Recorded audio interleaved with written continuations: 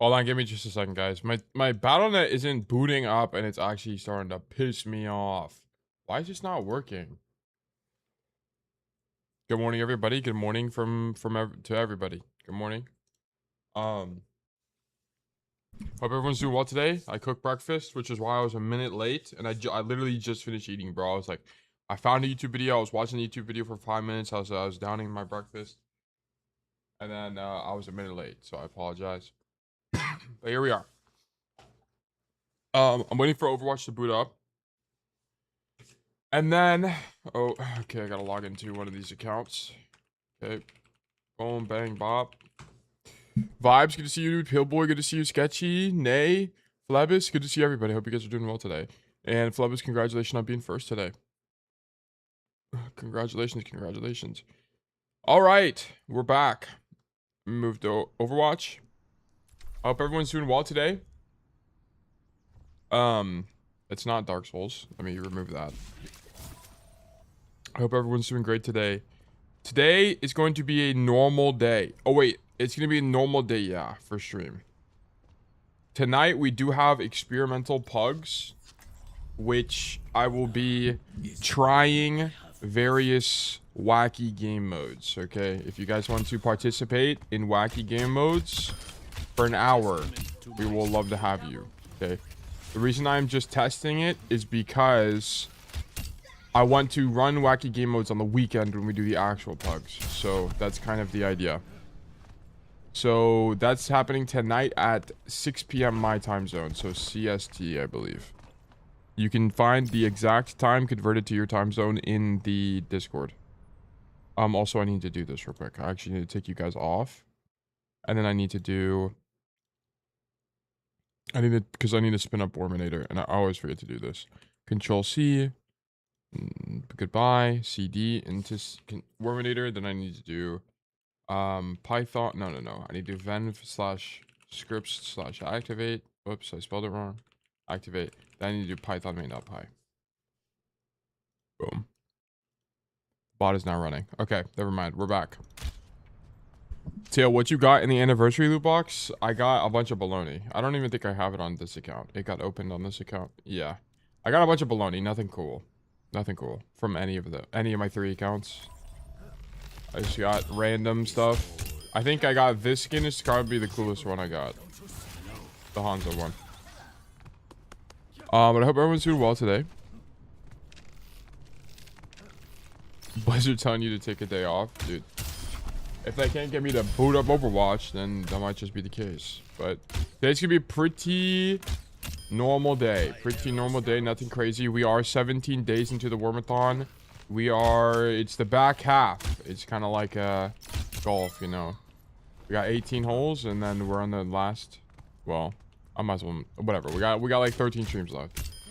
So, I guess 12 after this one. So a little under 2 weeks. I think the WORMATHON has been a great success.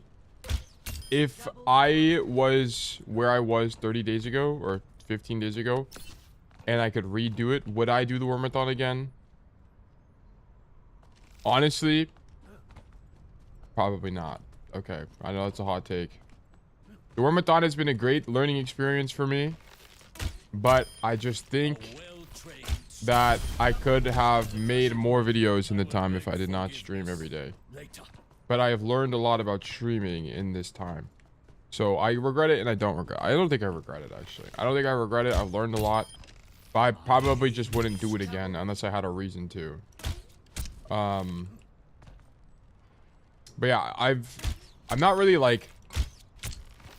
After I cut down my stream schedule to 7 hours, I think, or maybe I'm at 6 hours now, it's become a lot more tolerable. So it's not a big deal. Oh, I need to run ads as well. I'm going to run ads for 3 minutes. Okay, we're going to wait for these ads to run, and then I'm going to do the Raffle. I wish I got formal wear, but Clanker and Ultra Watch goes wild. I did not get formal wear. I don't even have formal wear on any of my accounts. The season I played the game, I didn't have it. Juica, thank you for the resubscription for 6 months at tier 1. Thank you so much, man. I hope you've been doing well today. Hope you've been having a fantastic day. I hope you've been climbing on the rank ladder. I hope everything's been well for you. Thank you for resubscribing and welcome back to the Bug Nation. Well, I remember when you were streaming 10 hours. I think you only lasted 2 days. Yeah, I think it only lasted 1 day. It's not, or no, maybe I did do 2 days. It's not that I couldn't do it. It's that I don't have time to do anything else. That was like the really big thing for me. Because I already don't have a lot of time to do anything else because I'm streaming every single day for 7 hours. And then there's stuff that goes into streaming and video creation outside of the stream itself, right? Like I have to make announcements. I reflect on each stream. I forgot to do it yesterday, but I reflect on most streams. That's also time. I have to make thumbnails. I have to make the videos. I have to edit the videos. All of that takes a lot of time, So for every hour I'm doing content, I maybe have 10 minutes to work on something else. Arxel rated me with 5 viewers. Ark, thank you. I hope you had a fantastic stream. I hope you were able to climb and achieve great things on the rank ladder. I hope you were doing well today. Hope everything is going well. Splendid. Also, I'm curious to know why you streamed this morning. Because normally you stream pretty late in the afternoon, no? Or do you normally stream in the morning when you do stream? I actually don't know. But I hope you had a great stream, man. Thank you for the raid, and I hope you have a... I don't know if you're going to bed or if you're just continuing the rest of your day. I hope you have a great rest of your day, man. You try to steal your viewers, obviously. It's usually morning, whatever I do. I see. The people I've been calling your name, bro. They say, where can I find high-level Cassidy gameplay? They yearn for ARC ranked VODs.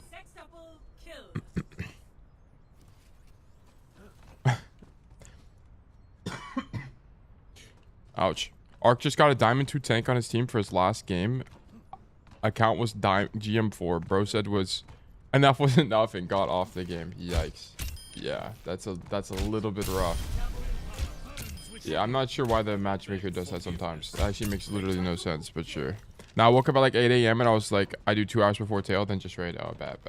I see. Well, much appreciated, man. Hope you have a fantastic rest of your day. Chill out or do whatever you gotta do. Also, the coffee that I bought from the grocery store is so bad.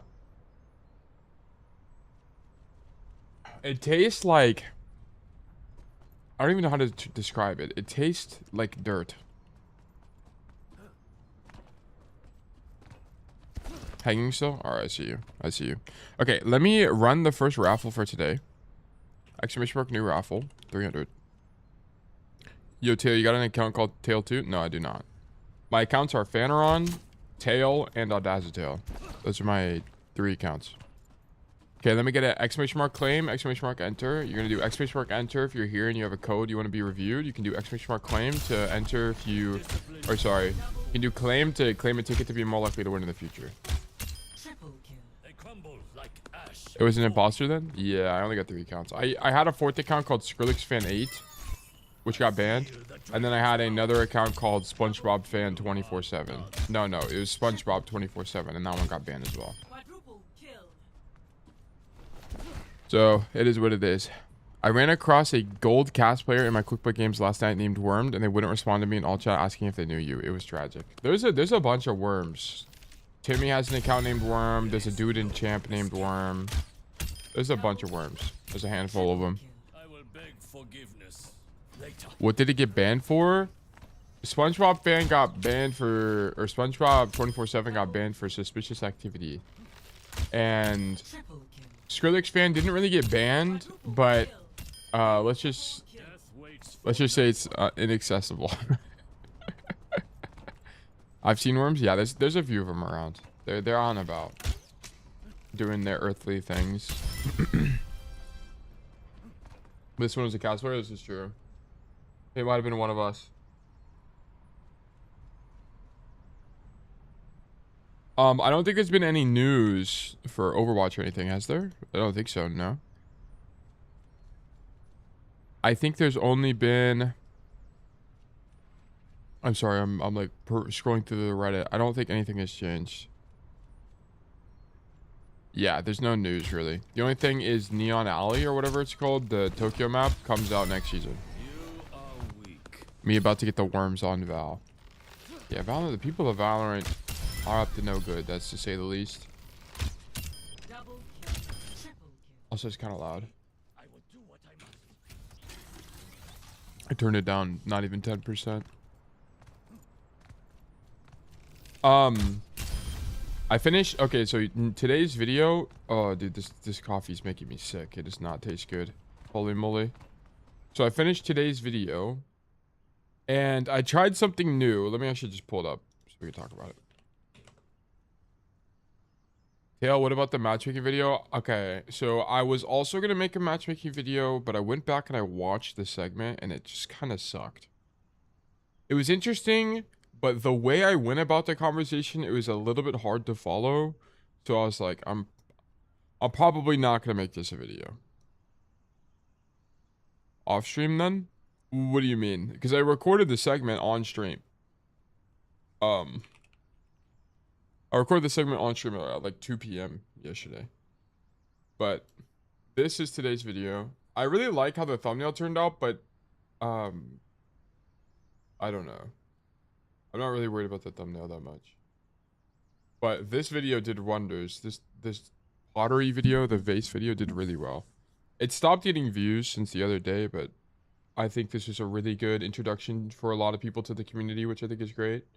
And then we have all of these that just do normal. But this video was a little bit different because it was from Rasmus. This is when I did Rasmus's Junkertown codes. Video I reviewed this same back to back, basically. Cover the whole time and I thought it turned out pretty good. I mean, I just normal editing and then I just basically spliced it to the end there. Weird how the pot video preferred meh first day or so. Yeah, it actually, funny enough, it was my worst performing video. Maybe a related note, but this was my worst performing video when it came out. For the first like 24 hours basically, and then it became my best performing video. So that just kind of shows you that YouTube, I think it's because the pot video or the vase video relative to my existing subscriber base didn't do very well, but to new people it did well, and I think that's why it was like that. Only naturally someone would rank up when they stop hating Junkertown. This might be ball knowledge. I tap on here Pokeball opening. Yeah, I have that at the intro of every single video. In this video, I always do this effect. Because the reason I do this effect, by the way, it's a psychological thing. The reason I do it is so that you know the video is edited. That's the most important part. Because I don't want it to be where you just see the clip immediately. I want you guys to know it's edited when you click on the video. That way you don't just click off immediately because you're going to think it's boring. Very important. That's why I added that. That's also why I have this thing at the beginning, because it makes it look slightly more professional, which I think will make the video more watchable. Whoops. Okay. Zeta, congratulations. You've been selected for coaching. Let's do great things. Yo, Tails, show the college thumbnail. I just did a college thumbnail was super easy. Where's my Firefox? Am I tripping? Oh, here it is. The college thumbnail was super easy. I just took I played the game at quick play, and then I took a screenshot of me being in Maine. Where even is it?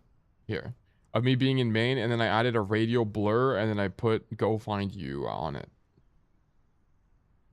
Here it is. Yo, hello, what is good? Organic, good to see you, man. Hope you're doing well today. Hope you've been fantastic.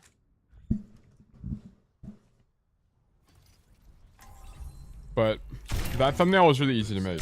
I've gotten really good, and well, good is subjective, but I've gotten really fast at making thumbnails. I'm really fast. Like this thumbnail here took me, this like newest one took me maybe 30 minutes. This one took me a little bit longer because I had to figure out how to blend, how to make the light ray effect.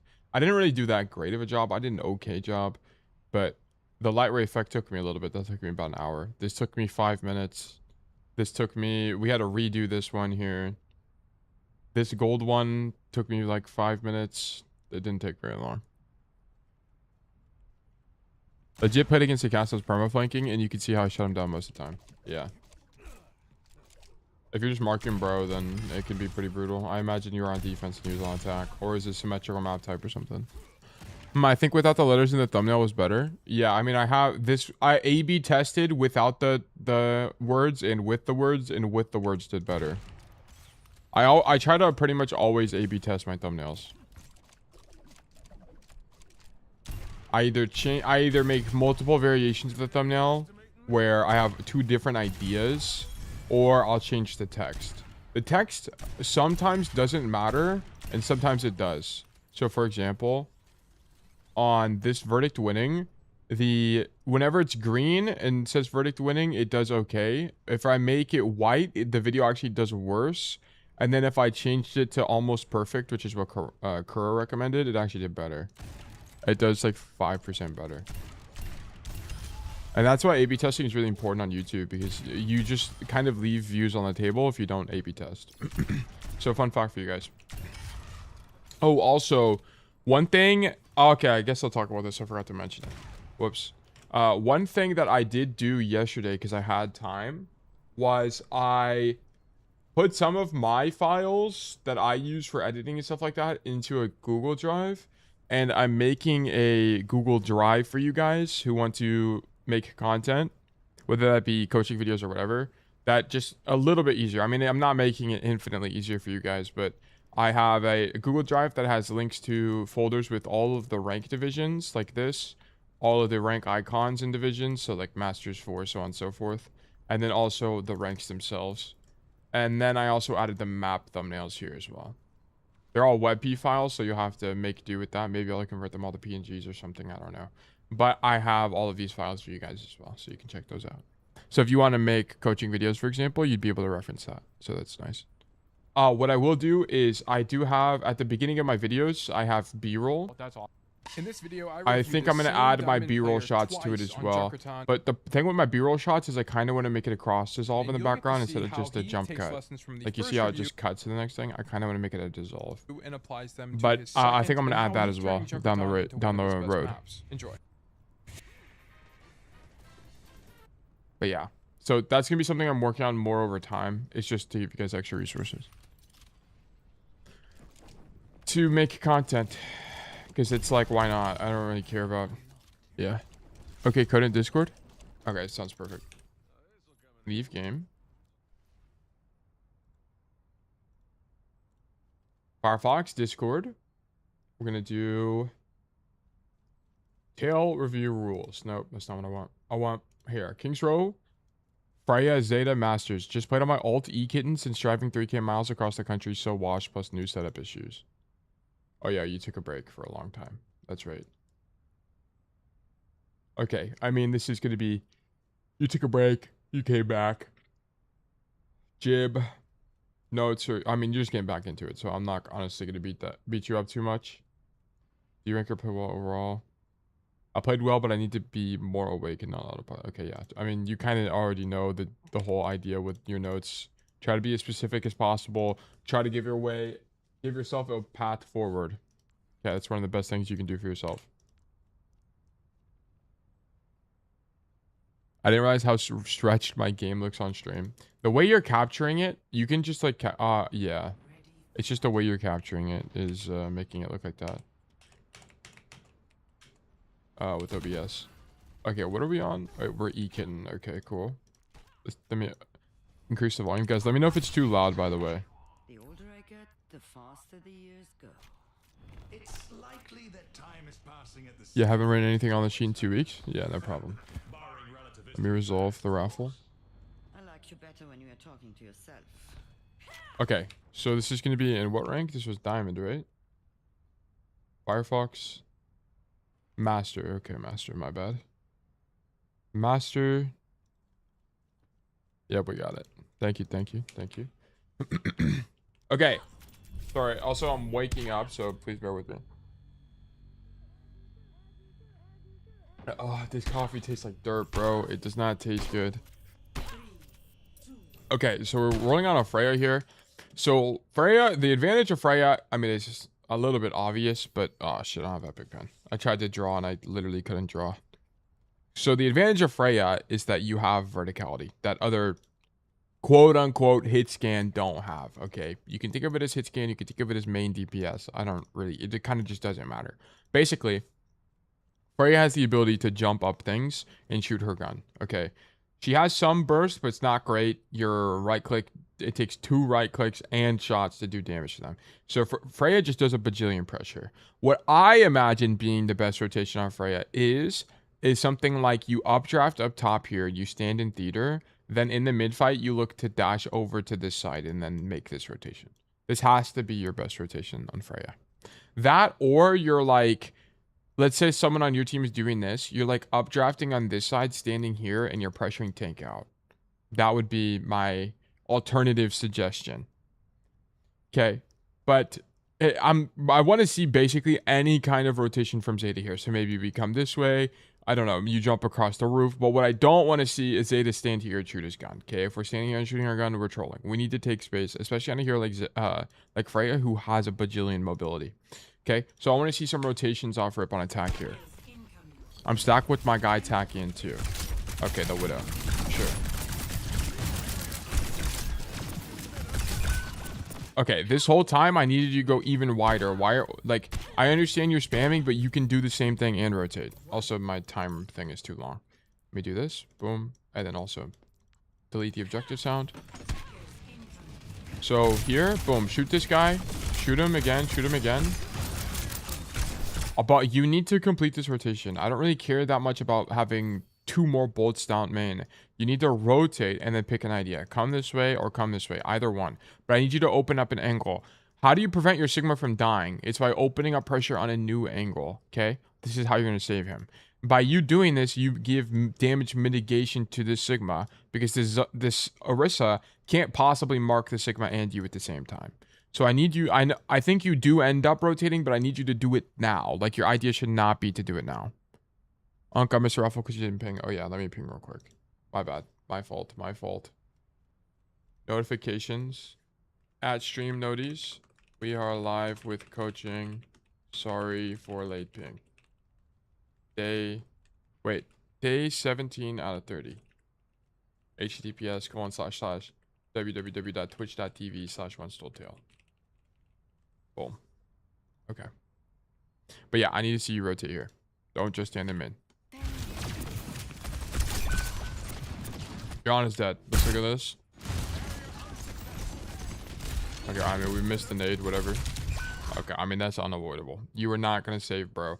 The only way you could have potentially saved bro is if you went wider and you were shooting the Zen from here. Or you somehow shot the Zen from here. Or you pulled his attention. That's the only way you save Ana. Okay, you got to get on a Raycast for snippets for your Twitch link. Yeah, WComms. Possible. There's a bunch of stuff I gotta do. Lots of stuff to be added to the stream. Okay, nice. We're up top. Continue rotating. Okay, I'm actually okay with this.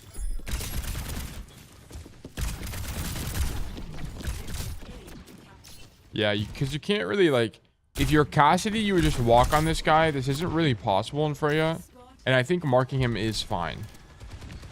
So I don't really have a big issue with this. And the reason I think marking him is fine is because you know he's overextended. And you kind of can't do anything anyway on Freya, right? The only thing that you can do here on Freya is you could have potentially like jumped over them and then ratted here or something, basically right behind them. Or you would just stand here and shoot your gun the whole time. I mean, either one. We're playing Widow, and Widow is the only hero. I mean, Widow just kind of can't deal with flankers. So the fact that you're dealing with the flanker on this side of the map while you're letting your Widow operate on this main lane, I think is fine. I don't really have an issue with this play at all.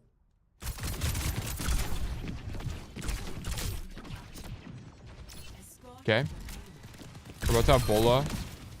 Okay, I want to see you basically use Bola as soon as you get it. Okay, now we're top here. Our whole team is dead. Now you wait. Surely. Yeah. How quiet is Freya? Like, could you just walk this way and no one would hear you? Is Freya that quiet or no? If Freya is quiet, you could start staging on this side and then walk here. But Cass is so loud, you get her to eat. They'll hear you anyway. I don't think she's quite like that now. Okay, cool. Like Tracer, you can do that and it would be quiet enough. So here we clear out the Orisa. Oh, okay. Falling off was a little bit unfortunate because now you don't have updraft.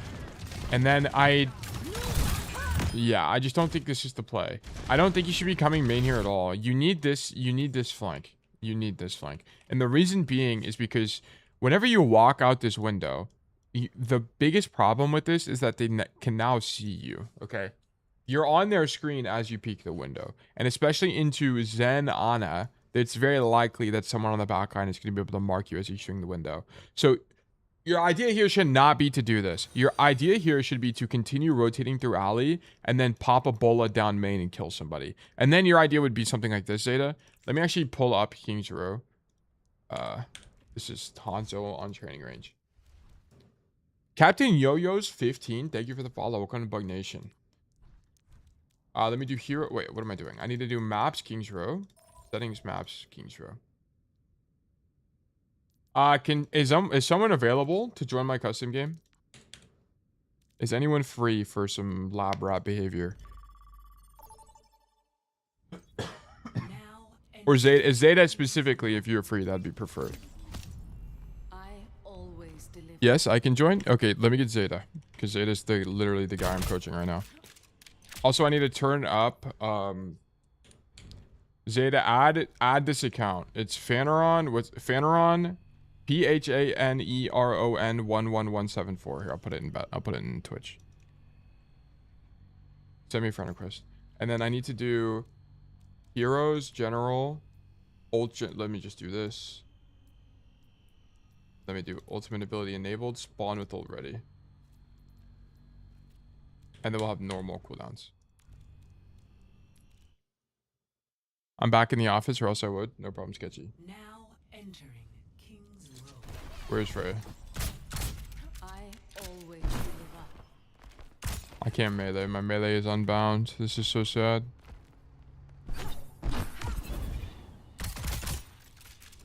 Okay, so here's what he needs to do right now. So here we're peeking this angle. Or actually, Zeta, just send me your thing and I'll add you. So we're peeking this angle and we go for the bola. So the one thing to know about bola is it locks you in an animation. Zeta, okay. Invite via battle tag. Zeta hashtag 12138. Okay, Zeta, when you're here, just have the stream audio up. You don't need to watch, but because I'll explain everything as well. Okay, and pick Zen. Pick Zen. Do you only coach 5v5? I've been watching your cast. We say cast in this community, by the way. Content for a while, and I've gotten to low masters, but I've been having a lot of fun on tank. Okay, play the corner where the Zen was playing. I'll do 6v6, but just keep in mind it's a different game mode. Okay, Zeta, I want you to notice, like, look at, like, act like you're spamming main. Just act like you're spamming main. Okay, I want you to notice how easy it is to mark you here. Like, you see me. I'm on your screen, right? Like, shoot me. Am I on your screen? Yes, okay, notice. Very important, very important. Now, spam main again. And then notice this. How much more difficult is it to deal with this guy? Like, notice how much more clunky it is. Because now, look at this. Like, you would have to look at me up here. And then you turn your back to the guy in main. It's, like, infinitely stronger. You have to make this rotation. Does that make sense? Does that make sense? Yeah, okay. But yeah, okay, thank you, Zeta. You can leave if you want. I just want to show you that.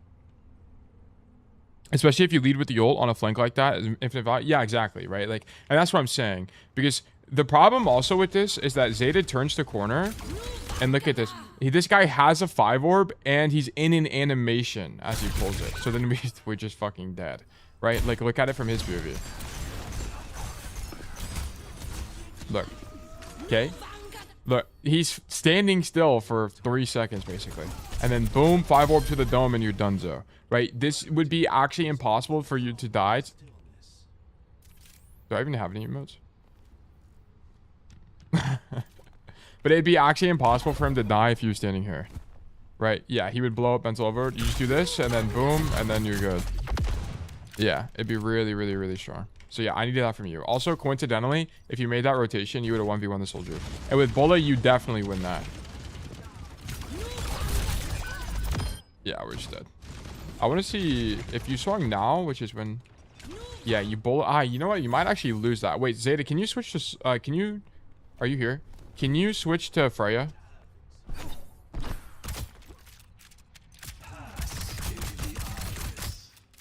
I'm swapping to soldier.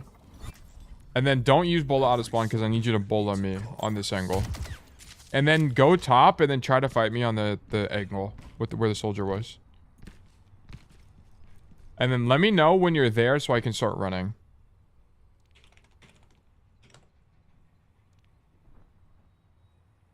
Alright, so the reason I want to see is because of the cast time. Because the soldier might kill you during the cast time.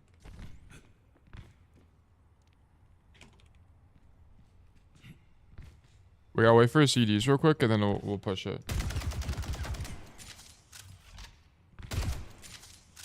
Okay, I'm pushing you now. 3, 2, 1, no. Yeah, I think Freya loses that on average. The problem is the Bola cast time is too fucking long. So here's the thing, like, you know, it kind of actually sucks because I think, well, this is a little bit different because I knew you were there. I think this soldier might not know you're there, but I knew you were there in that situation.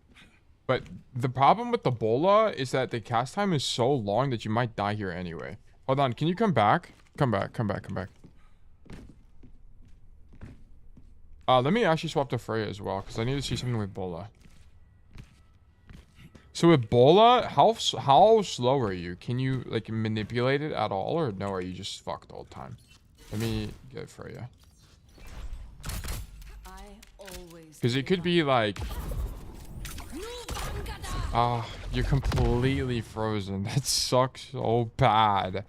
Why is this ulti so bad, man? What is their problem?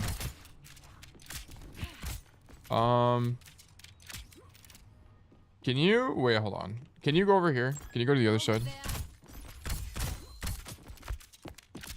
So I want to see, like... Okay, so if I'm getting pushed by soldier, or if I'm pushing Zeta... that's not really... Oh, you know what? Zeta, here's what you need to do. Whenever you're in a door frame like this, you deadass need to bonk your head and then pop Bola. That way your hitbox is smaller. Come here. Come here. Come back. I'll show you.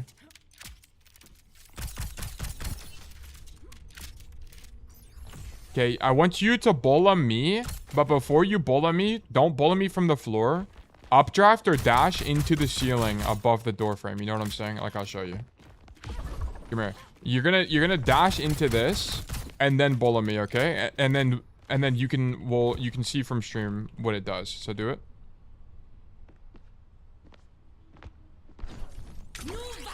Okay, you're a little bit low there, but I think if you do it perfectly, it'll just hide your entire hitbox. So you go over there. You go over there.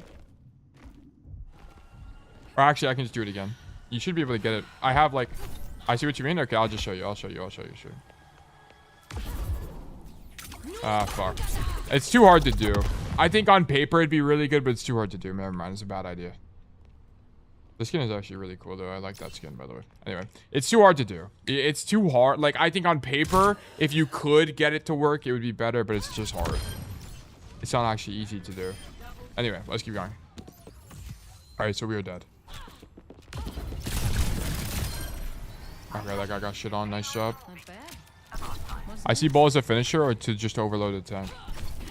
I think if you're gonna one-trick Freya, you have to get a little bit creative with Bola. I think it's a good opener too. It just depends. It's kind of like Deadeye. You can use it in a bunch of ways. Really good use for Hinder as well. It's just hard to do that. Also, you should be wider here in my opinion. I think you should be wider for the walk up. You know what? Maybe not. I was gonna say, probably be here and just poke the walk up and then dash out, right? But then you're gonna have no dashes and you're stuck main, so maybe it's kind of weak.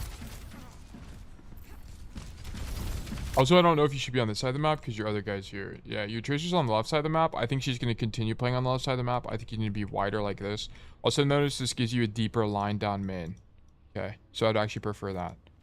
Henry HKB, thank you so much for the follow, by the way.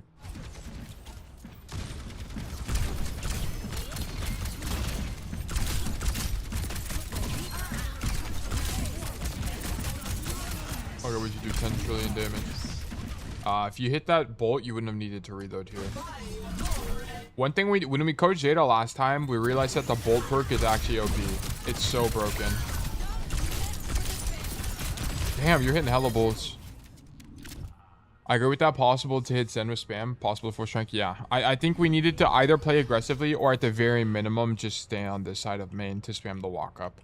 I think you needed to pick an idea. I think if you want the highest impact play, you're playing wide like this here and you poke the walk up.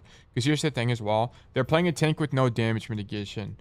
I mean, she has damage mitigation in the form of gold and in the form of jab spin. But notice that both of those don't give mitigation to her teammates. So if the Orisa just walks past you, you're just landing bolts on everyone behind her, which is kind of the idea. So I think playing more aggressively there on a deeper angle would have been stronger. I don't think you learned that when you coached me. Last time I got a VOD, you weren't doing all heroes coaching. Oh, who did I coach on Freya? I thought it was you, Zeta. I did a Freya code not that long ago. Oh, it was the Numbani code from he was a silver player. BB from BB. I think. No idea, but yeah, I always take the reload. Yeah, the reload is OP. We went in a VOD and we test. I did a bunch of analysis and I watched a guy play Freya and he did 2 team fights where he never had to reload. D-Man? Oh, it's D-Man, not BB. My bad. Yeah, it was Goner Ho. That is true. My bad. Okay. Spam backliners. Okay. So here's the thing. It's like in this fight, I think you shouldn't be playing main here. You don't even need to be the guy on cart. You had someone on here already. It was your Ana. Just dash up top and start taking space. Because also notice this about the enemy team. Who can kill you? Literally no one besides Sierra. And if you get walked on by Sierra, I think the chance of you winning that fight is 50-50. As long as you hit your bolts. Right? So you need to be up here because they don't even have a tank that can deal with you. Okay, you need to get up there. So you make a mistake here and now you're backed up in main and you have no agency in this fight. So you miss your opportunity to take high ground. I don't really know why you don't take high ground either. And now you're zoned out this way.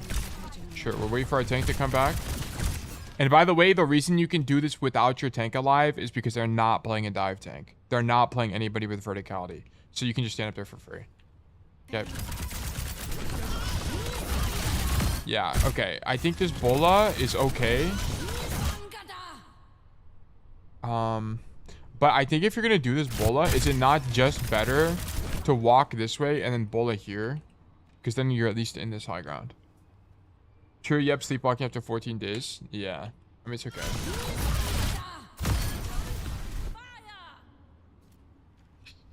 I think it's okay. I don't think it's the greatest Bola ever, but I think it's good. But I just think everything would have panned out way better if we were on this high ground. But yeah, it's whatever. Oh well, I'll let you have this one. Oh, we're dead. Okay, so definitely, I don't know why we're forcing point blank range against Sierra. You need to dash to this high ground and just do damage from here. And help clear the cast or something.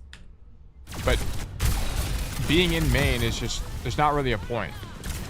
There's no cover here. You're not really operating in your effective range, right? This guy can just swing you. You're victim to Sigma spam. You're cut off. You're actually in between 2 enemies, right? You need to move to a periphery, which is why I was saying the window would be better here, or moving on to the right side of the map. But we shouldn't be playing in the open. Okay, we're dead. All right, let's reset. Dash up. Nice. Okay. I think this is kind of just unlucky. I don't really have a problem with this. Yeah, I mean, you just kind of didn't see him until it was too late. We trying to use the window too much. He hasn't even used the window. Which window are you talking about? The top left one? Oh, the BAP window. The BAP window. My bad. Okay. Yeah, my bad. I get it now.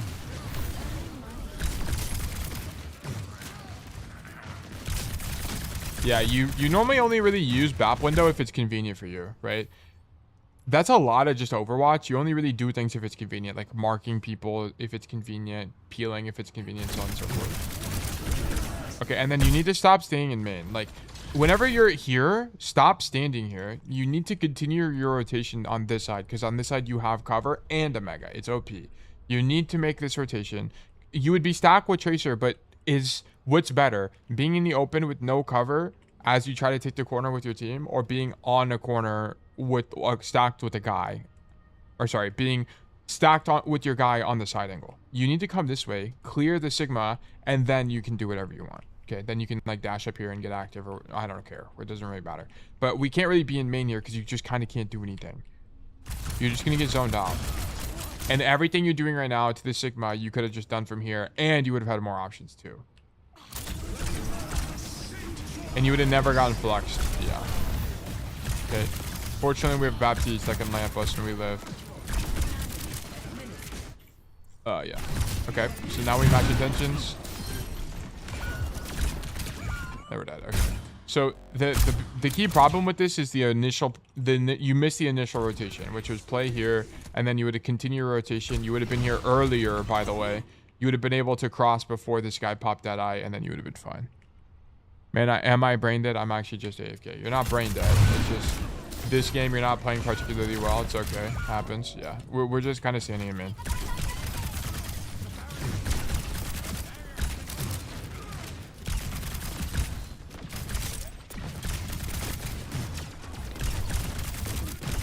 And then, yeah, this is the same thing. Like, you need to cross right side, come here, come this way, dash up, right? And I hope it's kind of obvious why this position is going to be good. No one on the enemy team can actually mark you on this high ground, and also you can just shoot everybody in the back, right? You can shoot the Zen, you can shoot these people, and they just can't do anything, right? You're going to open up so much space for your team because they literally can't kill you. The only people who can kill you are people like this Cass or the Sierra, and it's if they either hit really good shots because you had bad movement, or the Sierra just beats you in the 1v1. Right, those are going to be the only situations where you're dying to those people. So if you can make this God rotation, you just win. Also, it opens up the opportunity for you to drop out this window and look for a Bola or something, which would be really strong as well.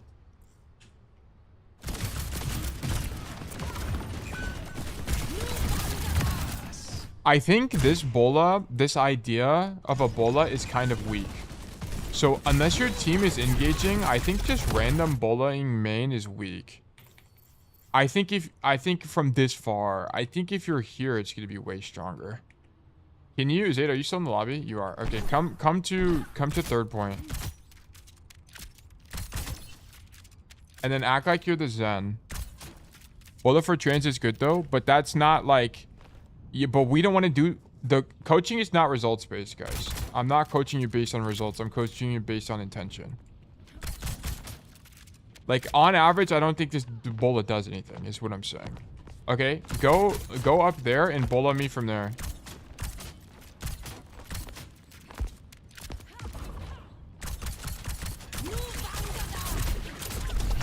Okay, I'm on Freja, so I can live it. Okay. But notice that. Okay, now come here. I think I shared my shots. But come up here. Come up here. And then Bola me when you have it.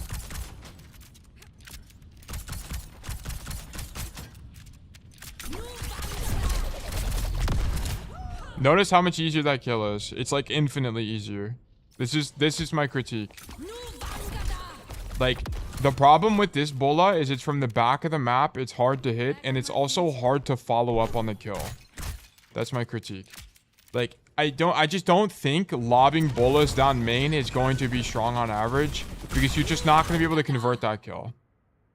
Gives your enemies more time to react? Yeah, exactly. Right? Do we force trans here? Sure. Sure. I mean, that's fine. It's just, but this is just a matchup thing. Like, I think lobbing Bolas like this, you're not going to kill people very often. Like, I want to, like, in a perfect example of this, it happened earlier in this game, where we pop Bola here and we just die, right? Like, I think this is going to be a big problem for you, Zeta, where we're just kind of lobbing Bolas down main. I don't really think, especially if you're one-tricking this hero or maining this hero, I just don't think this idea for a Bola is going to be strong. Like, let's just act like we could be anywhere on the map right now. We want to pop Bola from right here. We want to pop Bola from right here. We want to pop Bola from right here, right? We want to be closer so that not only do we avoid getting 5-orbed, but also whenever we hit the bola, we can follow up for the kill. That's my problem with this bola here. You bola the guy and you hit him, cool, but is that a realistic range where you can consistently follow up for the kill? No, right? So the big problem you're making is that you need to come this way. I convert that 100% of the time without trans. I have some level of doubt. Yes, I can follow up there. I also just think, what's the point of adding some level of consistency? Because it's not like this position is better anyway. Like with this one I can kind of understand because your team is engaging and you're zoning backline even if you miss. So the intention is slightly different. This one, you're trying to go for a kill here. Let me get back. Okay, the audio is really annoying. But my big critique is just, why go for this bola when you can go for a better one? Is my critique. Rocky Star, good to see you, man. Hope you're doing well today.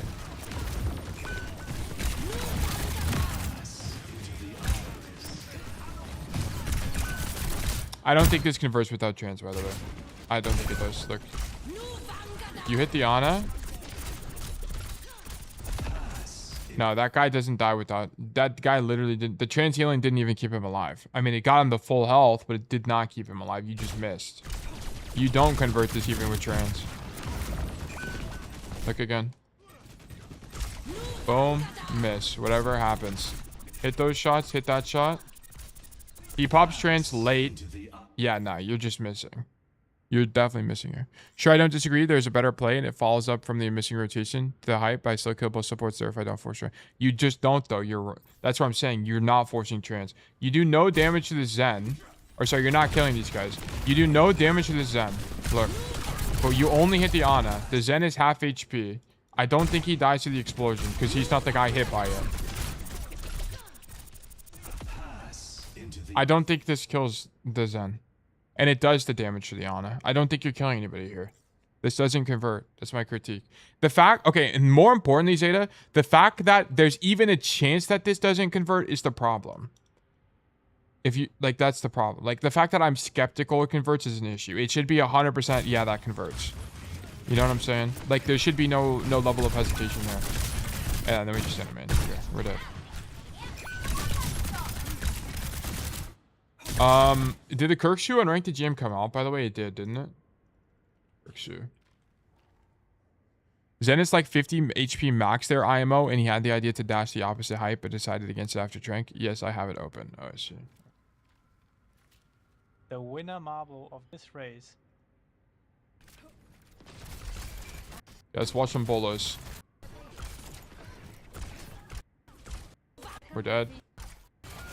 We bola.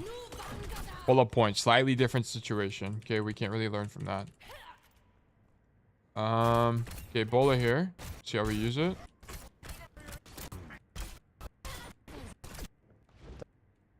This dude is never using bola ever.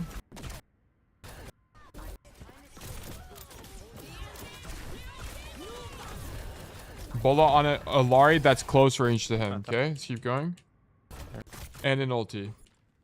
We only ultied one time that whole point. That's actually a little bit insane to me, but sure.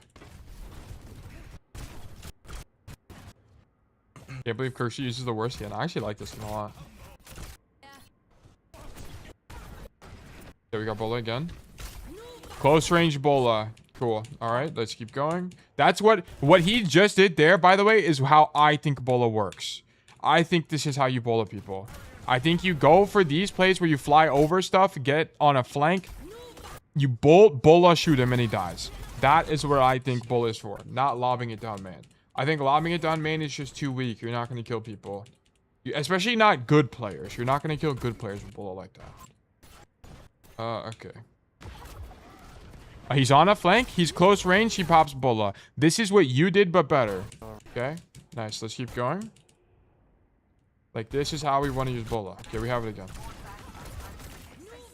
We're up in the air. We're relatively close to this guy. I mean, this is more like yours, but I want to point out he's high in the air, and I think this guy has no cooldowns, right?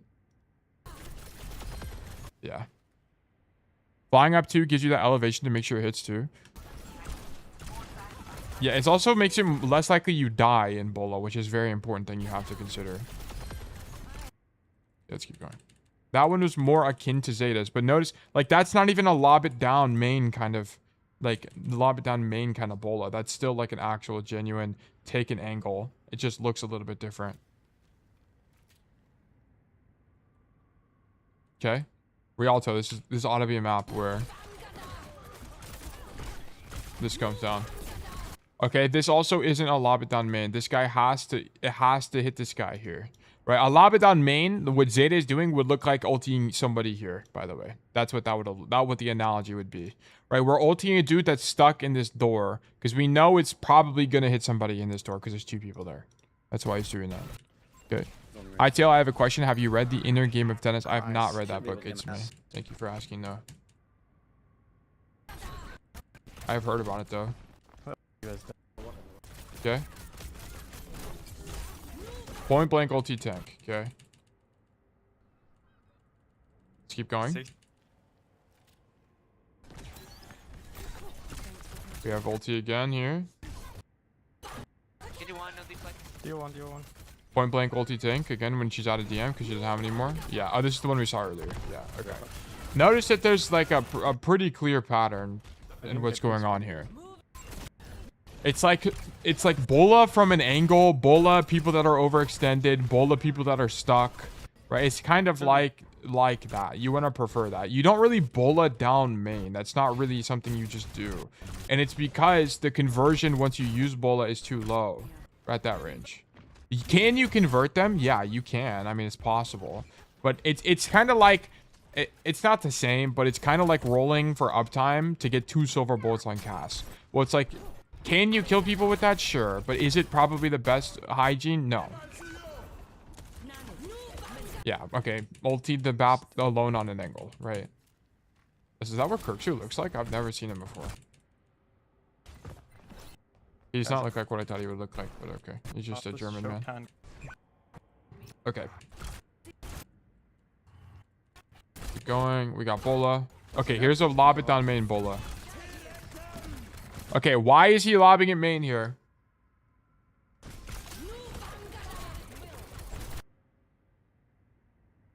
What's the idea with lobbing it main here?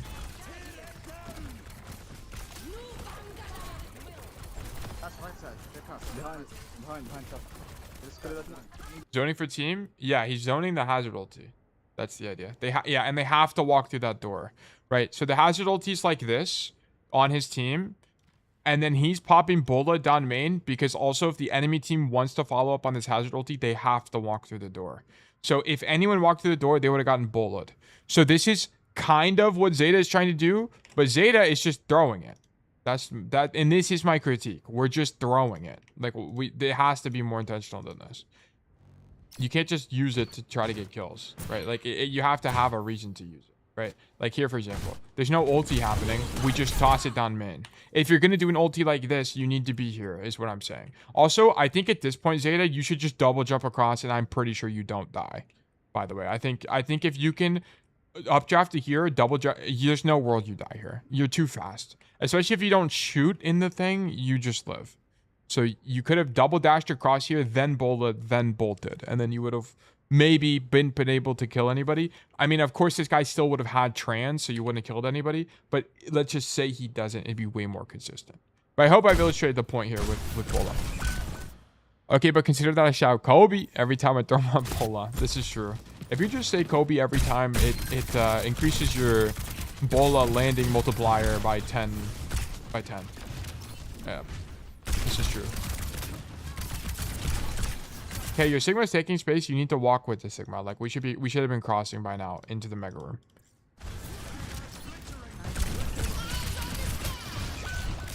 Okay, and then you rotate too late. I mean, I don't think you would have saved the Sigma, but the rotation wide here is too late.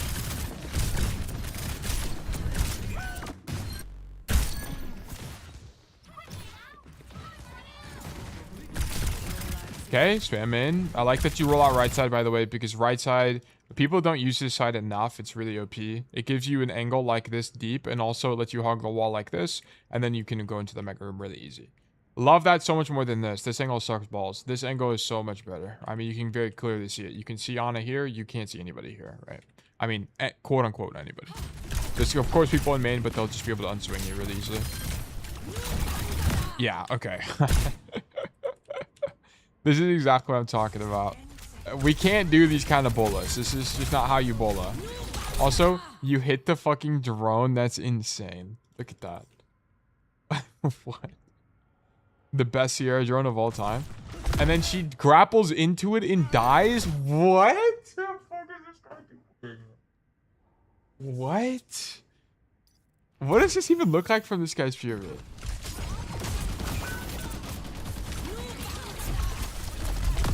Brother, what are we doing? Oh my god. The cast? Oh yeah, what happened to Evan? You... Oh, yeah. I mean, it's just whatever. He wanted to drone out? Yeah, I guess so. He just forgot the drone was there, I think. But yeah, okay. So this is also a side effect of having bullets like this. You just like hit random shit. Yeah, like you need... It's kind of obvious at this point, but you need to get to the other high ground and then bullet a backliner. Like, that is the play. That is 100 billion% the play. You get up top.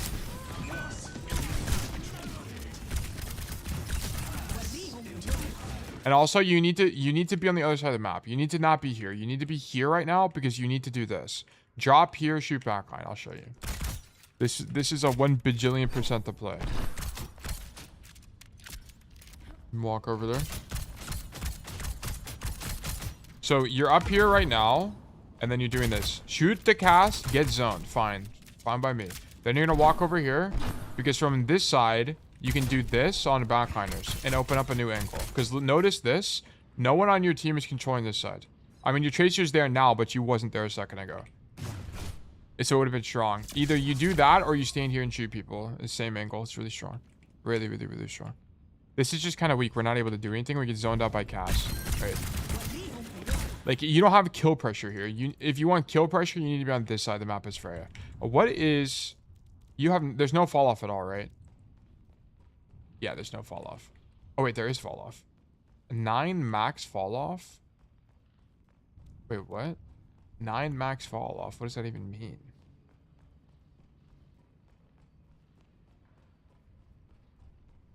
But it's a projectile. How's there... What? I don't even know what that means. And there's no fall off. Advantage flow is broken. Okay, W comps. Okay. But yeah.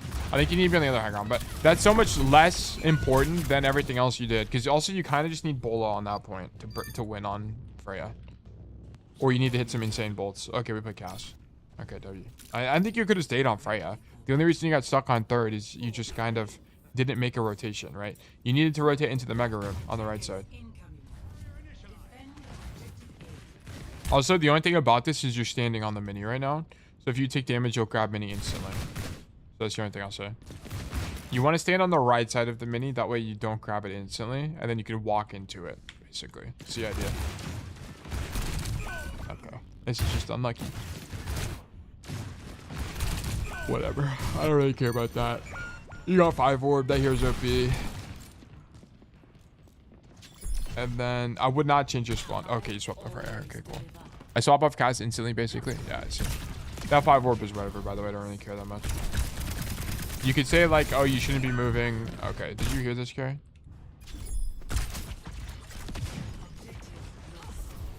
No. This is W rat from this guy. You do actually hear him, but you just don't react fast enough. Yeah. You can just barely hear him. Also, I don't think you should even be here now I think about it. You shouldn't even be here. Here's the thing. You cap second. Your team, they cap second, sorry. Instead of standing here and spamming main, this is useless. Look at this. You do 0 damage and you spam Sig Shield for 10 damage, okay? Instead of having neutral pressure here, especially when you have heroes like Zen and Bap, they're going to do a bajillion damage in main, especially with Sigma. You need to come right side and fight for this space. I think you have to come here. Because then you can do this. You can do... If no one's up here, you do this. But if there is someone up here, you can fight them. The only time it's going to be awkward is if you hear the cast up here, okay? If you hear the cast up here, then don't come here because you're going to die. You 100% lose that. So you just need to be aware. So you would start walking here. If you hear cast, you would just dash out and then leave. Okay, and then you can play main. But if you don't hear anybody, you take this space and then you just stand here and shoot them. I have major problems with footsteps, sound cues in every game. I think I'm partly deaf or something. You probably have just never practiced being aware of it. Or you could also try playing games like Valorant where it's more obvious and then you might get used to it a little bit more. Games like Valorant and CS where footsteps matter more, it might be helpful. Yeah, okay, so you do it here. I just needed this from you last fight, but also this might be a little bit too late. Yeah. Yeah, so the only problem with this is it's kind of late because you died and walked back. They start walking with Nano. I think you honestly can't make the rotation anymore. I think you have to stand here and just shoot. Okay, I'm glad you tried this rotation, but you have to understand that this rotation is too long because you have to think about it. What are they going to do? Once they nano their Sigma, what are they going to do, right? So the Sigma is going to take space. He's going to start walking. And then they're going to follow the Sigma taking space, right?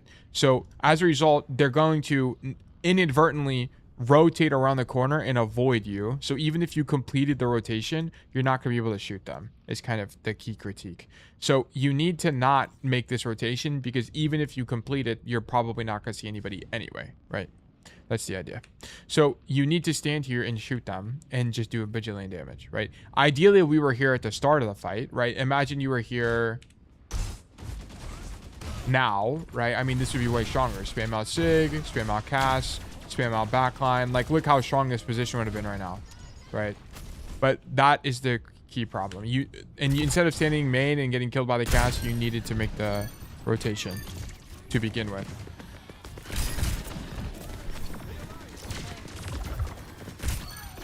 Nice, we win the fight anyway. It's kind of epic. Yeah, you win this against Cass as long as you dodge the silver bullet. Nice, yeah. Super winning. He has to leave now. Nice. I like the prediction shots from you. I don't know enough about Freya micro to be able to coach like when you use their game. This is what I love. So you know what you did earlier with the bola, and I was critiquing you, but you said you're good for one. This is the same thing, but literally better, right? They have trans, sure, but the chance I think we can both agree the chance you convert someone here is almost infinitely higher than the chance of you converting someone from where we were earlier, right? I think we can both agree on this. Yep, true. Yeah, that's what and that's my critique. Like, I just think using bullets like this are just gonna be way too weak when you have options like this that exist, and you can get them. You just have to position for them.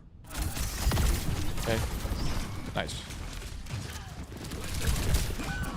Whatever, you didn't even hear her. That's actually crazy. She's so quiet. Yeah, whatever. Oh well. There's probably a better way to play this. Let's actually look at it. So I guess like instead of coming left door, maybe you come right door. Where even is this here? Oh, she went top.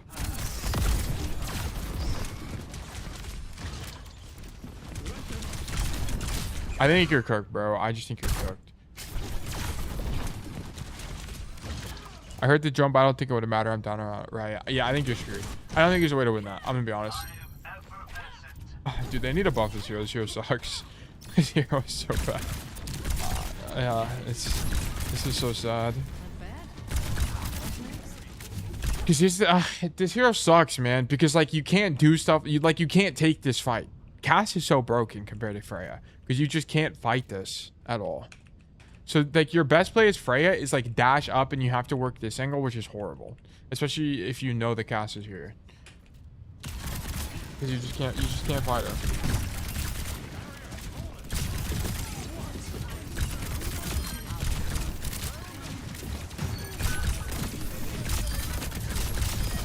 Yeah, I mean, this looked good to me because I don't know what else you're supposed to do. There's no world where you push the Cass. You never win that fight ever. Yo, this Cass guy has great ideas. Yeah, nah, he's good at Cass. Yeah, I like It's Benjamin. Big fan of It's Benjamin right now. No.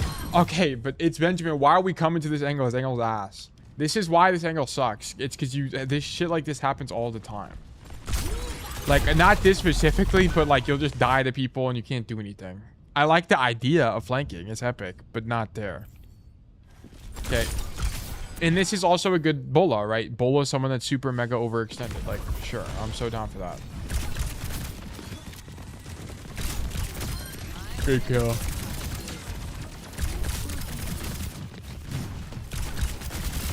Okay, I mean, sure. This is fine. Your Sigma's with you, so it's fine. Okay, I would never go for this. I don't think you ever really win this, to be honest. I don't... You know that Cass is up here and you know he has flash. Why swing the Cass? I just don't think this makes much sense. Because if you fuck up your dash here, you just die. I don't think you go for that.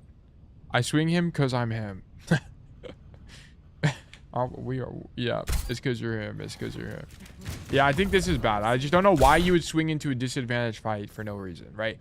You incur... You're never gonna kill him. You'd have to bullet... You'd have to hit him twice with bolts and then shoot him. And at this range, when he can just flashbang you, doesn't make any sense, right? Like, if you're gonna fight this guy, you need to, like... You needed to, instead of backing up back into your spawn, you needed to dash up here and then do this. This would have been way stronger. What about walking through choke, going through in the window? Yeah, that play was way better. Because what's the difference? You have range here, right? Cassidy can't hit you with flashbang from this far away. If you're in flash range, you fucked up. Okay, so just stand back here and shoot them with bolts. Way better. That this is a bit insane to me. You know he doesn't have flashbang, so maybe if you're him on Freya, you win this.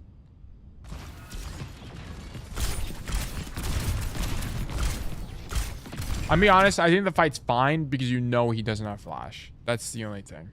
But I would also argue that you shouldn't have come back into the room. Which would have been stronger. There's no collision on dash, right? Where you're at.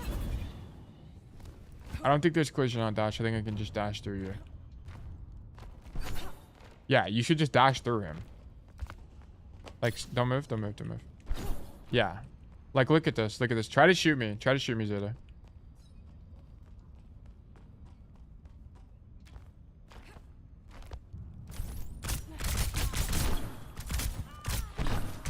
What the fuck? I bumped into you there. But it's like, it's so much harder to track the guy that's just dashing through you.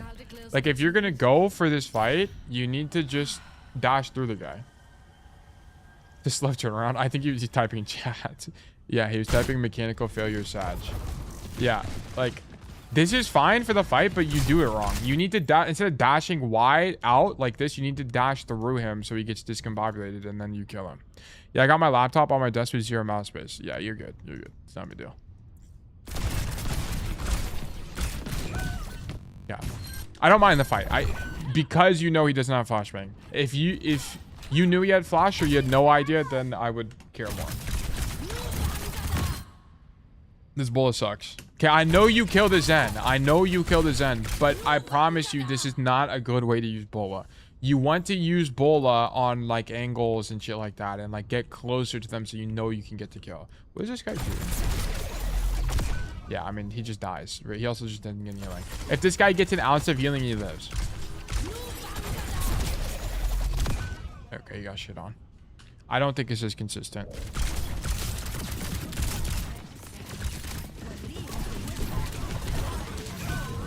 You've died. Okay, I just don't really know what to do on Freya on that point. I think, like, Freya has to suck here. Freya in this specific fight is a fucking ass. Like, the best thing you can do is, like, E up, dash wide or something, or, like, dash over here. Like, I don't know. Like, one thing I guess you could figure out is this. So maybe it's like, well, let me just show you. Maybe it's something like this, where it's like, you stand here, poke, dash, bola. Oh, I hit the wall. Okay, you don't hit this. Damn, that's fucking annoying as well. There's, like, shit on the map that'll just screw you over. She's not good on King's Row second. No, yeah, that's what I figured. And then you do come here, and then you do this. Like, this. You need to get in the alley. Like, your end goal rotation here is to make it to alley, because you need to be able to open up another angle for your team. So here, for example, like, I think here what your idea should have been is updraft and then come wide like this and then spam Marissa from this angle, and then you can also control this space. I think this has to be better. Also, this fight's just lost anyway because your Sig's dead, so it kind of just doesn't matter. But I'm just saying, like, if you were trying to open up second there, I think you do need to go wide the alley.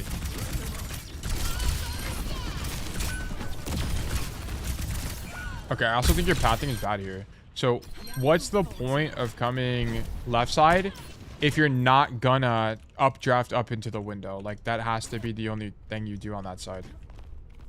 Let me walk over there. Because otherwise you should just go right side because it just gives you more options. Right? Because left side puts you out through that door and you can just walk this way to do things. If you come this way, right? Like your idea should be to come here and then do this. Yeah, I don't know why I did that. Yeah, so you had bad pathing on a spawn here. Oops, I keep actually opening up that on accident. But it's like, I don't even think... Yeah, I think coming left side is fine, by the way. I think you should come this way, come here, and do this. And just put out neutral pressure. With the idea of, like, maybe in the mid-fight, you double dash across to here and look for something. Like, I don't know if you've ever done this kind of playstyle on Freja before, but I imagine it's good. Like, I imagine this is really good for Freja. Because you don't have... Like, you're not going to be able to do anything here anyway, right? I mean, maybe you just... Maybe it literally is just neutral pressure. I don't know. Maybe it's like Sojourn, where you just need to do damage. But I feel like you could actually get kills here. As long as you're not getting flashbanged. But even if you get flashbanged, you just crouch in this corner and you can't die. Right? So I think it has to be good. And it's one dash, by the way, from here to there. Which is really cool. And this is what I was saying earlier as well on attack. You would outdraft up here and then dash across. And then you could go for the bola. Really good. Yeah, because also here you're just zoned out. Like, I think you need to be here this fight. You need to be here. Because you're unzonable here. They can't kill you. I mean, you can get spammed. It's still possible, but it's way more awkward for the enemy team.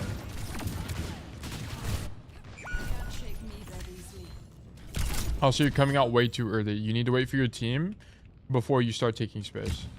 I guess they're about to cap anyway, so it's whatever. I think you just lose.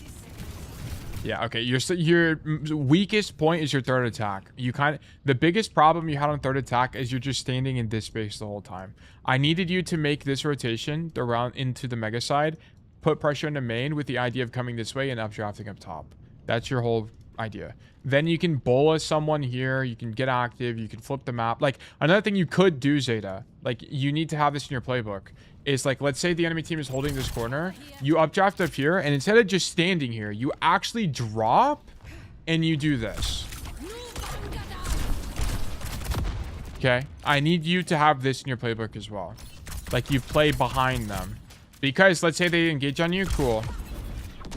How are they ever going to kill you? It's actually impossible. Like, it'd be way too strong. So just keep that in your playbook as well. Freja is super mobile, guys. So you can go for these higher risk plays and do stuff like this. And they'll never be able to kill you ever. It'd be so impossible. Especially if they're not playing a diva or a monkey, okay? If they're playing a dive tank, it's going to look a lot different for Freja. But if it's just the Sigma, which it is here, you're never dying there. Okay, so that'd be something to keep in mind. But yeah, this is definitely losing. I also thought your first defense on cast, whatever. Don't worry about it. You just got 5 wards. Okay, I'm not... You can argue you should move, shouldn't move. I don't really care. And then your second defense, you missed a rotation up top here to control this space. I didn't really look to me that you had any core misunderstandings, in my opinion, other than bola. I think bolaing down main is super weak. We should really be avoiding that. And we saw that a lot from Kirkshu as well. He's not really bullying main unless he's like zoning a follow-up or something. There's like an extenuating circumstance. But we're never just ulting a Zen from a million miles away. You know what I'm saying? Like, that's just not something we're doing. Yeah, like, look here. What the fuck? Okay, that Bolo is troll. I think that Bolo is troll. He's trying to hit the cast, but I just think that Bolo is troll. There's not really a point in doing that Bolo. Brain off Bolo for real? Yeah, I don't really know what his... He, like, tried to hit the cast there, but even if he hits the cast, I don't think he kills him. So, I don't really know what the point was. Yeah, he's not going to bowl that guy because he's overextended in 1, right? Let's keep going, keep going. He also just doesn't use bola, which I think is a mistake. I think you should just kind of use bola off cooldown because you need to get value from your passive.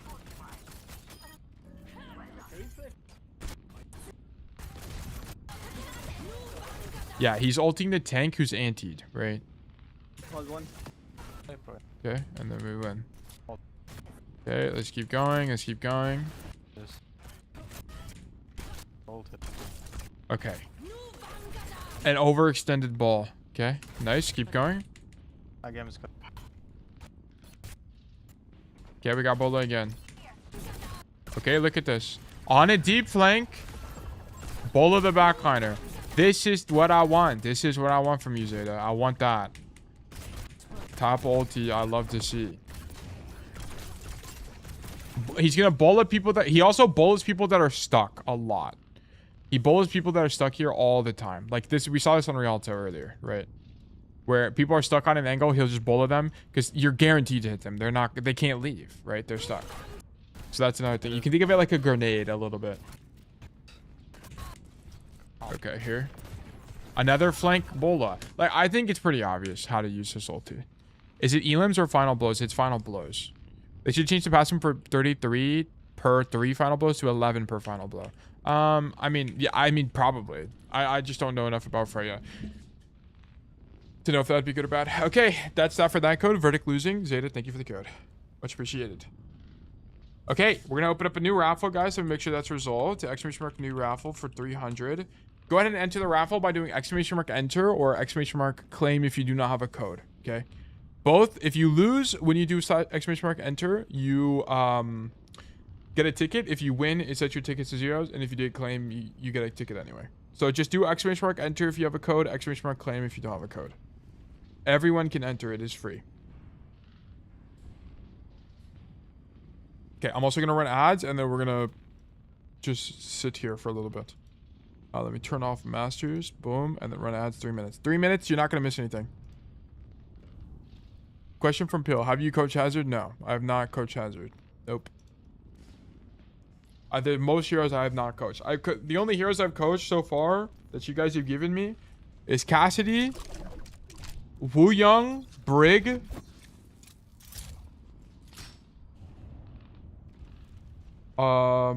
Wrecking Ball, Freya, Soldier, Emre. Freya, Soldier, Emre. Yeah, that's it. We haven't done Sojourn. We haven't done most heroes. And Tracer. We also did Tracer VOD. Tracer was fun. I actually really enjoyed the Tracer VOD from Philibus.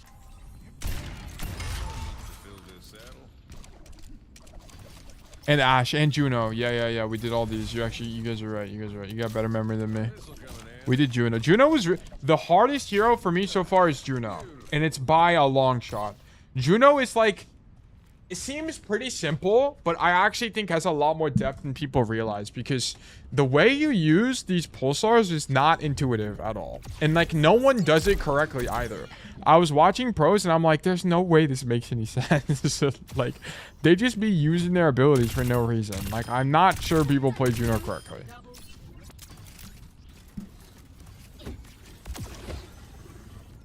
Juno's definitely been the hardest hero. Pulsar seems like a vibes cooldown. It low-key, like it kind of is and isn't.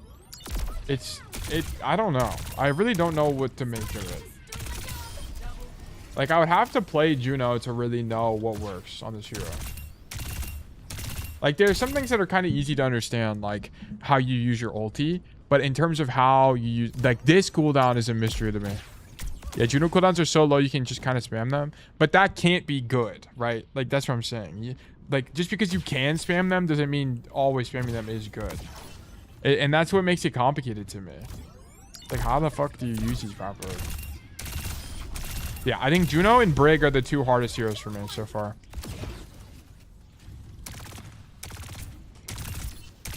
Because I also just kind of don't understand Brig as well. So yeah, when you doing private coaching, I'm working on it. It's not my priority right now, but I will be doing private coaching. Okay, I will keep you guys. Look, I'm letting you guys know that my private coaching is going to be expensive. It is not going to be cheap at all. I'm not competing against other coaches on price. I can guarantee you that. And also, my private coaching will have additional stuff with it. You won't just get coaching, you'll get other stuff.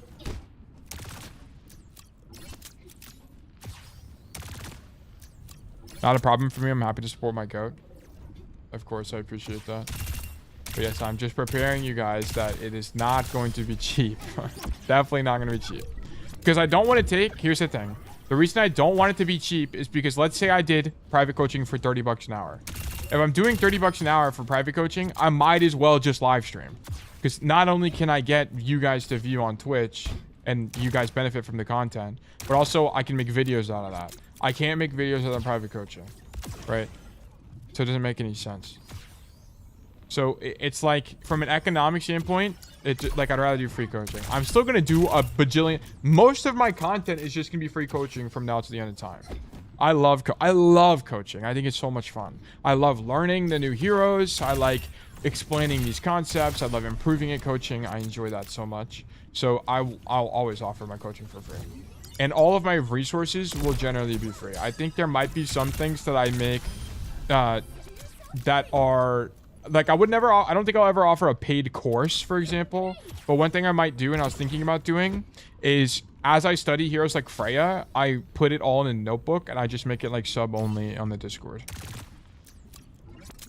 I was thinking about doing that. And then you'll still have the videos. All the videos are public domain. It's just like the actual document itself would be on the Discord only. So that just gives like a little bit extra stuff for subs.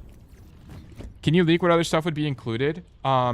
So my current plan is that I sell the coaching as a monthly package. You can only buy it per month. Because also, I want it to be where if you get private coaching from me, the chance of you succeeding is like fucking 10 billion%. There's no chance you don't succeed.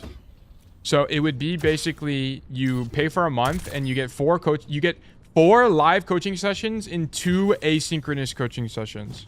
So what I would do is you would sign up for the program. I would do 2 VODs on my own without you. So I have stuff for you to work on off rip.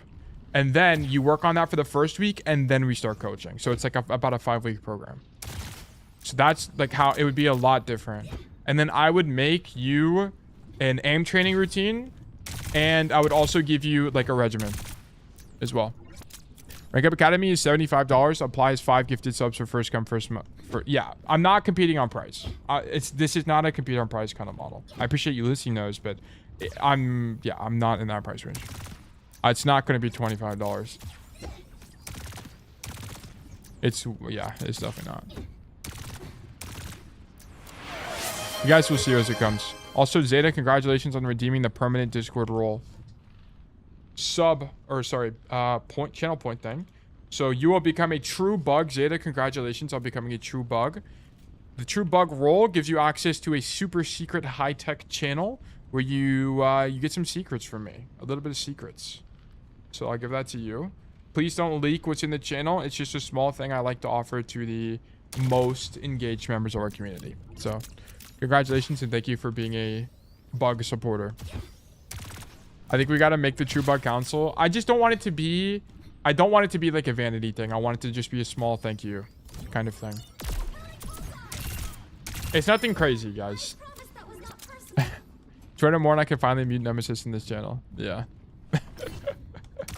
Send someone to the Shadow Realm. The timeout only lasts for like 5 minutes, I think, right? Okay. But who won? Kura, congratulations. You've been selected for coaching. Let's do great things.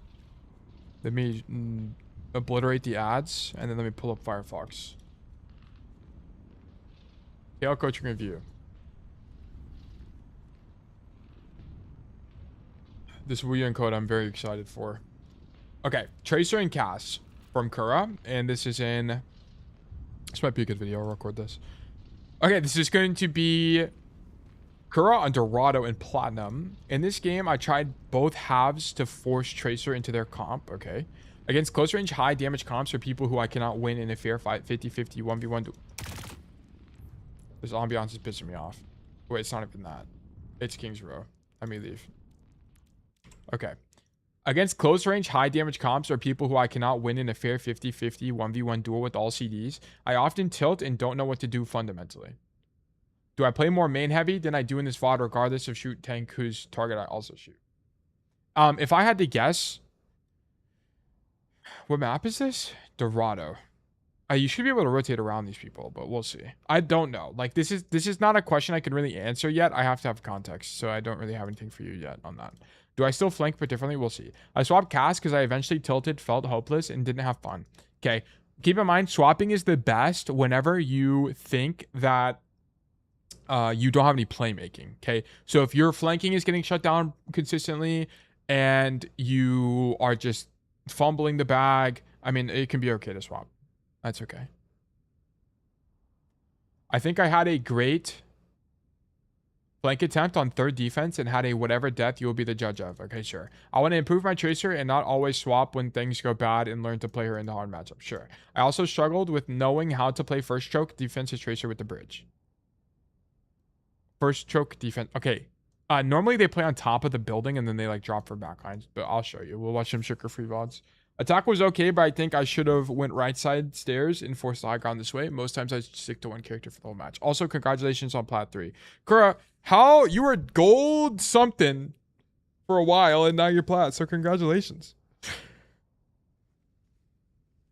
What, I guess I can see your Delta. We're Delta 5 since start. This is great. Delta 10 on the week, which is awesome. So nice job.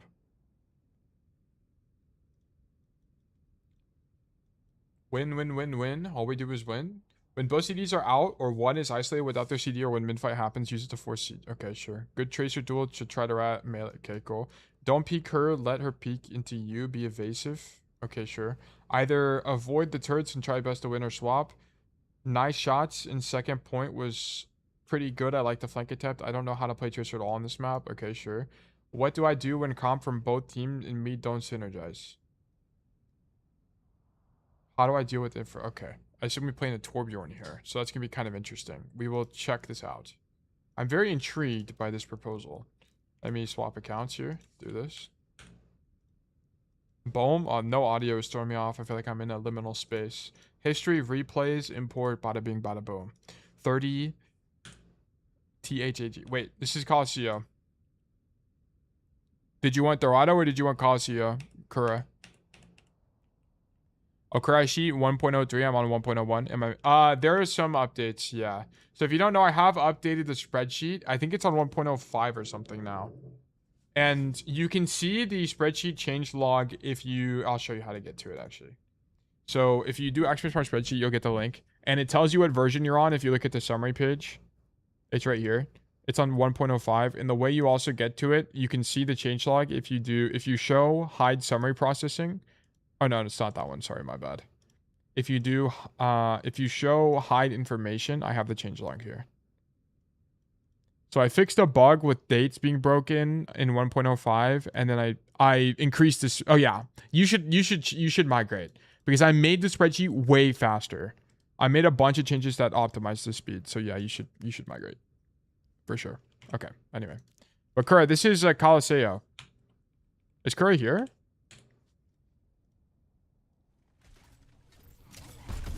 I mean, we can do this Coliseum code, but it was 6 minutes long.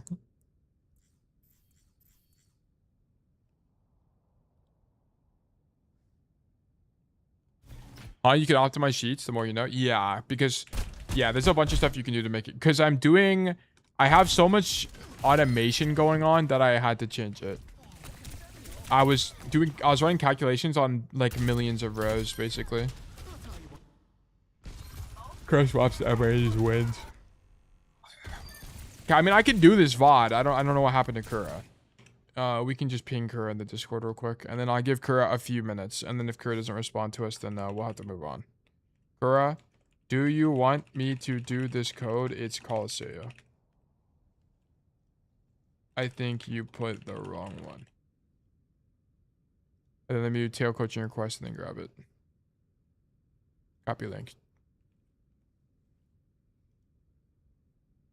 Last sheet was and yeah, it was actually unironically something like that because I was running calculations for like thousands and thousands of extra rows for basically no reason. It was an insane runtime. Actually, insane runtime. Okay, what we might do here is I might re-roll this if Kura's not here because it's just not the right code. And this is a slam dunk victory, so it kind of just doesn't make any point. Or that just kind of doesn't matter. I'll give Kura a few minutes. I'll set a timer. I'll set a timer for 3 minutes. 3-minute timer. Because I can't wait around forever. So. Does anyone have any questions or anything they want me to react to or anything like that? In the meantime. Anything I can answer? Taylor, I would like you to look at my Cassidy. It is quick play, but it was so competitive that it made it last over 12 minutes on Atlas. Yeah, you'll have to enter the raffles. It's me. You have to enter the raffle. I got a lot of people who want me to check out their stuff. But I will look at quick play as long as you have a good reason for it being quick play. If you're just playing quick play because you want to, there's not really a point in me looking at it. Yo, Tail, I just had a game where... Do exclamation mark coaching, it's me. Yo, Tail, I just had a game where I was playing Busan on Cass against Haz, Tracer, and Lucio. I was playing Drum, but every time they're Lucio and Tracer, and sometimes Haz would just run me down with speed boost, which I've done. Maybe play main, maybe more. Yeah, you have to adapt to that matchup. Like, you want to prefer angles, but sometimes it's just not possible. So, for example, on Busan, like if I open this up here, I don't... Hopefully we just get it first try. Nope, we did not get it.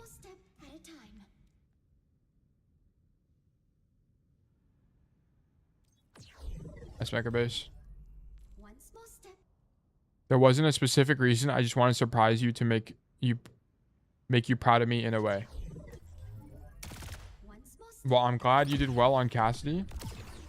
It's just that there's not really a lot of point in coaching quick play if you are capable of playing comp. Because comp is just a more serious environment. So it's like, you might as well play comp. But yeah.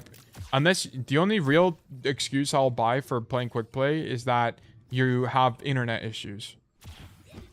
That's pretty much it. Okay, so here, you're saying you're here, and then you're getting pushed by Hazard, Lucio, Tracer.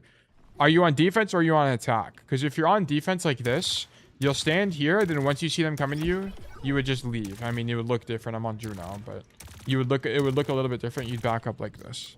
And then once they leave, you go back to the angle. Pillboy, that's how you do it. It's like an ebb and flow thing. But you don't fight for it. Okay, so that would be it. I hope that answered your question. Yeah, Kura, we're waiting on you, by the way. The code you sent is on Coliseo. It's not on Dorado.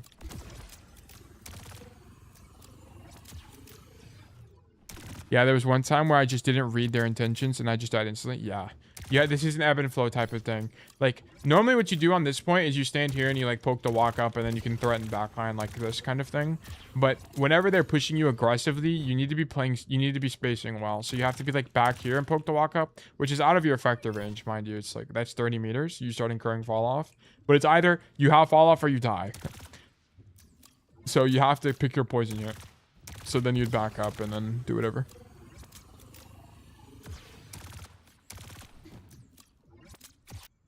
Let me just check the Discord just in case they responded. They did not. Okay, yeah. We're going to reroll. Sorry, Kura.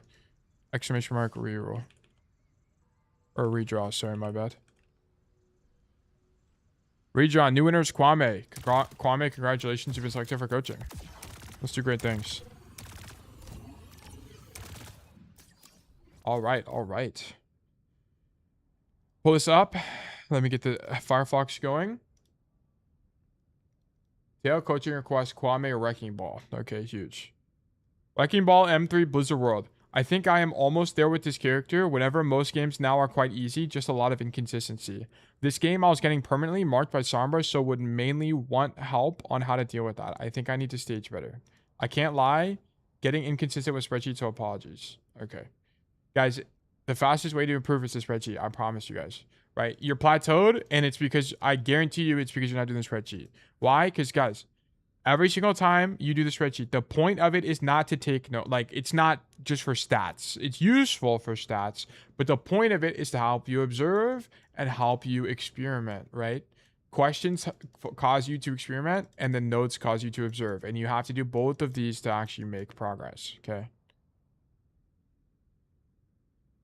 Okay, so keep that in mind.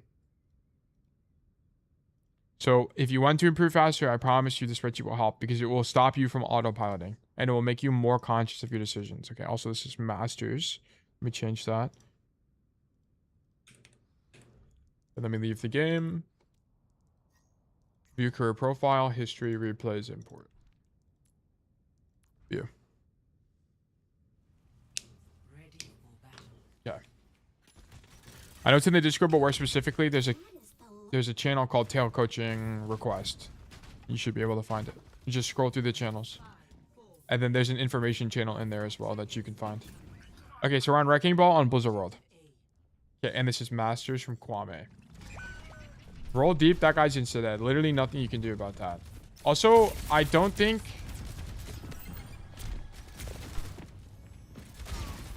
I don't think that any good ball player... Okay, I don't mean this in a bad way, Kwame. But I don't think the best ball players are rolling out like this, by the way. I don't think this is going to be their rollout. If I had to guess, they're just going to roll up this way and then grapple this and swing all the way to point. It's like my goal, my idea. That would be how I imagine them doing that. Because it's just one fell swoop and you complete the rotation immediately. Let's just watch twitch.tv. Let's watch any good ball player like Golden Pants.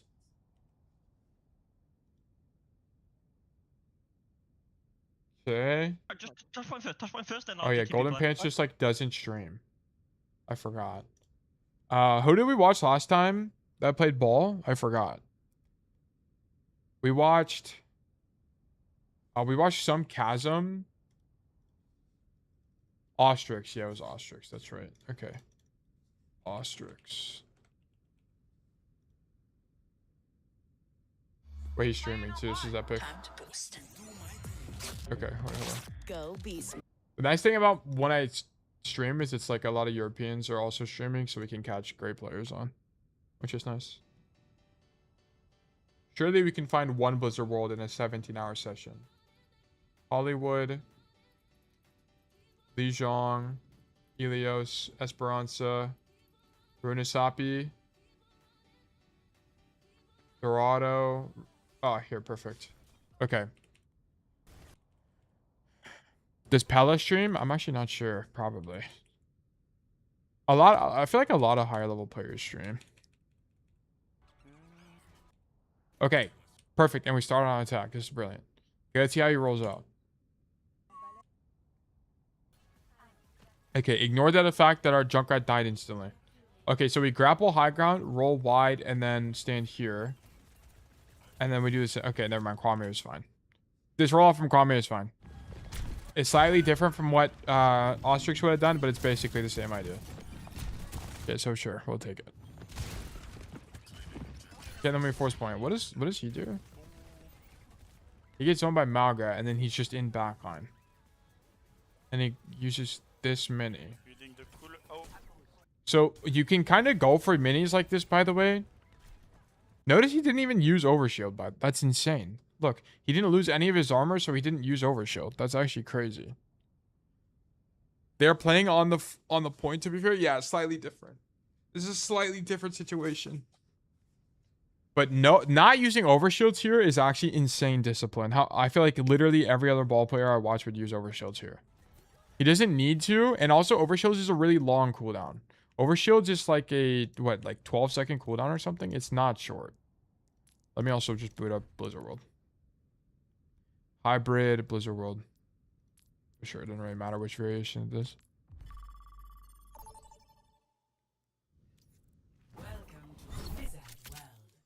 Boom.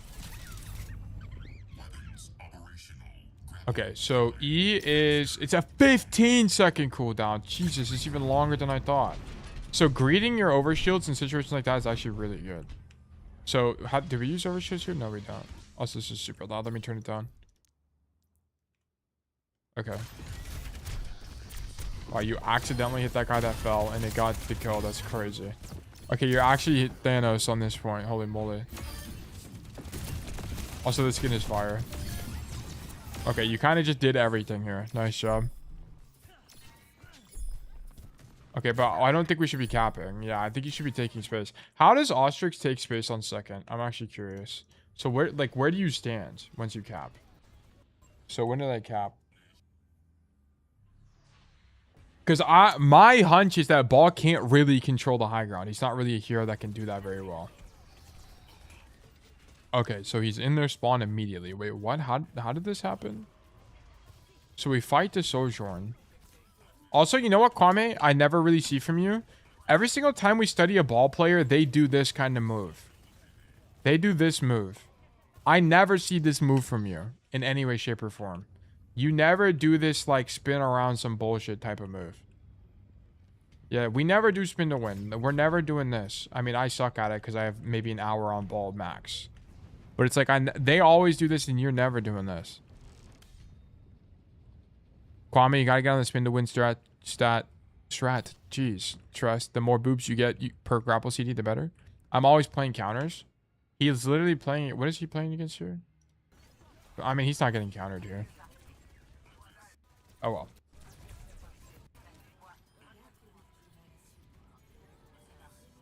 What the fuck? What the fuck is that? Okay, I'm actually a noob of ball, so I can't even do it. How did he do it? What? You can fling over that? What the hell? You need to retract. Oh, I see. Okay, okay, okay. How do you retract again? Space. Fuck. I'll try it one more time. I'm kind of a noob, I won't lie. Oh my fucking god, dude. Okay, wait, hold on. I can't do it, bro. I can't. I'm not him on this hero. Okay. You got to be able to do that. Whatever he just did, you need to be able to do this because this seems OP. Being able to... Because here's the thing. Like, the reason this is really good is because you skip... Like, there's not... like, you... Here's the thing. You're going into this space with your grapple on cooldown. Or it's about to come off cooldown. So that's really good. And you come from, like, the most untraditional angle of all time, which is this mega high ground. So no one is going to shoot you. You need to be able to do this. This is OP. You have to be able to do this. Because it just flings you this way, and then you can pile drive or whatever once you're on the high ground. Like, it's so insane. Let me try it again. Is it really hard? I don't think it's very hard. It's probably... I just suck at ball, so that's probably it.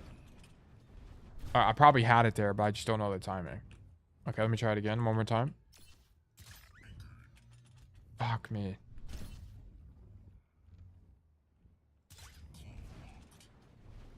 Okay, I think with practice you can get it. But yeah, you need to be able to do this. Yeah, I have that in the Duffy, don't worry. Okay, bye. Okay, how does he hold this high ground? He's just kind of rolling around, I think is kind of the idea here. And then you stand on this side of the map and you just get everyone to turn around the entire time. I mean, he's also playing with one of the best solo Q flex CPS players in the world. And then... his team, the enemy team is not countering him. He's just rolling around. What the fuck is this? What the fuck am I looking at? What the fuck am I looking at? What? You can do that? Hold on, let's go over there. What the fuck? Ball has so... There's levels to this, dude. There's actually levels to this. This is actually insane. So he's doing this. He like... Wait, hold on. I'm gonna hit the tech first try, by the way. Fuck. Wait, hold on. First try? Wait, first try? Wait, first try? Never mind. Okay, whatever. Fuck it. So he's like grappling here. And then he's coming over the wall. Wait, hold on. And then he's like bouncing between it. How do you do this? I don't know how to do this. Did I get pulled? Yeah, you did, but you gave us the wrong code, so I skipped it. Okay, so here, boom. I don't know how to... How does he do it? What? Come up here. Grapple again, and then you need... Okay.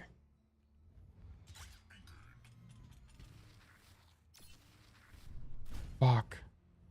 Tail, what the fuck? I thought you were goated at every hero. I have like maybe an hour on this hero max. I've never really played Wrecking Ball. Wrecking Ball is probably my worst hero in the entire game. That and Genji or something like that, if I had to guess. Oh, there we go. It's not that hard. Oh, I kept jumping. You don't jump at all. You can do this on King's Row 2nd as well. Okay, you need to do this. This is OP. I should see this from you this game. Because he has all of his cooldowns and he gets his slam backline. Like, that has to be unbelievably strong. Okay. Like, this is insane. Like, the amount of tech we're learning is through the roof.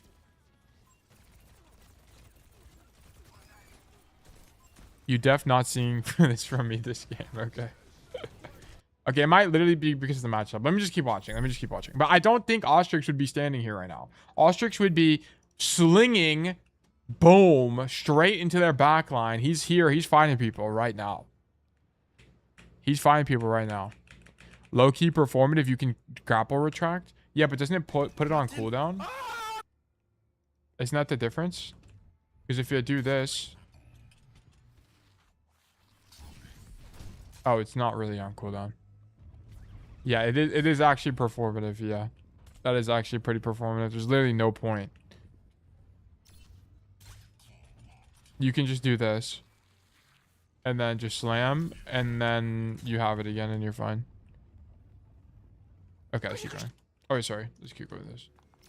But yeah, okay. Ostrix would have done this way earlier, by the way. This is my big critique. And then he would not be on this side of the map. Yeah, he's like in their spawn the whole time. Big, ginormous frag.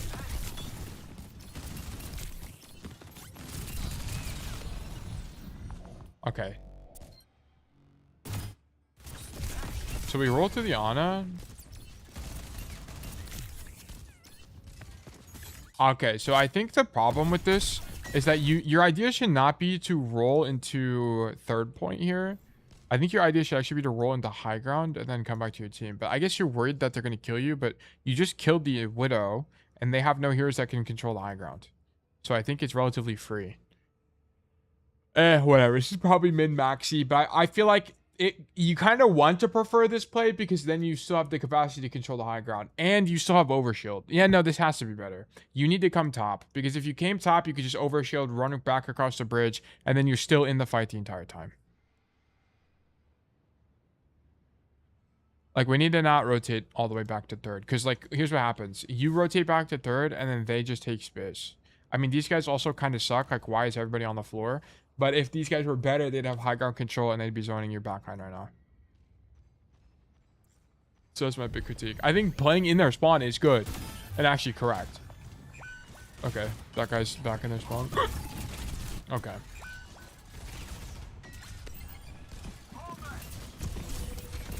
Let's just look at this from Sombra's POV. Okay, that guy gets eradicated. So you get hacked because it's convenient for her. Okay. So how do we... Also, the skin is sick. Was there like a way to not make it convenient for her? I think you don't slam here. One thing we saw a lot when we were watching pros is that they didn't really slam that much. They hardly slam. And I think into the Sombra matchup, you should kind of prefer the same idea. Let's look for a Sombra matchup. It's gonna be kind of hard. Wait, hold on. I need to put this in chat before I lose this. How do I share? Okay, here. I need to not lose that, and then I need to look for. Wait, hold on. Let me just ask him. Hold on. Wait, this is huge. I have so many lectures that I have to read through and understand from my classes. Bro, chill. All right, we don't have to wait for the ads, and then we'll just literally ask, "Hey, Ostrix, how do I play ball into Sombra?" Roll through from behind on CD is really strong. Hack / fast string pile driver sucks. Yeah, I feel like the way you play against it is you just don't pile driver. I feel like that's the answer. And then you only pile driver when you know she doesn't have hack. That would be my hunch. Okay. Also, we'll go on Reddit real quick. And look on Reddit. He's about to win. Ostrix, I'm struggling as ball into Sombra. I always get hacked out of pile driver. Do you have any advice? Also, his whole chat's in French. J'ai mes mines, mais je pense qu'ils avancent tous. Non, non. Jamais ils auraient back. Non, non, moi je pense qu'on perd. Enfin, mon Wuyang il meurt. Je pense. Parce que. Fuck, I'm in foreign territory. Vu qu'ils ont. Vu qu'on a Kitsu au moment où ils ont Kitsu, ils ont pas. Please answer my question, Ostrix. J'avais mes mines en plus, ça allait. If you know the hack is coming, just don't pile driver, save it. That's what I'm saying. Like, well, Sombra is sometimes invisible, so you literally don't. Is he on a delay? This might be a delay. Oh, whatever. He's talking French. I don't know what he's saying. But I think, like, here's the thing. Like, this Sombra is invisible. Is what I'm saying. Like, there's no way he knows. And that's what I'm saying. Like, I think you only go for pile driver when you know that there's no world you're getting hacked.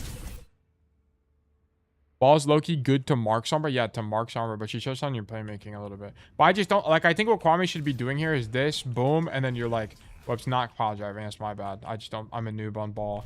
I think what you do here is you just do this, boom, and then you're doing this, and then you control high ground.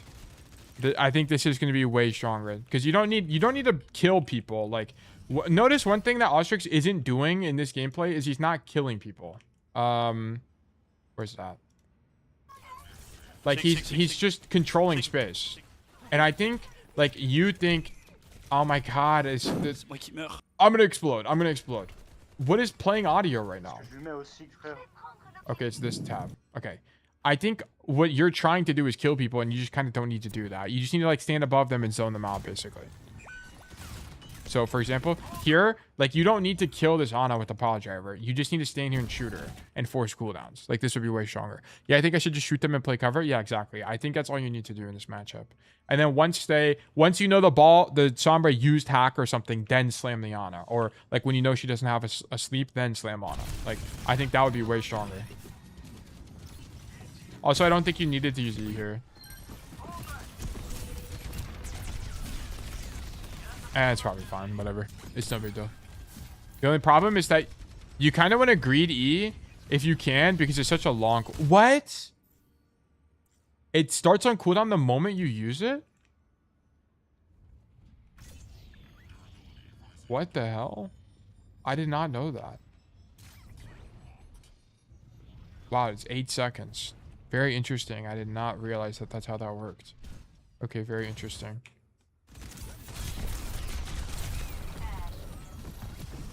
Yeah, it's like, why? Okay. And then the big problem here is you're not even controlling space. You're going for... You're playing like a tracer. I need you to not be here. I need you to be on the high ground. Like, we should be not fighting the Ana. Fight the Wuyang. Fight this guy. Get him off the high ground. I'm cool with you to flank and play this backline ball. This is what all the pros do. But they're controlling important space. They're controlling this high ground. Like, if this was King's Row, they're controlling second point high ground. They're controlling third point high ground. Like, that's what they're doing on attack. They're not just rolling around the backline for fun. Would it be safer to roll up to high ground from stairs side instead of flying up through choke behind them? I mean, wouldn't it be safer to roll up to high ground from stairs side instead of flying up through choke behind them? I mean, probably, yes. Yeah.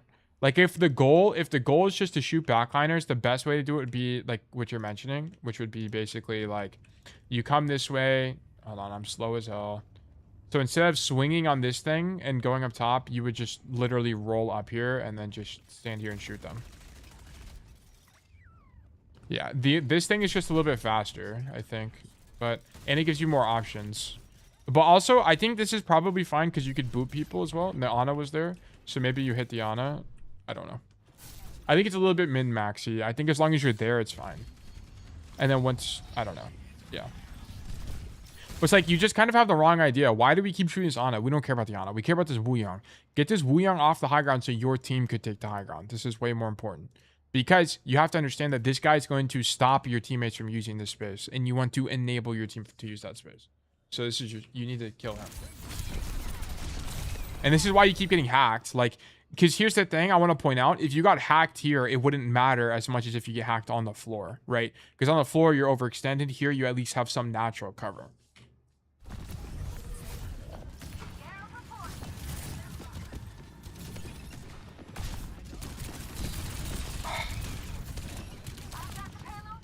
Okay, so here we go for the Widow. Yeah, I just don't think you pause over here. I think you just leave, right? So here, I mean, I don't know whether going for the Widow is good or bad. I genuinely just kind of don't know. So you swing up. Also, you needed to do some kind of swing that doesn't... Like, I think getting to the Sombra this way is a little bit weak. Or the Widow this week. Like, this grapple needed to be higher or something so that you're not just going directly at her. Like, so for example, like what you needed to do is something like this. Let me roll over here. Normally just roll it back and shoot whoever is convenient. Yeah, but I need you to do that and then think about what positions matter the most, is what I'm saying. Like, you needed to do this. Fuck. Okay, not that. Hold on, my bad. You need to do this. Like, grapple this thing. Oh my god, I suck at ball, bro. Grapple this thing. Oh my god. Anyway, you get the vision. Like, I need you to grapple higher here so that you can just not be directly at her the whole time. Like, Does that make sense? Like, you need to go higher, but whatever. Because now you don't have fire here, and you also don't hit a pile drive. And then I don't think your idea here should be to slam, because you're going to die. If you could have died in that animation. Can you pop shields in the animation for this? No, you can't. So yeah, you definitely should not be pile driving here. 1 bajillion%. Because you can't use shields in the animation. So you needed to shield first and not use this. And now you die. Oh my god, you have 20 health. Holy moly.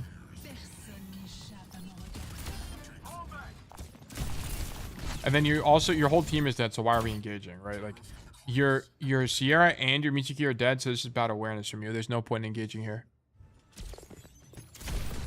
Can you preserve the fireball with B-hops and then boop Widow? Probably. I'm going to be honest, Ball I just don't really know that much about. I have no time on this hero. I'm also learning it alongside you guys. Yeah, I think I was trying to get the fireball damage on her, but I just ran out. Yeah. I see the vision. I saw the vision on the Widow. The actual, like, literal execution of that dive is not as important to me. It's more just, like, why are we power driving when we need the shield? Also, this is... Okay, I just don't really agree with this. Like, I don't think it's strong to just roll to point, even on the Widow on the floor. Like, I think it's way stronger to roll up top, stand here, and just shoot people. Like, this has to be better. Because here's the problem. You're going to be on the floor against Sombra, who's just going to hack you anyway. And then you're not going to be able to do anything. And also, these mines are going to go nowhere. I mean, it's okay, but you could get even better if you were higher. Like, look at these mines. Like, I mean, it's okay. It's not horrible. But also, I want to point out also that if you're on top here, and then they backed up, you would see that, and then you'd be able to mines above them and pile drive. But I had mines that wanted to go fast because it zones Ori as well.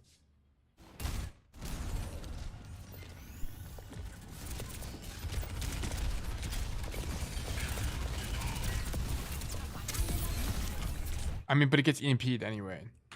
And that's something you're going to have to track as a ball player. Is like, if they have EMP, can they EMP my mines? It zones the Orisa, but like, this guy takes no damage. So what even happens?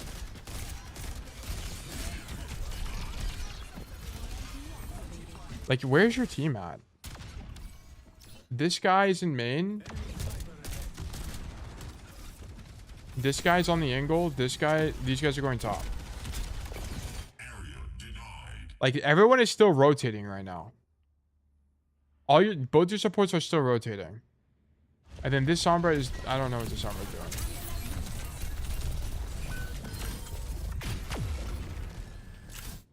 doing.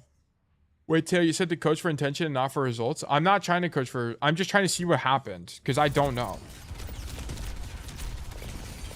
Like, here's what I'm coaching. It's like, I think the idea is good, but I think it's kind of like what just happened with Zeta on Freja. Like, I think the idea is good, but it literally could just be better. Like, I think it's just better if you rolled out top and then did the same thing. Because then if someone's up here, you'd fight them and clear them off the high ground or whatever. And it opens up space for your backline. I think the mines placement could have been a bit better. I don't really care about the placement. It's just like, if you're going to do this, come top and then do it. Because then, I think if you just shot them, they'd back up anyway, which is effectively the same thing. Because, like, here's the thing. You zone backline, but you're not zoning backline, like, around a corner or anything. These guys use... Look at your mines. Look at what your mines does. Boom. Okay, let's just say your mines do this. Well, guess what? They can still heal the Orisa from all the way back here. There's, like, cover here you can use and shoot the Orisa. They're playing Ana Wuyang, who can heal people from a bajillion miles away.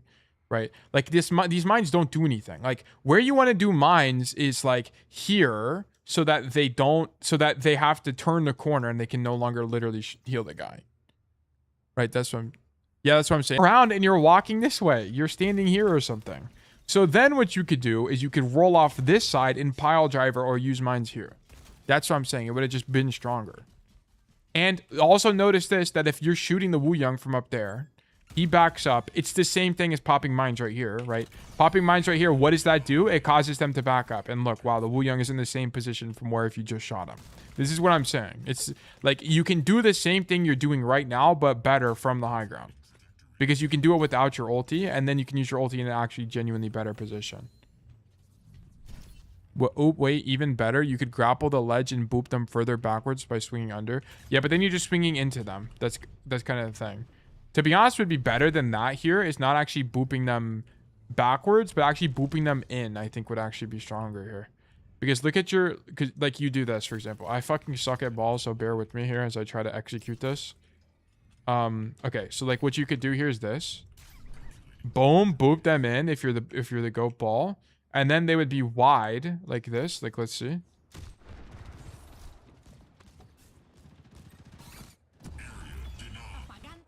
They'd be, I think it'd be the Wuyang or someone would be wide like this, and then they'd be caught by your Sombra. And your team can follow up. And your Emre's in main. So it would have been actually even better here. Is it just me, or is it the whole text graphic and not centered on ball? Oh yeah, it is fucked up. I think they did that on purpose though. To indicate that it's not a key. I think that's why they did that. Anyway. But yeah. Yeah, I just don't really think the way you... I think the idea is fine, but I think the way you approach this is incorrect. I'm not gonna you just need to go top and then shoot them and then mines. It would have been way better. And it does the same thing. Also, you're like consistently going in way too early. Like, look at this. Zen is dead. Mizuki is just not coming back. Emre and Sombra are on spawn. Why are we shooting them right now? Why are we taking space here? This doesn't really make a lot of sense. The Sombra has nothing to do besides hack you right now. We need more team checks? Yeah, we need to be team checking. Like, you're now your team is here, or almost here. Your Zen isn't even back yet. But your team is almost here, and we don't have shields right now. Like, what are we doing? You need to stop going in so early because it's baiting your cooldowns. Okay. And then here... You should be hearing this Widow, and you need to clear this Widow. Like, it's your job as the tank to control this. You need to control the high ground space. Get the Widow off the high ground. Okay, your team is trolling because they keep coming main for reasons unknown to me. They need to go top and fight people. So I don't know why they're doing that. But you need to act like your team is competent, and you need to control this space so that if they do come high ground, they won't just die instantly. So you need to be not slamming these guys. You need to be going for the Widow. Also, this flame just doesn't do anything. Like, you're not really contesting space. You're not able to kill this guy because he's under a thing, so he's not suspended in the air. You bait out wave, but that's it. And I would argue you could just bait out wave by just shooting them.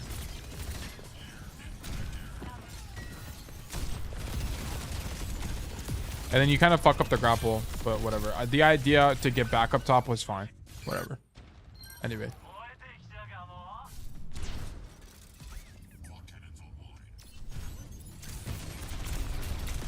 Yeah, it's like, why are we getting hacked? It's because you're going in early, right? Like, you're the only guy this Sombra can do anything to anyway, right? So, of course, she's going to hack you. This guy should die. Yeah, I don't... That guy's trolling. Protecting his Kekai right now.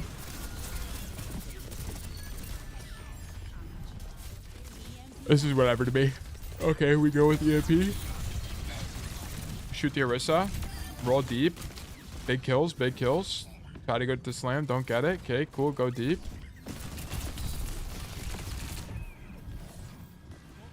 I think Kwame is using guns too much. Actually, using guns exposes your crit spot, and the health trade is usually really bad. It's not that he's using guns.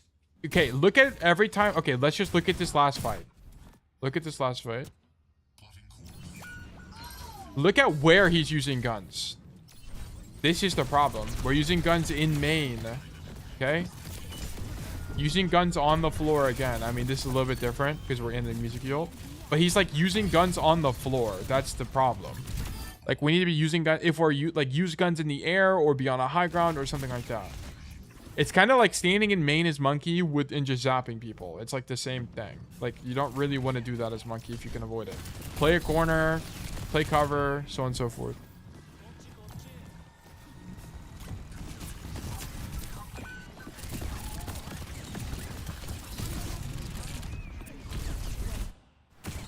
How is this Orisa not dying, by the way?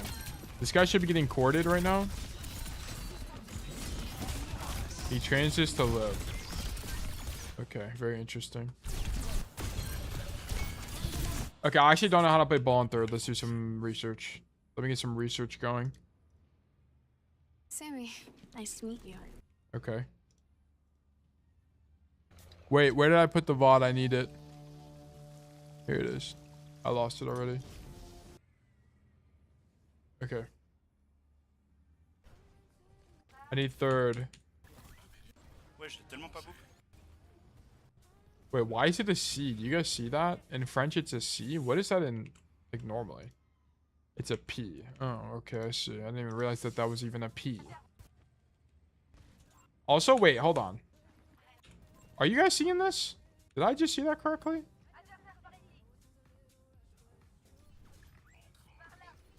Kwame, why did we never do this? Why did we never do this? That looks like I could do it. That looks easy peasy. This seems OP. Hold on, come this way. Fuck. Hold on.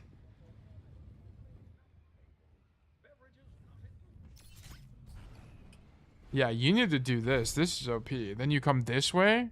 Loki, I didn't know about that. Okay, well now you know. This is why you watch pros. This is so OP. You need to do that. You need to do that. That's really strong. It's really easy too. Yeah, that's really easy. If I can do it, that means anyone can do it. And you come this way, dude, that's really strong. Yeah, you need to do that. Want one? No, it's just I don't want good. Brave. I want this.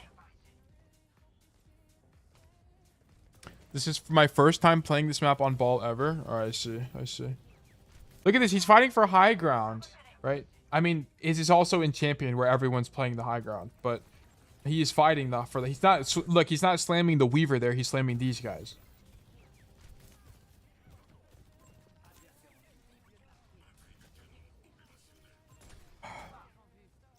Okay.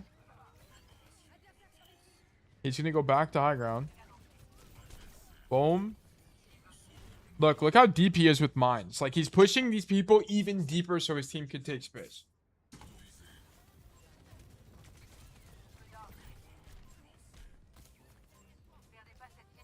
You should see me on Eichenwalde. What is that, like a demon map for ball? I don't even know. What the fuck? I don't even think I can do that. Did you guys see that? He gets fire and then he like slings off the back of the payload. What the fuck? What? I don't think he needs to do that. He can just grapple up top, but like that's crazy. Anyway, hold on. Okay, we're getting distracted. We need to watch third point, please. Do they cap? Hopefully they cap. Please tell me you cap. Don't make me look for another Blizzard World Mod. Thank you. Okay, what does he do here? What the fuck? I thought he was about to fall off.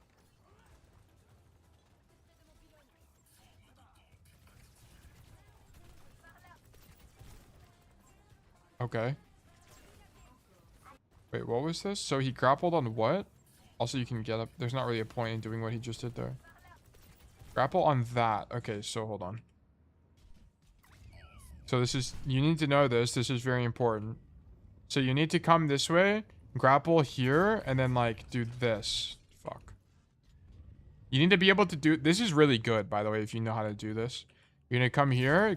Do this. And then go through the door. That's really hard. You're going to have to practice this one. But the reason you need to know this is because you'll be able to... If there's a guy in this thing, which is very common, you'll boop them wide. And the chance of you killing them is insanely high. Yeah, you need to practice this, but it's really good. He does it first try, I think, right? Didn't he get it first try?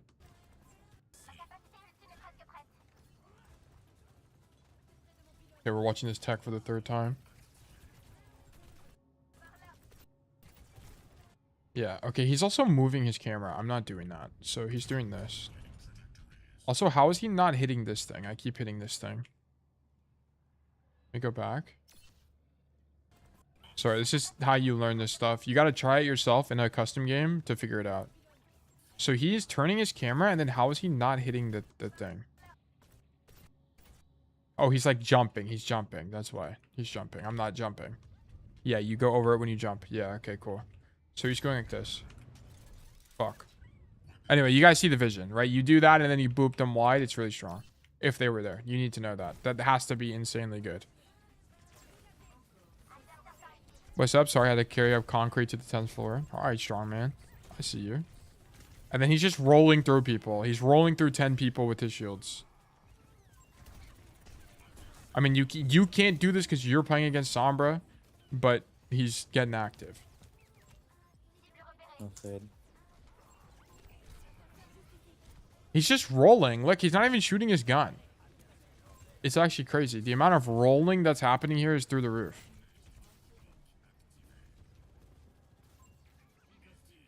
Okay, and then we're going to grapple above them. Be right back, 15 minutes, no problem. And then he's shooting them when he's in the air. And then... Oh, that would have been huge if he booped him earlier. Oh, he almost killed his team with that. Okay, and then he's spinning the winning on cart. Okay, I gotta see a spin to win on cart here. Did he wall jump off a pylon? Did he? This guy's kind of on a whole new level.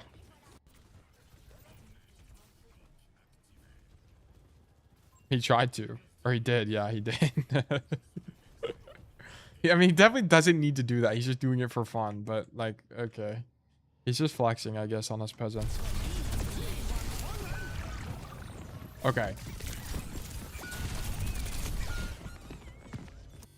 Okay, Sombra definitely throws a wrench in your plans here. I don't really know what the, what you do. I think you just, like, instead of trying to roll through here, I think you just stand there and shoot them. Like, I think you play more like a Winston. You just stand here and shoot them, and then you roll away. We really need to find... Okay, ignoring Ball, we kind of need to find... him playing against Sombra, is what we need. Or maybe there's, like... Okay, this is what I was going to look on Reddit. Reddit? Wrecking Ball Sombra. Is it possible to play Ball against Sombra? When she throws her translocator, it's basically over for her. It's doable if your DPS can keep pressure up. Sometimes she's just going to get you if she times it right. Stick with your team.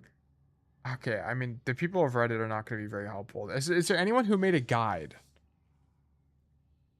Anyone who made a guide here? No. That's 8 years ago. That's 3 months ago. I learned watching Yeetles unranked to GM. Okay. YouTube.com. Isn't this before the rework as well? Yeah, we're going to have to watch the Yeetle unranked to GM. Ball. Unranked. God, this was fucking forever ago. Okay, well, watch Red isn't because this is more modern. All right, boys, let's get this done. I just woke up, so this is going to be quite diabolic. It gives you a very nice scouting angle. Okay, I need a Sombra. I need Sombra gameplay here. Up in the back apple, so she can pull me in right into her thing. Cassidy on top, Junk Queen on top. The rest. This is actually so big that he added the keyboard overlay, by the way. So Cass is the best target. Look at this. Okay. Control high ground. Look at this. Like, Kwame would be rolling on the floor here. Is it Reticent the Ramacha God? Nah, he's a ball player. This guy is way too far in. And he boops people in. Boops people in. Okay, that's very interesting. Yeah, I need Sombra. I shouldn't have done that. I shouldn't have done that. The enemy tank is Bastion. Sorry, we're flipping through here. It's actually kind of important that we find Sombra too, because this is a really important matchup for Ball. It's kind of like the Cast Tracer matchup. Like, you kind of just need to know how to play the matchup properly. But this 26% to my... Cash. Echo. To this. Brig. Yeah, I mean, they're starting to counter him, but there's no Sombra yet. I can... No Sombra, I don't think. Bro. Nah, no Sombra there. It's a Roadhog cast. Okay, nice. The point. No Sombra here either. Maybe it's earlier. Getting back on the high ground. Pie drive. No. We got him. And another one. Did you find one? Ryzen versus Hottie versus Herlov.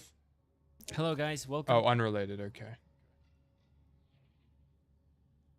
Unranked to GM ball only. Okay, I guess we'll just watch this one from Yeetle. And hopefully he plays against so before we get Sombra. into it, what you're gonna want to know on ball are 3 techs that are very simple to learn and just take about a minute or so. W info. The first one is recovery slams. Basically, if you roll off a ledge, Oh yeah. you could press. This is an or hold the elementary pile tech for driver us ball button and players. just recover because it counts as you being above jump height. So Mm-hmm, easy way to get your slams I know that off. one. I knew that one. The second one is you're gonna want to know that you could grapple into retract into a slam, and you have your grapple again. Because You know what's funny? pull It's down like the this short, seems you like don't use very fireball. fundamental and That's like 2 easy things to know. already. Very But- effective, very But useful, people that you just can don't use know it this multiple stuff. times in a They don't game. know it. And then the third one Isn't ball specific though? but not that complicated. Sometimes you have to make. Well, he used to be a ball one trick. Basically, Yeetle you used to be a grapple, ball one trick. Oh, you roll awkward. You're talking about forward and you awkward. Sorry, my retract. bad. And that gets you a lot of speed. Okay. I gotta, like it was clearing me. Okay, we want something that's not. But I'm not. We want as high rank as possible. GM unranked to G. All right, Unranked to GM. let's focus up. Masters should be good enough. This was also long ago where Masters would be like GM level today. Wait, that's a Sombra, right? Yes. Okay. Fuck yeah. We found it. We found a Sombra VOD. Okay. Let's see how he plays against this. It's gonna be a little bit different because I think Sombra worked differently here, but it should be generally the same idea. Like marginally different, I think. Okay. They were on cast to begin with, and then they. Yeah, I didn't know the point was like there. Looking. My bad. My bad. Getting kicked there is crazy. Okay. Now they're on Sombra. Yeah. Nerd. Okay. Let's see what he does. I'm gonna go ahead and get. I was GM like a year ago and I was for sure worse at the game. Oh. I'm not sure. They moved the rank distribution not that long ago. Hacked. So I want to point out here, like, these mines, his Doomfist is overextended. And mines here, I feel like these mines can't be very good. I don't really know why you mines here. I guess the idea is similar to what Kwame did, right? Where it's the tank is overextended, so you mines the backline. But I feel like it can't be that good here because they can just back up anyway and then heal their tank from bridge. But I guess they're in the open there. That's the idea. So it's like, okay, here's the idea. I understand it now. So you use mines here so that they can't hug close to the wall, right? They can't be in this space. And the reason you want to be in this space is this gives you cover with this like high ground right next to him. So if you mines them here, they now have to back up the bridge, and then hopefully he's hoping his backline's just going to shoot them and they die. If he gets a slam on someone, is dead 100%. Okay. I mean, it could also be that I just don't know how much damage ball does. So yes, that could be correct. So I guess that makes sense. Just gonna have to copy. What the fuck? How did that kill that guy? I retracted too much. Okay, next fight. Roll up this. So we're just playing high ground. So one thing he's not doing against Sombra that he might do against other team comps, by the way, I want to point out, is that he is not grappling above them right now and like going for a slam. Okay, even though it would make sense into like Zen, right, for example. But we can't do that because the risk of getting hacked or punched by Doomfist is too high. So instead, we're staging on high ground. Make sure this guy doesn't get stealth. That's actually a really good idea. Hello. That's actually an interesting thing to do as well. It's like when it comes to Sombra, if you can stop them from being invisible, it'd be good. I would be in their spawn on the right side, but I think that'd be wrong, Kwame, is what I'm saying. Like, I think it'd be wrong to be isolated in their spawn right now because of Sombra. Because if they invis out of spawn, you're not going to know where they are. That's the problem. So then you're just going to be overextended to get hacked and like not die, but probably waste a bunch of time and let them walk down min. I want to roll through, but I don't want to get punched. Yeah, look at this. Like, he's conscious of punch and he's conscious of hack. You have to change how you play according. Like, damn, that shit does a fucking billion damage.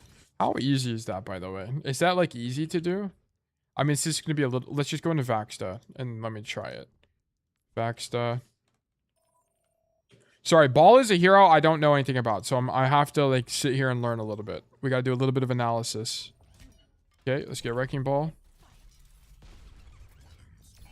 So it's like, okay, so let's just say I go for a slam here. Motherfucker. Okay, I need it to not be Mizuki. I need it to be literally anyone else. I need to... Okay, Alari? No, I need someone with less mobility. Also, these guys move way too fast. I'm not that good at ball, guys. Come on. Okay, wait. Everyone chill. Everyone chill. Damn, that's kind of hard to do.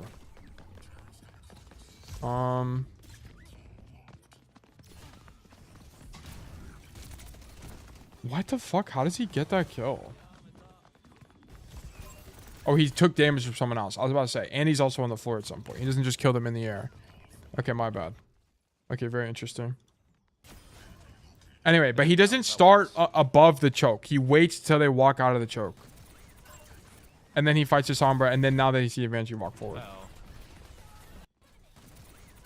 And then also, he's not engaging on backline here, right? He's committing on the Echo, because I don't think he's thinking about this, but this is something he's probably subconsciously doing, is he's engaging on the Echo, because when the Sombra does come back and he gets hacked, he can just... It's more likely that he can just walk back to cover and live, right? One thing he's not doing is re-engaging on the Zen, for example, which would be too deep, and the chance of him dying is higher. Next bugs, we put tail on ball duty. Yeah, it's actually be horrible. My whole team is actually going to be cooked alive. Now we're nanoed and we just shoot our gun. I think shooting your gun into the Sombra matchup makes more sense. I think when they're not playing Sombra, you just roll around the whole time. Or a majority of the time. Pretty sure we could do some kind of minefield here. What the fuck is this? Wait. Maybe you can do this? Maybe I'm trolling. Okay, I feel like, yeah. So him doing that just baited his whole team and everyone died. And tree for my minefield? For one measly minefield? Oh, he killed somebody. Crazy. Crazy. This is before they buffed minefield, I think. They gave it like 5 more seconds duration. And then they proceeded to nerf it. So Sombra's dead, so he can do whatever he wants here. Okay. So he just doesn't play as aggressively in a Sombra. Like, that's kind of just what it is. It's just don't play as aggressively. Also, let me do that so we don't hear that. Okay. So, like, for example, I don't think Yeedle is going backline right now when he knows Sombra's alive. I think Yeedle right now, for example, okay, what I think he's doing is I think he's coming up top here and standing here and shooting his gun. I think this is what he's doing. Also, coincidentally, you would have marked the Sombra because the Sombra came up here. But yeah, look at that. Like, I think Yeedle is standing here and shooting his gun right now. And then he's going to wait for the Sombra to commit cooldown somewhere. And then he's going to go backline. So I think you're just kind of going about it wrong. Like, you need to adapt your playstyle a little bit. Like, you'll still fight for space. Like, you'll fight for this high ground. You'll fight for this high ground, whatever. And maybe you'll, like, boop the tank. You'll, like, roll and boop the tank or whatever. But you're not hard committing to fights. Because the Sombra is just too lethal for you. Because if you get hacked here, it's so brutal for you. Right? Fortunately, you get hit by trans and live. But... yeah, and then same thing. I don't think Yeedle is doing this. Like, when Yeedle did get hacked, it wasn't in his role, by the way. He got hacked in his pile driver. So, it was at least when he was committing to a fight. So, like, for example, if you were going to get hacked here, I don't want to see you get hacked on the floor. I want to see you get hacked in the air. Like, get hacked here as you're going for a slam. Because at least there's upside. There's no upside to this. Like, you boop them, whatever. If you pile drive them, you do way more. Does that make sense? Like... If you are gonna get hacked, I'd rather be in a pile driver than in just a rolling away thing. Get ready for the hack and the EMP combo, brother. It sucks. I see. And then your whole team is dead. I'm not sure why we're mining. And I also don't think these mines are any good. Like, what we need to do here is just wait. Your team is dead, right? This guy just came back. This guy's at 1 HP. I guess one guy is dead, so it's not that bad. But I think mining the Orisa is kind of weak. You needed to go even deeper and mine like all the way back here and force these guys out so much further. These mines are so bunsy. Yeah, these mines weren't good at all. I don't like these at all. Not a fan. You need to go like to the next corner. And then you need to not commit this much to the Widow kill. So like whenever you go for this Widow, get her out and then you did your job. Boom, you're out. Because keep in mind, you're going to be playing deep in their spawn against Sombra. Do we want to do that? No. We don't want to be this side. We don't want to be this deep. Just get this on, the Widow out, and then go back, contribute to the neutral, take space with your team.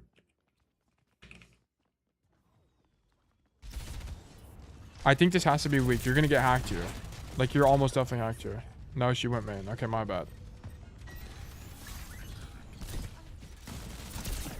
Like, I just don't think, and like, no pro player is rolling into this Ana right now. Like, they're just not doing this.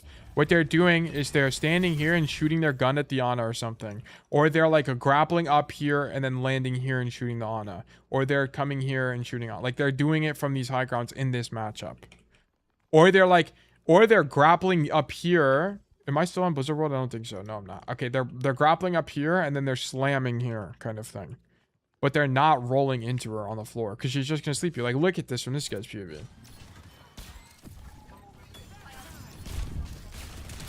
Like, that's a slam dunk sleep. I think they would roll through, just doesn't shoot because of sleep. I don't think so. I don't think they're rolling through. I deadass don't think they're rolling through here. Not into a Sombra Ana matchup. I don't think so. We're not gonna be able to find it. That's gonna be like finding two heroes on the enemy team is gonna be a little bit difficult. It was hard enough to find a Sombra. Oh wait, this is Sombra Ana. This is Sombra Ana. Now they're on Ana.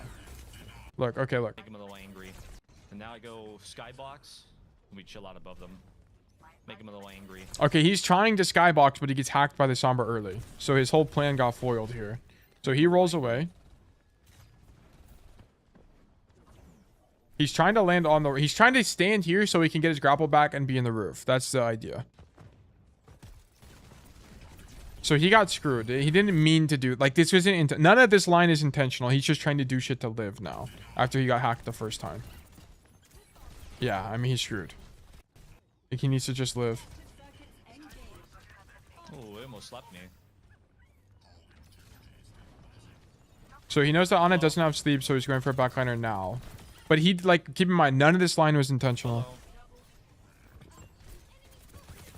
And then he rolls at the Ana because she has no cooldowns. Okay, sure. He's ulting out the point. And then he's holding spawn because there's 5 seconds left on clock. So this is going to be a pretty unique situation. Let's get a copy out from this guy. Yeah, he wouldn't normally play like this. Yeah, and then he's dead, yeah. So he actually got greedy and died for it there. OMG, 1% away from Masters 5. We love that for you, Jiro. Best of luck in your rank up game. Did a shot going for my tracer.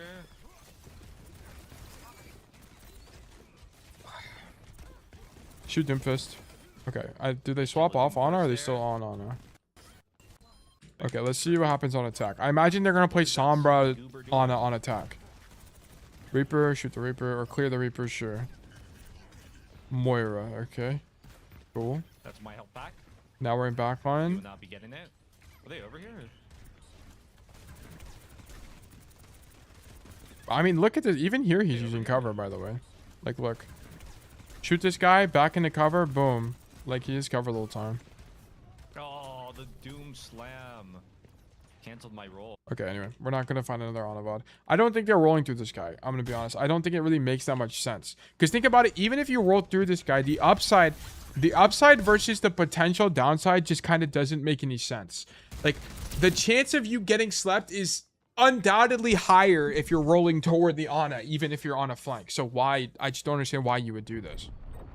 I just don't think it's very good. Also, this VOD is taking forever. If I don't go faster, we're going to be doing this VOD forever. So I'm going to stop watching Needle, and then we're just going to go for the rest of it. Get rid of it. Okay. Hack, slap. Like, I don't think a pro is rolling toward the Ana there. I just don't think it's good. I think they're controlling the high ground, and then they're like standing here and shooting them. Basically. I think it's going to be way stronger. And then once someone baits out sleep, then you roll through backline, sure. And then I do think, yeah, I was about to say, I do think Yeetle is doing this, or someone is doing this. And then I do think they're going to slam as they walk out. But I don't think they're slamming Orisa, though. I think they're waiting up here, waiting for a backliner, and then they're slamming the backliner, like this Sombra. If you just waited a little bit longer, it could have been stronger. I have my major now, though. Oh, yeah, you do have your major. Yeah. Yeah, okay, you're right. You could roll at the Ana with your major. I feel like that makes sense, as long as you block it. Right?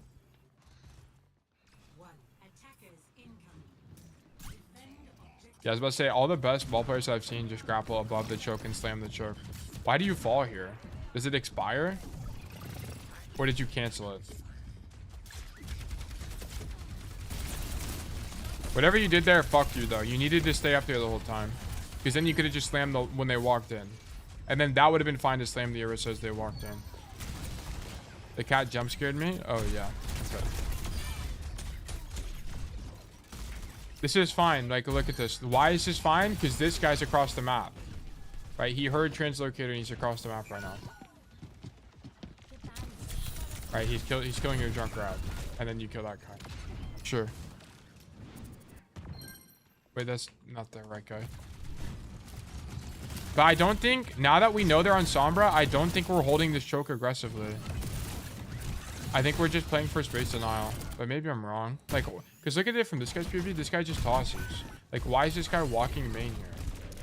Better Sombras don't just walk main randomly and die. Like, I feel like this kind of doesn't make any sense. Like, a better Sombra is coming left side like this. Boom, walking this way. And then hacking you like this. So I just don't know why this guy's doing this. I think you're misplaying a little bit. Like, I think probably the best way to play this, I don't know for sure. But if I had to guess... you know what? Maybe this is fine. Because the thing is, it's like... I just don't know what else you would do here. I guess it's fine. I guess it's okay.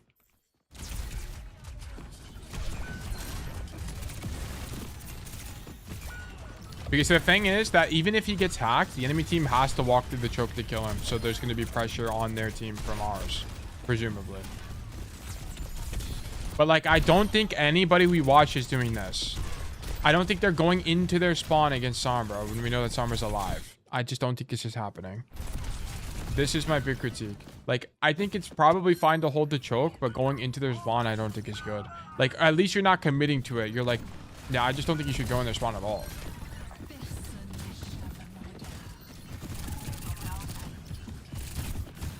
Okay, now they just swapped everything to counter you. It's actually insane.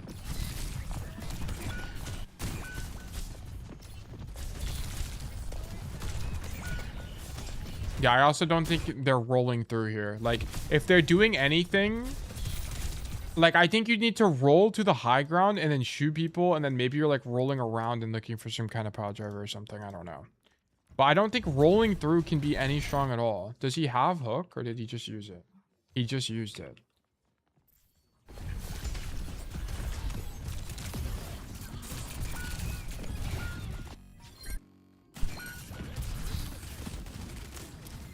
I missed my grapple. I tried to get to height. Oh, I see. Rolling through them from front is really bad. Yeah, he used to do that a lot too. I think that's like his biggest problem here. He's also... Okay, the two big problems I'm seeing is we're rolling through people for no reason. And then we're committing to backline kills against Sombra, which just doesn't make any sense. It's like... what's the match? It's like on D... He's like trying to hard flank against D.Va as like a cast analogy. Like, it's just something you can't do in a specific matchup. Like, it... And that's why they counter you. Yeah, you need to not fall off the high ground. You can't fall off the high ground here. You need to stay up here. I know you're trying to shoot the cat, but you need to stay up here because look what ends up happening. You get hacked and you almost die. At least if you got hacked up here, you'd be on high ground and you'd be denying space that actually matters. Being on the floor is just kind of useless. It doesn't really do anything for your team. And then look at this, okay, as well. I think... Yeah, this Widow ends up taking this angle, which is your fault. And also, it'd be way easier to contest this cat if you were up here. Because who cares if the hog goes wide on the floor? Like, it doesn't do anything. This is so useless. This Roadhog needs to be coming top right now. But he's fumbling the bag. W dodge.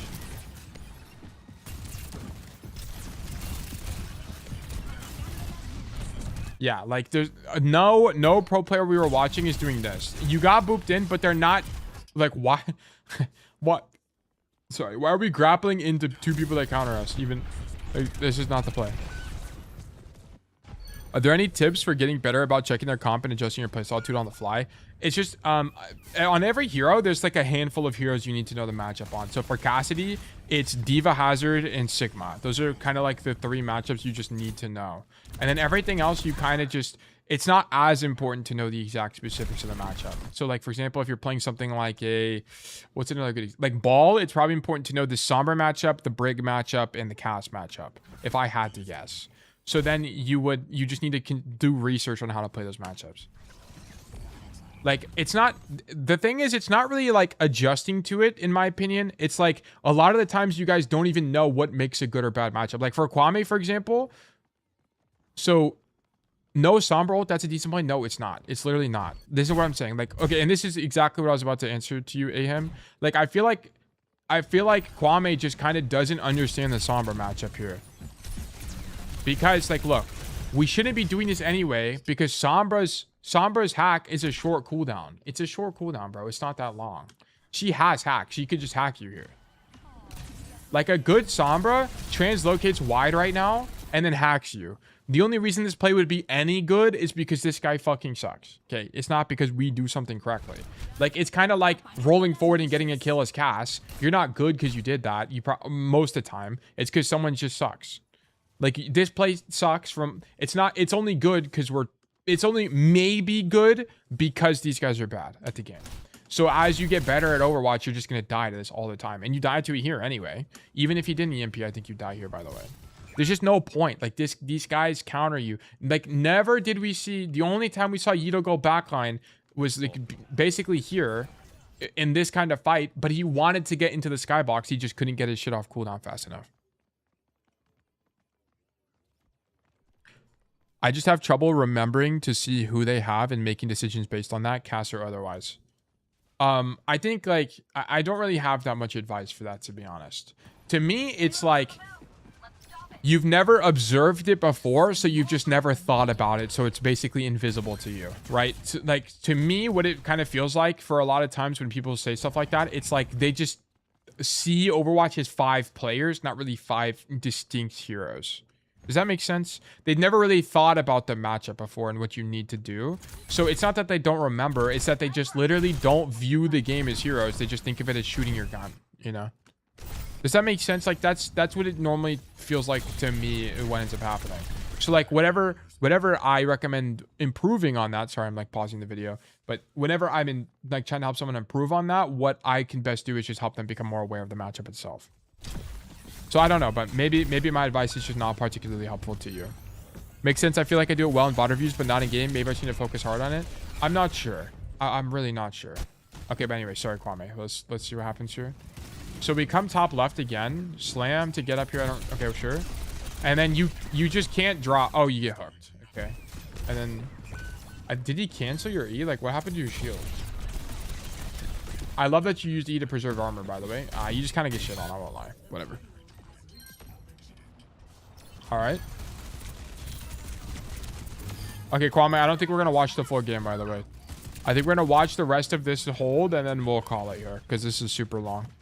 We've been doing this, like, over an hour and a half. Okay, look at Wrecking Ball, or look at Cat. Like, I just don't think we're like, we're not doing this kind of play into this comp. You know, like, into Sombra or Roadhog, we're not in their backline. Like, this is just not what you do. It doesn't really make that much sense. You play way more opportunistic. You're not just perma-flanking. Because stuff like this happens, right? You just get hacked, and then you're out of the fight for 10 years, and you get catnapped off the map, and then you want to cry, right?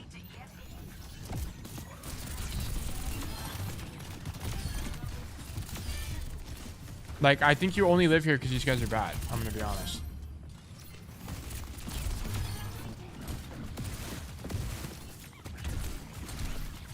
Because you're kind of winning despite the Sombra sucking. Or, sorry, because of the Sombra. You're not winning despite the Sombra. You're winning because the Sombra sucks. In my eyes. Or it's, like, at least holdable. I don't think you're not even winning here. But, like, look at this. We get hacked. We get all our cooldowns forced. We get EMP'd. Like, they use everything and they just don't kill us. And in the time we watched Ostrix and Yeetle, they got hacked like a third of the amount of times you're getting hacked here.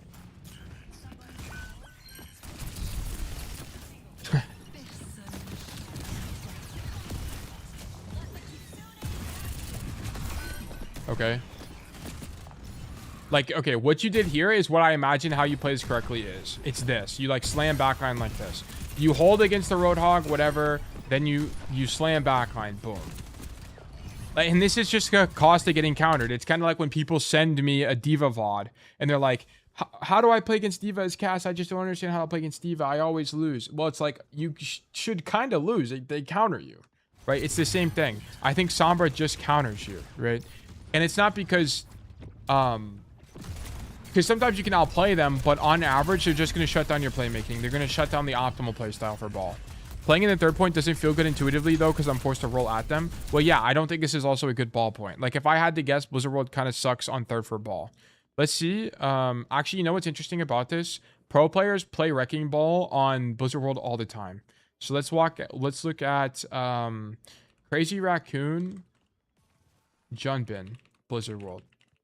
So Junbin's their ball player. So let's see. Do they play Blizzard World here?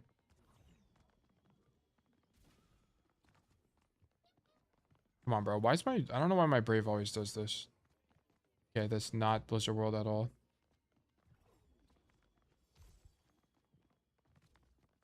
Just flank and roll through them from behind, but I don't think you should do this into that team comp.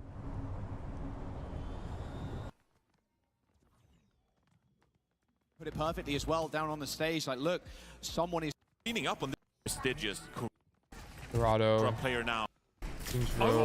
block themselves. EVNT try. Where is my jump in Wrecking Ball on Blizzard World, bro? Let's just look up OBS Sojourn.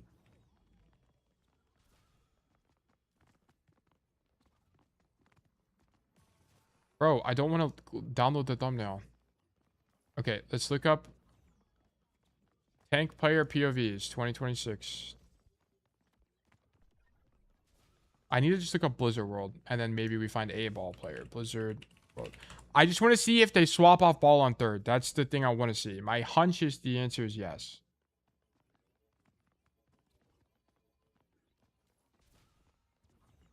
Okay, this guy plays Sigma here.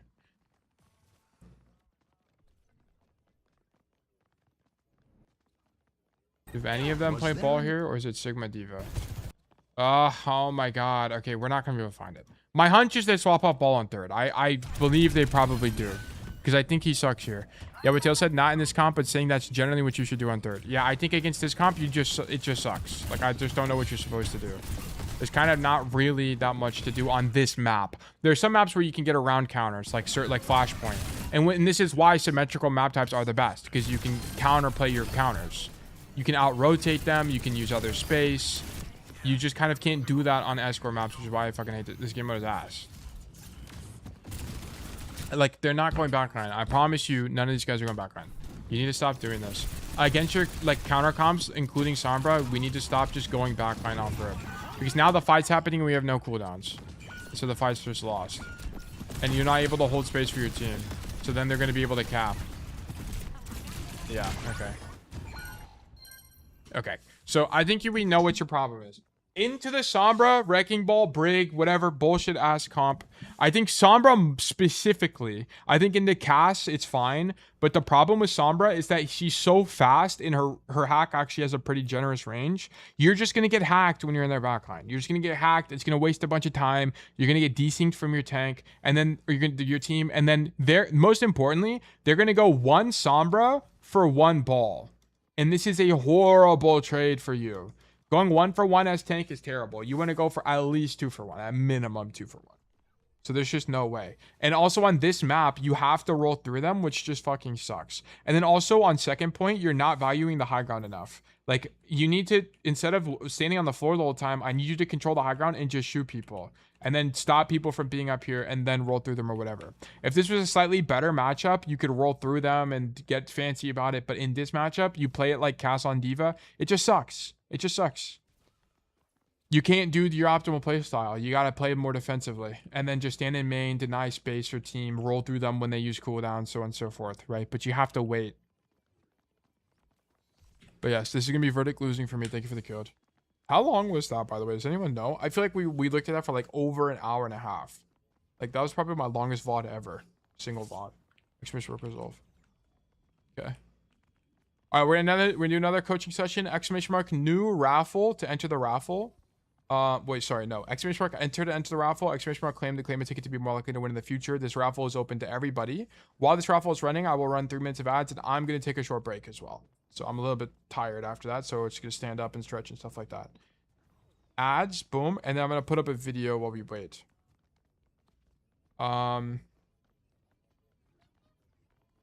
Let's watch.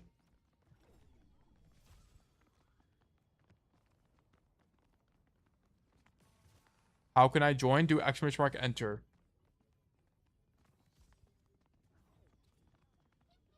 Wait, what the fuck? This looks like a lorry, by the way. I thought this was a lorry. What the fuck?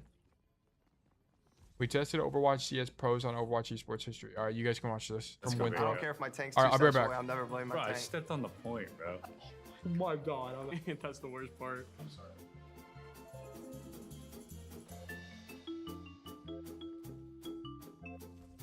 Ball sack. Ball sack. Testicular torsion. Testicular Yeah. torsion. Testicular torsion. Testicular torsion. The bicycle. The bicycle incident. He fell off his bike. Yeah. Well, testicular torsion is what it's called. That's correct. He was riding his bike. He was riding his bike. Yeah, and he got testicular torsion, yeah. I didn't know that much, but you're him.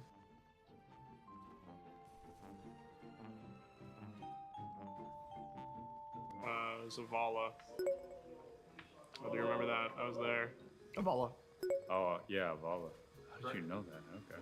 Was it in Avala? Yeah, Vegas. Or Vegas, yeah. Avala. That is correct. Malthul's internet went out. We were there.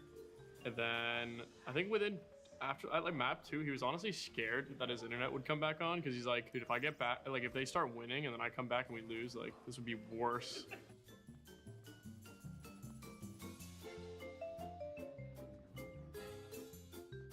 $2022-2023. I think it's a Valiant. No. I think it's isn't it Vegas? I'm trying to think if Valiant ever won more. They beat Glads. Did Valiant ever beat?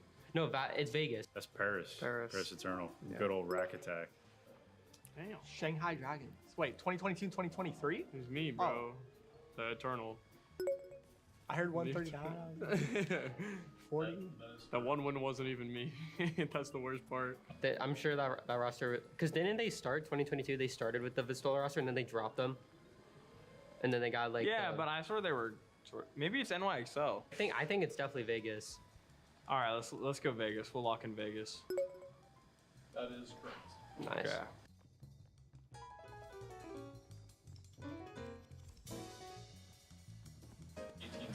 Li Jiang. Li Jiang. Yeah, probably. It's got to be Control.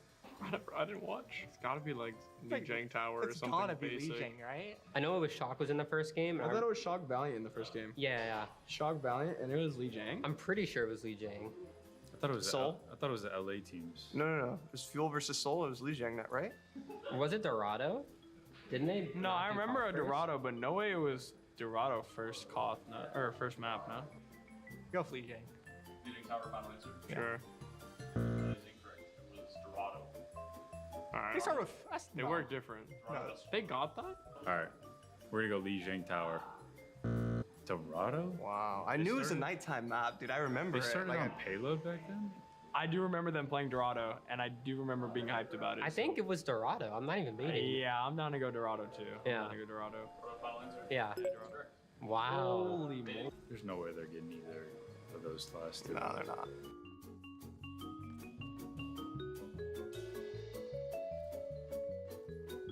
The Shock, and that was 2020. Arnaback. Boston, right? Dude, it's actually so cold in my Wasn't apartment. Boston like stage? I know Boston did really good, but that's back before I watched. Well, it was Goats. I know that. The 42 earlier for seconds them, the better now, because they had left before the raffle started playing that closes. fair. I got their signatures. I know that Vancouver got like an insane year, but I don't know if it was the first perfect stage. Yeah, In Soul I feel like Dynasty, New York, go like, regular season demons perfect, go six- flawless season on the first one. season. But like, I don't remember them ever having like a 10-0. Maybe it was stage 3. That's what I'm thinking. Okay. All right. Maybe stage not. 3, Maybe they'll watch the 2019. anime. So 2019 final answer. Yeah. That is incorrect. First team to go 10-0 undefeated was the inaugural season Boston Uprising. Oh my God, I remember that. I don't remember that. oh, that's like the I think it's Boston. Boston inaugural season was the OG like striker lineup, no? Striker, or was Striker on a different Striker? No, Striker was on Fusion, I think. And then he moved lineups. I actually can't even remember. Hold on, wait. I'm actually curious now. Liquipedia. Liquipedia. And like a Boston Uprising. Who was on the original roster? Yeah, it was Striker. I was right. So Striker, Neko. I don't remember this guy at all. Mistakes, Avast. I literally don't remember any of these players other than Striker. That's crazy. They went 10-0, really? Regular season. Oh, it was a different... Oh, it was this season. 11? Wait, what? I don't even see what they're talking about. It must have been this season. Okay. Anyway. Who won? Jiro? Jiro, congratulations. You've been selected for coaching. Let's do great things. Let's do fantastic things. Okay. Whoops. Discord. 2 new posts. Speed. It's me, Kwame Kura, Jiro. Eichenwalde, Wuyang. Oh, okay, we're back. He's sending us back straight to hell. This is fantastic. Wow, we're on a mega ultra win streak, or winning trend at least. We only play support. We're Delta 3. Brig and Wuyang. Okay. Use reverse wave perk. I think my damage per 10 minutes don't really suffer from not taking that perk. It's a lot more burst healing. I'm pretty sure double wave perk is like always worse. Hold on, let's do some analysis. What was that guy's name? Tide. Fuck, I did not mean to type that. Tide. Fuck, Tide Overwatch. How to actually play Wuyang. That's not the one I wanted though. Didn't he have I said team diff. Let's watch this. When enemies overextend or end up out of position, that's when you can really punish them. Sometimes that just means landing an orb on them. Other times you can commit your cooldowns to secure the kill. Boom, boom. That's bang. why playing Wuyang well is so like you would never get that kill if you didn't have the double. fluid. You're Whatever. constantly adjusting your position. It's applying at the pressure when highlight you of the can, video? What do you and mean? backing off when you We'll just that keep where watching most this. Hold on. players impact. Starting with bad cooldown management. Yeah, this is what we saw Wuyang's from cooldowns Jiro are last very time. easy to waste. You have to be extremely intentional when using them. Ah, shit. Your rushing torrent is your survival tool. If you use it and you are in a safe position once it's over, you're toast. Your wave is on an even longer cooldown, so it's important to ensure that you're using that correctly. Most Yeah. cases, you want to save your wave so that you can use it to amp heals on a teammate who's in danger of dying. So, try to be disciplined with your cooldowns and only use them when absolutely necessary. Another common mistake I see is playing too reactively. Wuyang's kit is built around applying pressure, so if you're not actively healing someone, you should usually be throwing your orbs. Like I mentioned Yeah, it's kind of earlier, like sometimes Wuyang is like low-key the Sigma of support. He's low-key Sigma. Because you kind of just like spam your shit at a place and then you just deal a bajillion damage. I didn't even mean to It's get that like kill, the though. idea. You should be proactive with your kit and try to make plays whenever you can. Ew. Lastly, Is that hard to playing way do? too- Hold on. How hard is that on a scale from 1 to hard? Get me off this video immediately. Jetpack out more like Wuyang. Start warm up. Okay. So. Damn, that's kind of hard to do. I won't lie. Wait, that doesn't even kill, because that's 60, 160, right? Wait, hold on. Damn, I suck at Wuyang. Damn, I suck at Wuyang. Damn! Okay, there's 100. So we do 100, and then... How much does this do? I guess I can just do those. Like 80-ish. So you'd have to hit... Yeah, you'd have to hit both, and then the thing. And then if I have... Hold on. If I have... Let's just say I have the major perk. This now does 120, right? Yeah. So it'd be way more consistent. Okay. Zeta explained about the perks in Discord hashtag general.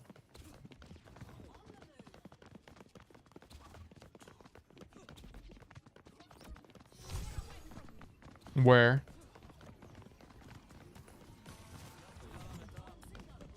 Wuyang is your third DPS. Wait, where did he forward this from? Wuyang is your third DPS, and I want to do more DPS. Is it worse into armor? Yes, but I can also two-shot any 225 hero, almost two-shot anyone else. I don't want more healing because you don't play Wuyang for healing. You play Kiri or Bap. Who said this? Oh, scroll up for context.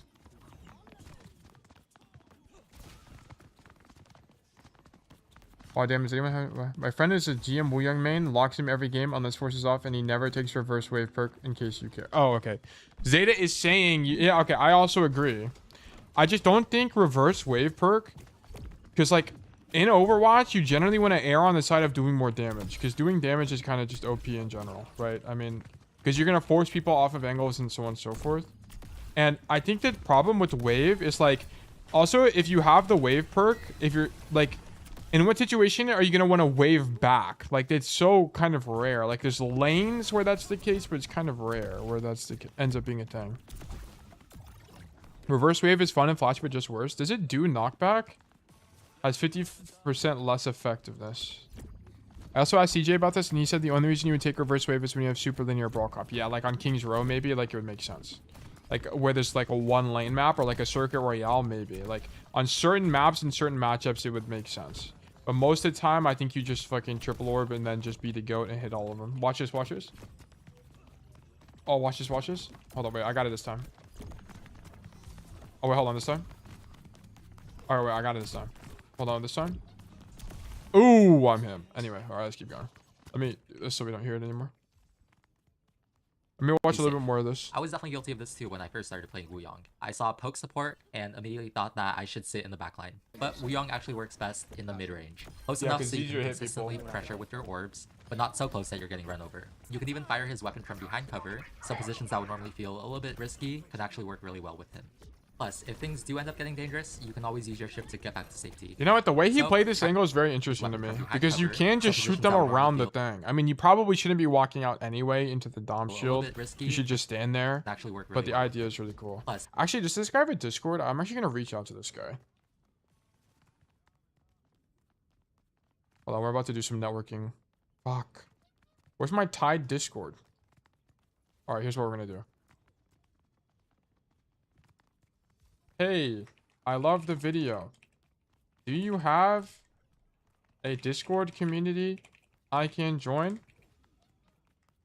Excited to learn more about Wuyang. And then we're gonna do an emoji. What emoji should we do, guys? Maybe like the bubble emoji or the the wave emoji. The wave emoji. Wait, no, I'm gonna look like AI if I do that. We're just gonna send it. Okay, we will hear back soon. Shift also starts health regen. This is true. This is true. I actually forgot about that because he's in that subclass, isn't he? Hold on. Yeah, survivor, yeah. Eggplant emoji, make it clear you're not AI. This is true. The large language models could never. Okay, sorry, we got distracted. Let me actually just pull up the VOD. Wuyang D1 78 TMDM. And this is what rank? Diamond 1. I'm Diamond 1. BRB to Diamond. Bang. Then we're going to do view career profile, history, replays, import. Ready for battle. Belly, are you in this game? Oh yeah, here you are. Okay. Alright, let's investigate. Actually, let's watch this video. Hold on. I actually want to watch this video. I want to see if there's anything else I'm missing, and then we can look at it again. If things do end up getting dangerous, you can always use your shift to get back to safety. Okay. So try limit testing in your games a bit. Limit test your angles. Love that for us. To wrap things up, here are a few smaller tips that can make a big difference when you're playing Wuyang. First, you can actually cancel torrent early. If you're only using it for cancel early is OP. Canceling it lets the cooldown start sooner, so you'll have it up again faster. True. Also, you can use torrent to save yourself from environmental deaths. Oh, it's Second, like roll. Okay. Tight choke points and hallways are great for spamming empowered orbs. Let the orb fully empower, then release it down the. Oh yeah, he's just fucking yeeting it. Okay, epic. Very interesting. Choke to put a lot of pressure on. Where could you do that on Eichenwalde? I guess you could do it here, right? You would just hold on. Let me just boot up Eichenwalde here. I think you could do that right there, right? That would probably be fine if I had to guess. Wait, who can get on Eichenwalde? Did you read my notes? Yeah, I think we did, right? Experimented with... Oh, wait. We only read the first time. I tried not to waste abilities feedback from last coaching session and keep them to reposition fast and have them up for next team fight. I also tried to force off angles, but sometimes I autopilot demand. I struggled to help my team to capture castle and second point attack. I tunnel visioned enemy Hanzo and didn't help my team at all and was AFK in man. Hanzo is 50-hour account smurf. How do I position it on defense against players that I know that are... Okay, what? How do I position on defense against players that I know that are better than me? Okay, you're framing this incorrectly. It's not about like individual skill. It's just how do I position best according to my hero in this matchup. So you're kind of misattributing to this to what's going on. Should I change my playstyle to be more careful and focus them more? No. If someone's doing well, you don't change you just position according to the hero. If that hero's getting 200 kills, then you're doing something wrong to the matchup. Also, the ads are no longer in progress. Let me remove that. I can? Okay, so Captain Yo-Yo's, what's your tag? Shouldn't I play reactively to the enemy team? Yeah, but you don't play reactively to how good that player is. You play reactively to their hero. So, for example, right, if there's like, you don't play any different against a Pharah and a good Pharah. Like, your idea is the same. It's just, do you convert the kill on the Pharah more often, or does she convert the kill more often, or whatever? Like, the math works out differently. Captain Yo-Yo's. Let me grab bro here. Social. Show lobby. Yo-Yo's, can you on attack? Oh, I just have to type in your name. Just let me copy paste. Yo-Yo's. Hashtag 940. On attack, pick anybody that's not a tank. I play reactively to how bad a cast is. If he sucks, I bully him all day on Tracer. Yeah, but that's just like if he's wasting flash or whatever, right? But that's different. You still play the cast. You wait for flash in the cast matchup, and then if he uses it, whatever. And then can you just stand? Okay, I want you to just like walk from spawn to the choke. Like go back to spawn, and then we'll just walk here. And I'm gonna spam on Wuyang, and I'm gonna see how many times I hit you, if at all.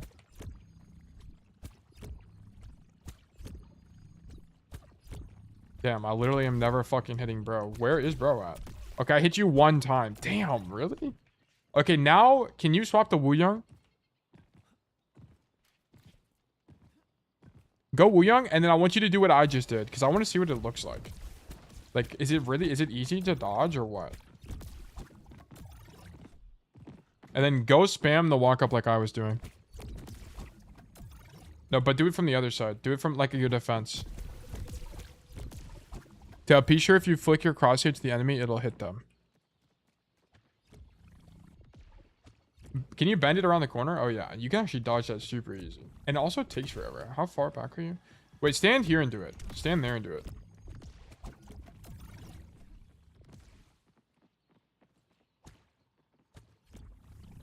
Okay, very interesting. So you can actually, I mean, that would hit somebody walking this way like this. Okay, very interesting. Okay, thank you. That's all I wanted to see. Because I think like the best way to do it is like this, and then you flick it right like that. It's got to be the best way to do it. Anyway, we can also watch Ariana Grande play ranked. Does Ariana Grande play ranked? I guess this is what you guys, when you do, like, try to do when you watch me. You're like, oh, I wish Tail would fucking play the game so I could just see how to play Overwatch. It's looking pretty good. Oh, wait, this guy's coaching. Let's fucking go, dude. See how this is looking. This is actually huge. We're actually going to learn so much here.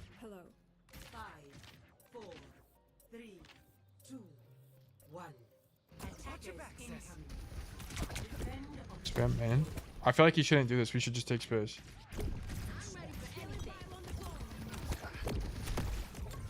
I feel like this has to be weak. There's no way standing here is any good. We got it. We got to rotate. Is this PC or console? I guess it's gonna be harder to play on console. Also, wait, I'm sorry. I'm gonna try not to pause too much. I'm just gonna play. I pause hella whenever I coach. A couple minutes. And I know that shit's annoying, but I don't care. It's PS4. Okay, yeah. Just realized because I wasn't sure if you played console. I thought you might have. Okay, we're skip a little bit. Unc, we didn't even get past first choke. We haven't even started the game on this one. Case, I'm just trying to learn I Wuyang. think it's probably best for you to keep your wave on your monkey because you are running this back line. Okay, wait, what happened? Oh, okay, so he's considering when you Honestly, use wave in because this of case, matchup. I Or think it's probably best for wait, what? What happens to our monkey here? I think this is just weak. Like, why are we standing at the back of the map here? We need to take space. They're not even contesting it. And you're Wuyang, you have range. Like, come over here, stand here, and throw orbs. That has to be better.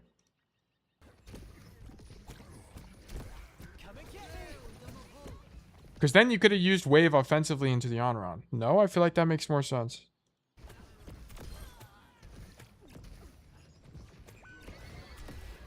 honestly.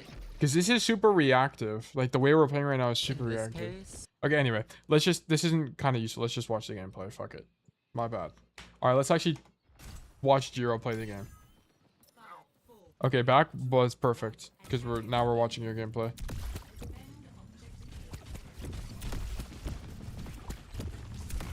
Okay, also, like, I feel like this movement has to be bad. Like, as Wuyang, there's not really a point in walking into the open, right? Like, if you're gonna spam this, just do this. Like, what's the point of walking into the open like this? Because here's the problem, Jiro. Because now you're playing in the open. If they shoot you, you're gonna force left shift. But if you just stand here like this and spam the door, then you can left shift whenever you want. And it's fine. Because you have cover. So there's kind of just, like, not a point in playing in the open. There's a Hanzo on your left side. I don't mind the wave, but, like, I want to point out the reason you even get hit by the Hanzo at all is because you're playing like this. Like, you shouldn't be playing here. Like, what we should be doing right now is playing like this. And then just play cover. Because then, if someone does show up on the door, you can do this. You can fight them, whatever, right? But you're playing way... Like, we shouldn't be this close to the choke. You have to be able to mark both at the same time. So, like, play back here. Because being close as Wuyang doesn't matter anyway. The only thing is being close does for you is it puts people in your right click range, which is 20 meters. It's not that far. So, I mean, I would be able to still hit the Doomfist here and then be fine. So I just think his position's wrong. Like, I think you need to be further back here. Because then you get your left shift baited and then now you feel like you have to wave this Bastion. Like, I think what would be even better is you just zone both at the same time, and then if you hit the... Let's say you hit the Hanzo here, you actually go for the kill. So, like let's say you hit him, then you left shift, or then you E, then you, like, you can dash on him maybe if he's slow, something like that. Like, I think it'd be way stronger. So, but this is super reactive. He got both your cooldowns out for one play. It's so strong for him. So this is super losing for your team now. Yeah, fortunately we kill him anyway. It's kind of epic. Okay, and then we're dead to the Hanzo.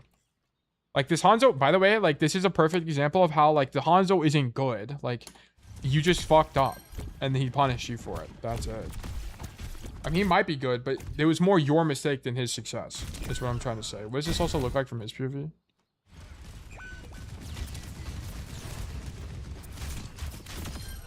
Okay, you just don't have left shift here. You need the left shift. Do you have it?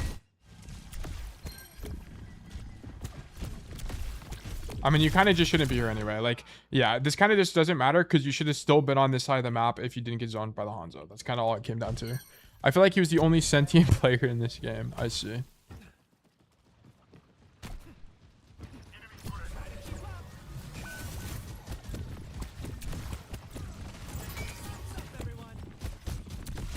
Like, this is way better from you. Like, play the car. Maybe the car is actually the best position. Because from here, you can zone the door and you can zone the main space. Like, this is way better from you. Like, just play cover.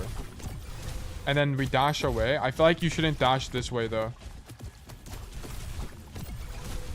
Yeah, I think you just need to back up here. When your tank gives space, you also need to give space, right? You see the Sigma walking, you get caught off guard.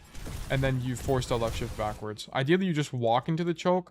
Or honestly, maybe left shifting this way is stronger because then you can still spam orbs this way. But then you can also get walked on by Sig, so maybe it's weaker. Yeah, it has to be, this has to be better. So you left shift this way, come this way, play in the mini room would be the idea. Or if you have time, you complete the rotation up top and you stand here. It's just going to depend on how things shake out. Can you jump up there? What? Can you jump up there? Hold on. I think you actually can do this. Yeah, you can almost definitely do that. Or you can like jump on this thing and jump up there. Definitely can. Yeah, max intention with tank. It's just kind of, you got surprised. This is kind of a whatever thing to me. I think if you saw your tank backing up, you would have been fine. But you went for this like flick move with your primary fire that screwed you. And the intention to jump up there was good to me. You just can't make it. So whatever. It's a knowledge issue. Okay, I think the biggest problem here is we just kind of had no proactive value and you died early on this first point. What's the most efficient way to punish a hero? I mean, it just depends. Like, that's kind of like, what's the best way to win in poker? Well, it's like, okay, I mean, it's just kind of what's your hand, what's everyone else's hand, how big is the pot, how big's the buy-in, so on and so forth. Like, it's just gonna depend. But anyway, okay, so we're on the high ground and we just spam here. You try to left shift to come help the Doomfist, and we just kind of can't do anything. I'm curious how other people play this point because I genuinely don't know what the best option is on Eichenwalde. Let's see what Tide does. Atlas, Circuit Royale. He got Atlas twice. Saravasa, Havana, then he plays tank. Okay. 8.5 hours.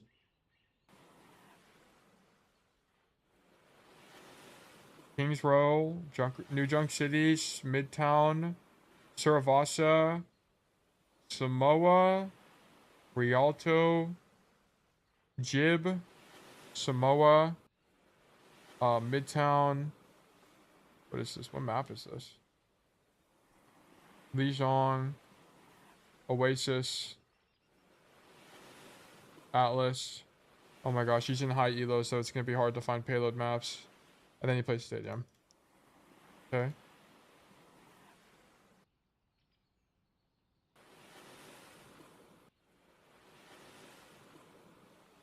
Bijan, New Junk City, Oasis, Kings Row, Ilios, Shambali, New Junk, oh no, that's Junkertown, New Queen Street, Saravasa, Midtown, Atlas, Route 66, and then he plays DPS. Okay. This might take a second, but I'm very curious because I think Wuyang sucks on Eichenwalde, but I don't know for certain. I'm almost certain that Wuyang sucks. Samoa,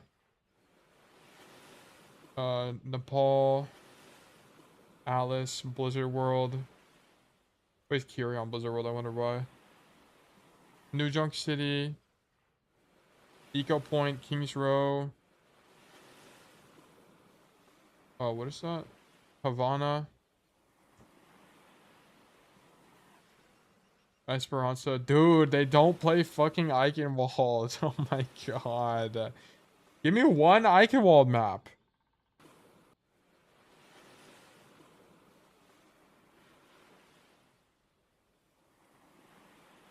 Circuit Royale. Midtown.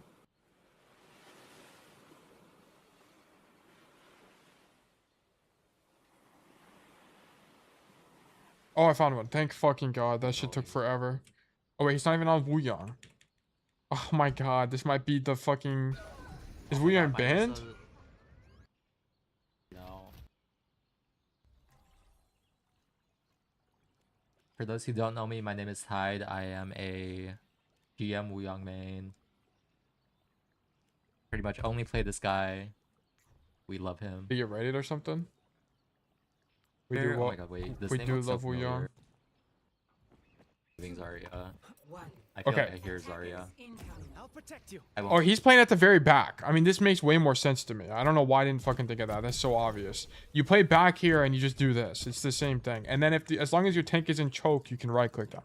What am I thinking, bro? Obviously you play here. I don't know what the fuck I was doing. Yeah, you just stand here and you do this. You stack with your hit scan and just do a bajillion damage, right?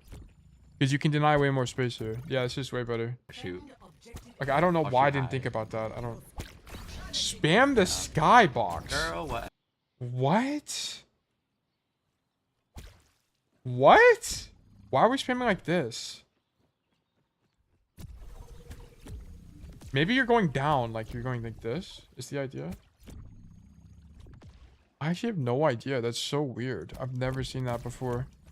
Maybe he's trying not to give Zarya bubble, but he didn't know they were on Zarya. Ever. That's like so cool. Zarya. I don't know what's going on here. Oh, wait. Oh, we did not ban Zarya. He just said, I think I heard Zarya. Zarya. That Loki is giving Zarya. I feel like I hear Zarya. Okay, so that's why he's not shoot. spamming high. I'll shoot Or that's high. why he's spamming. Okay, he literally says it. God, I'm fucking deaf. My bad. Girl, whatever. Okay, how did the Bastion die? Hello? Are they on Cat Bastion and then the cat just dropped him? I'm confused. Oh wait, I think they were trying to flank on Cat Bastion. There's no way that He's just playing happened. this side. So, okay, so he's doing this because they're on an immobile tank. So he can get aggressive here with the idea of left shifting out because the Zarya can't walk on him. That's why he's doing this, by the way. He's close to, yeah, but he's close to against a different tank matchup.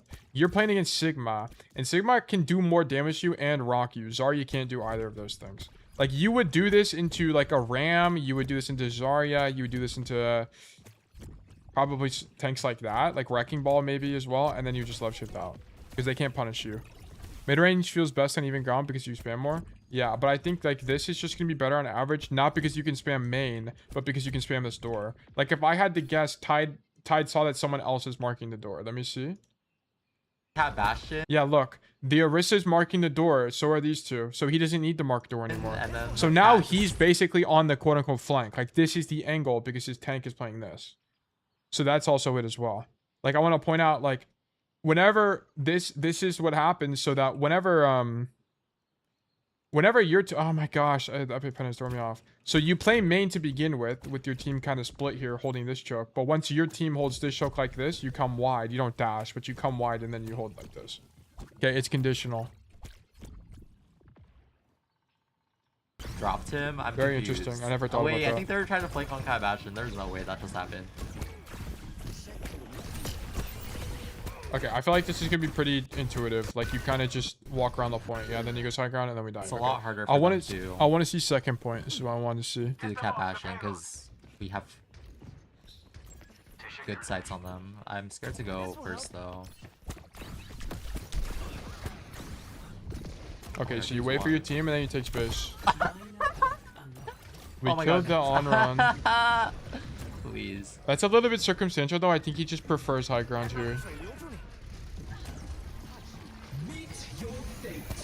Interestingly, we don't wave there because they're going to walk away. We doing another quote after this? Probably. I'm taking my time though. I'm not in a hurry today. Whenever I hurry myself on these VODs, I think it becomes harder for me to learn the hero, so I'll have to do more research, which I think just makes everything take longer. No. So I'm just really taking my time with these VODs today. Notice this, he's in the 1v1 with the on-run and the fight's won and he doesn't ulti himself. No. Like, he has time. He just doesn't ulti himself because he knows he's dead. He's mental, by the way. I didn't know you can play that aggressively. Jiro, why does he play aggressively here? There's one answer. Okay, watch the whole sequence again, starting from now.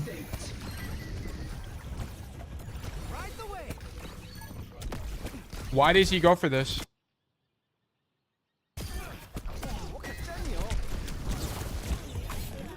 No. What was the cue?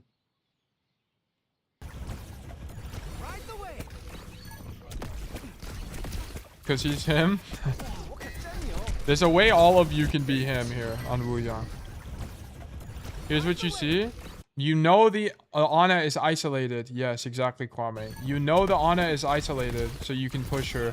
And then if you get the kill, if you don't get marked here, it's okay because you just map flip. Right? You're kind of betting that your team wins the fight. And he has ulti, but I don't think ulting himself would be strong here. On a one fight, I think ulting yourself is weak. And you generally don't want to ulti yourself as Wuyang. It's just stronger on other heroes. You can if you need to save yourself, but it's generally better to ulti other people. No. Yeah, I should have just stayed up there. He says that in hindsight, though. I think going for this play is actually fine. I actually like this idea. It's just that the on-run didn't die here, or the on-run respawned and actually caught him. That's it. If the on-run wasn't dead, he would have been fine. Also, he shouldn't have walked this way, because if he walked into the open, I think he gets healing from his Kiriko. I click. Like, if we went back to the open, no, we don't get healing. We're just dead. Whatever. But also, this is fine, because Wuyang is actually relatively fast. I think it's okay. Nade late to try to... No, we Wuyang Jax. This is so sad. Y'all good? Oh, wow. The concept of that. But if you're gonna ulti, why not ulti earlier? I think he just misplays. Yeah, I don't think he should. He had indecision on whether or not he should have ultied. He needed to commit to an idea. Either don't or do. Pick one, but don't do it late. Concept of that. Ooh. And then we swap off Wuyang. Yeah, Girl, I feel like I'm going Juno. I don't care. I'm done. Yeah, I actually think Wuyang just fucking sucks on Eichenwalde. I think that's why he swaps. I think Wuyang is just kind of ass on this map. So, okay, that's good to know that the Wuyang one trick swaps off Wuyang on Eichenwalde. That's like good intel. That should give us the idea that when we play Wuyang here, it should be losing. Well, fuck me then. No, we can still learn. Like, it's fine. Like, I still coach Cass on Circuit Royale. But we know that it feels losing because it probably is losing. It's the thing. Like, it probably is actually bad. And not because, like, we just don't understand something. Like, that's what I was looking for there when I was looking at that. Okay, so... here we ulti the Wuyang, and then we also wave the Ana. Ah, man, if we got that kill, that would have been sick. Wait, is he ulting you?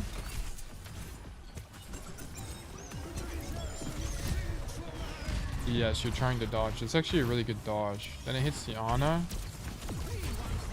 I don't know if you ulti Ana here, to be honest. Ulti to keep the Ana alive.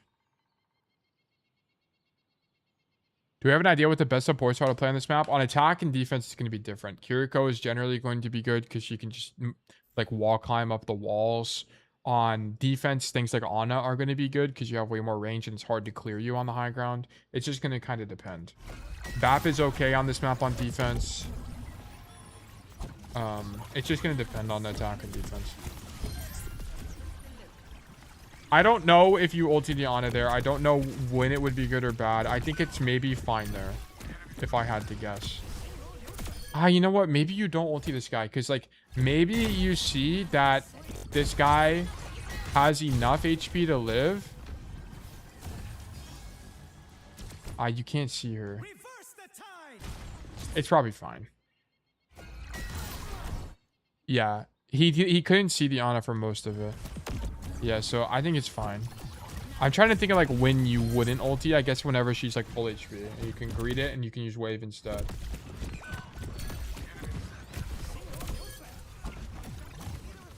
You need to go back up top. Like here you need to find the timing to get off the floor. Like so whenever you come clear this Torbjorn, you might as well, you still have 3 seconds of your left shift up. Just you might as well come up top and control the high ground. And then just spam people from here. Because look at it from this way, from the attacker's POV as well. Right? If they walk out main, it's going to be difficult to shoot the Ana, the Bastion, your Doomfist, and you on the high ground. Like, that's impossible. Especially if you just keep ducking behind cover as well. It's way stronger. Also, you can do more as Wuyang from there. You have more options. So, for example, let me go show you. Yep, I autopilot back to team. Bad habit. Yeah. I'm just kind of illustrate the strength of this. So, like, for example, if we're on the high ground... you can do shit like this, where it's like you spam the door and then you like unswing, which would be really strong. I mean, you'd be less accurate because you can't see anything, but it would be really good. But more importantly, like if people come up here, you can fight people up here if they come that way or something. You can left shift wider, come stand over there. Like you just have options. You want to prefer positions that generally give you the most options. That's almost always better in Overwatch. But yeah, we need to go back to high ground here. Playing main is weak. Because now, not only are you not up there, you let the enemy team take that space for free.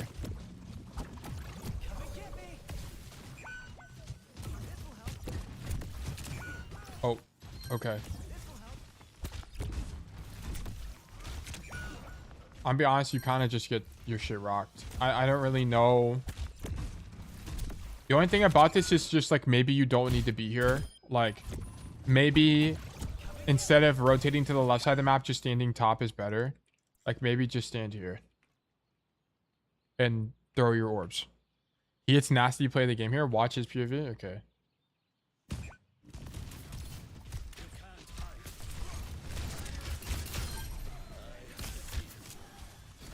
Okay, Bastion, Dunzo. On a body shot, Dunzo. Okay, I mean, that's just fraudulent. I don't really know what to tell you. That's just fraudulent.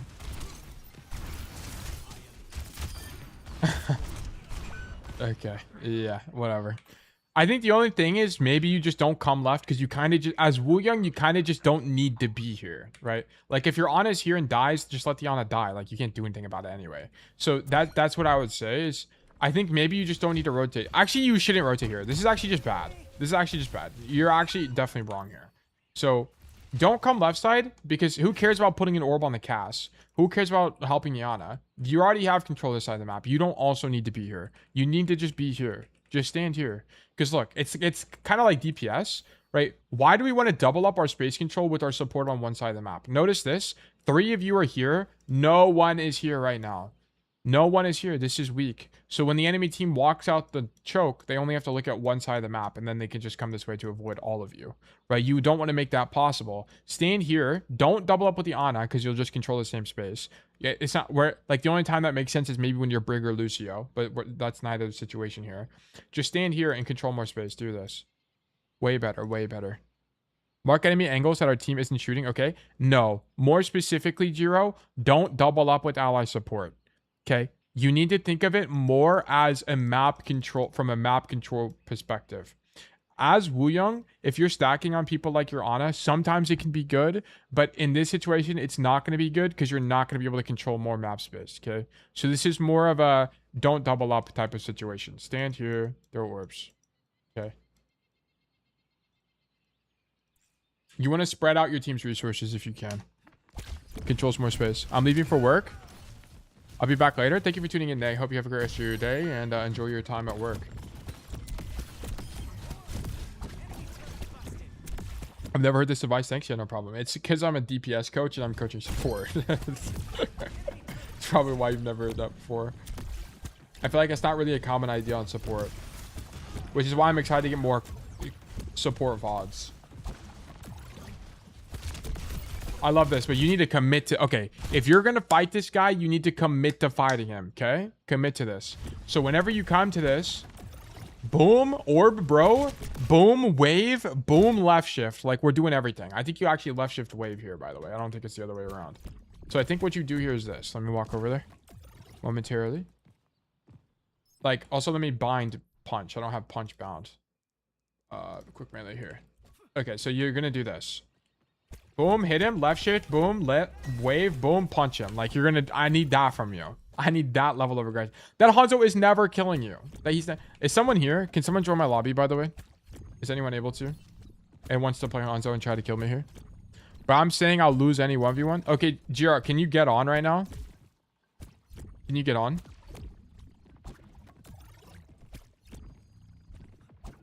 I don't think you lose this to the Hanzo, I'm gonna be so honest. It'd be... Okay, okay, yeah. Let's get GR real quick. And I can almost guarantee you that GR wins this. Send me your battle tag. Shift should be to heal and get out though. Nah, not here. We're all inning this Hanzo here. Can you talk in match chat so it's no delay? Yes, I can. I can. Let me do show lobby. Maps or no, it's like lobby here and I think match chat, right? Match voice chat, yeah, enabled. And I need to go back. Invite via battle tag. Jiro hashtag 21397. Normally you wouldn't use cooldowns for certain things, but if you're all inning, then it kind of just doesn't matter. Like you need to use all your cooldowns to kill that guy. Okay, pick Wuyang and go to the position. Though I'm on 150 ping, it should be fine. It shouldn't matter, to be honest with you.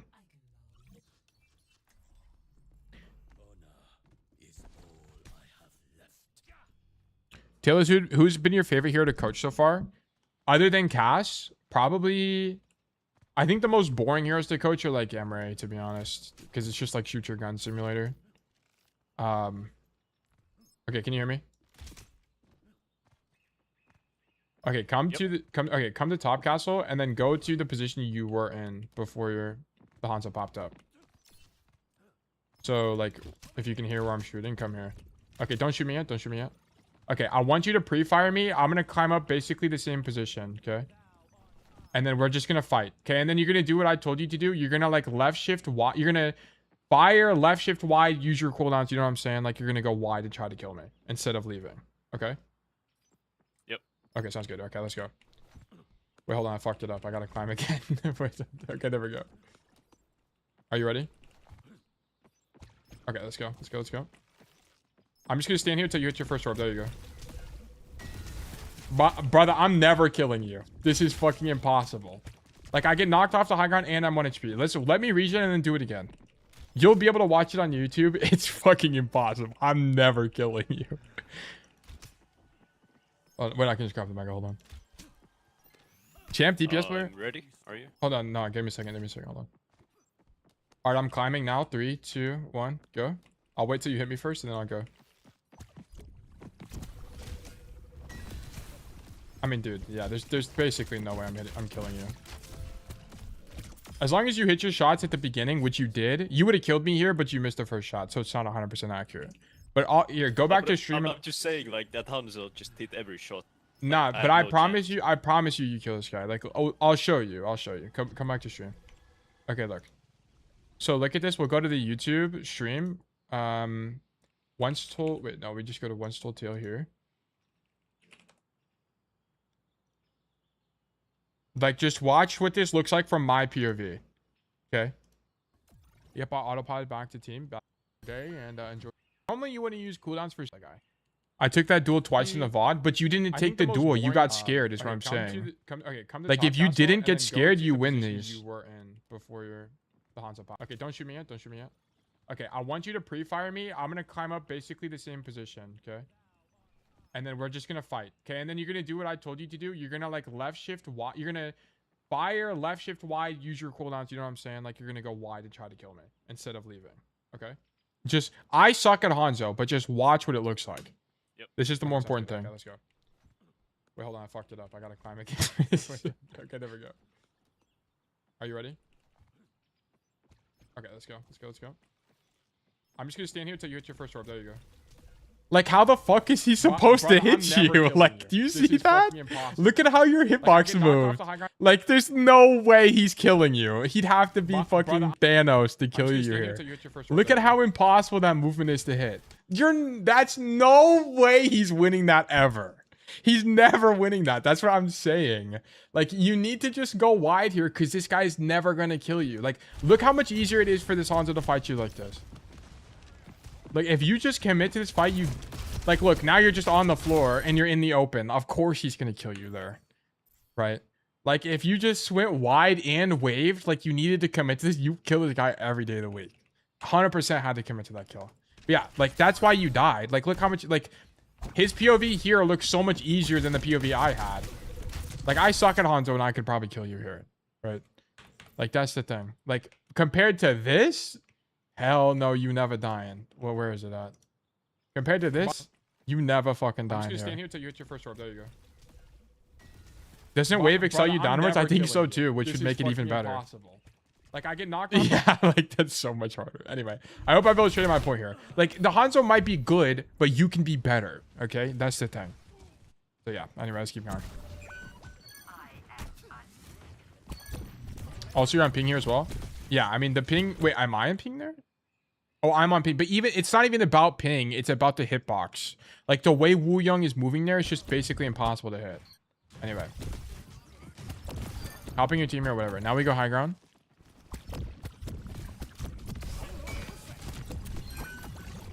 Also, I just don't think Tide is coming this way. I think Tide is... I mean, you don't see anything there, so I kind of understand that. And the preemptive wave, whatever.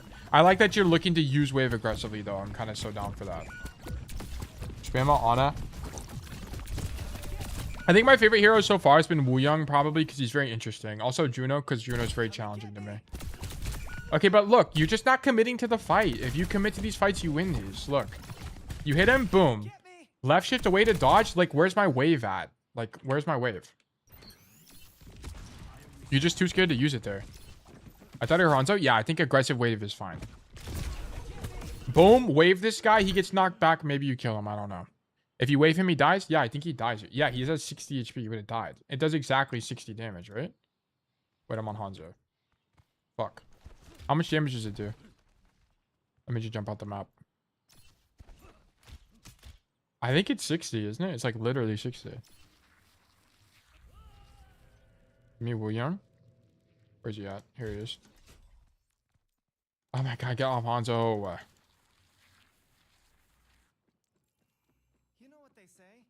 It does 80. Yeah, you would have killed him. He for sure dies here.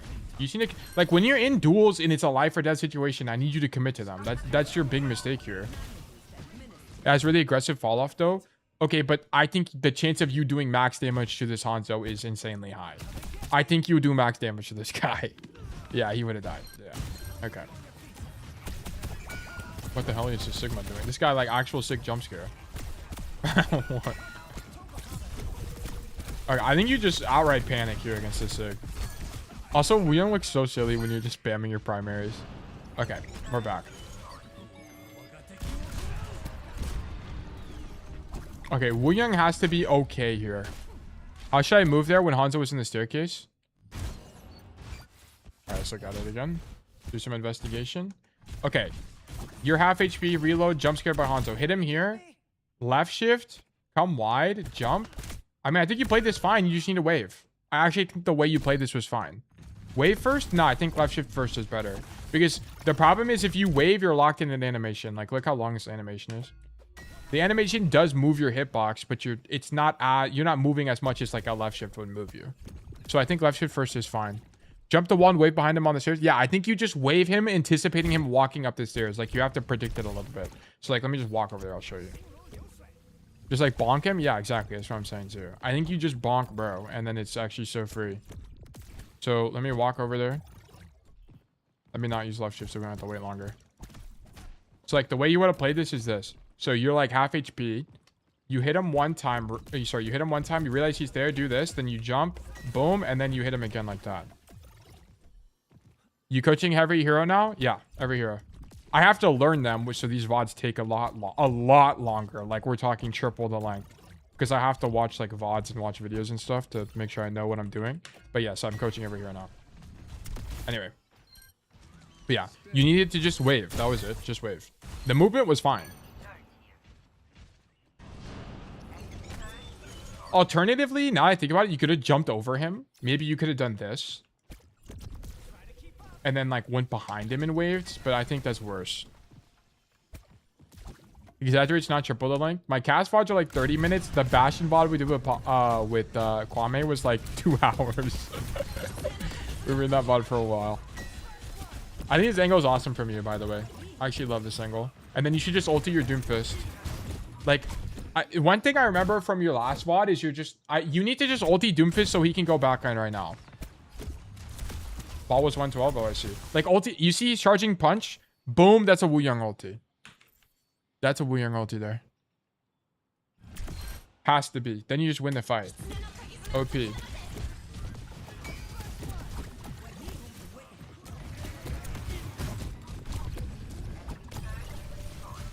Yeah, if you just Wuyang ultied him, it would have been fine this fight. Because you would have just been able to go back, make space for your team, and you can play aggressive there. I think that angle is good, by the way. Yeah, we just spamming. I don't know, spam shit. I feel like spamming the Torb is like not very productive though. I think you should be spamming main and like, I mean, you don't even really need to, you know what, spamming Torb's probably fine. Because I would say you should probably spam main to stop them from walking out, but it's not like your team is holding the corner anyway, so it's fine. I think just spam out the Torb and then look to back up early and play the same corner you were at is fine. And also, we need to ulti this guy. Have to ulti this guy.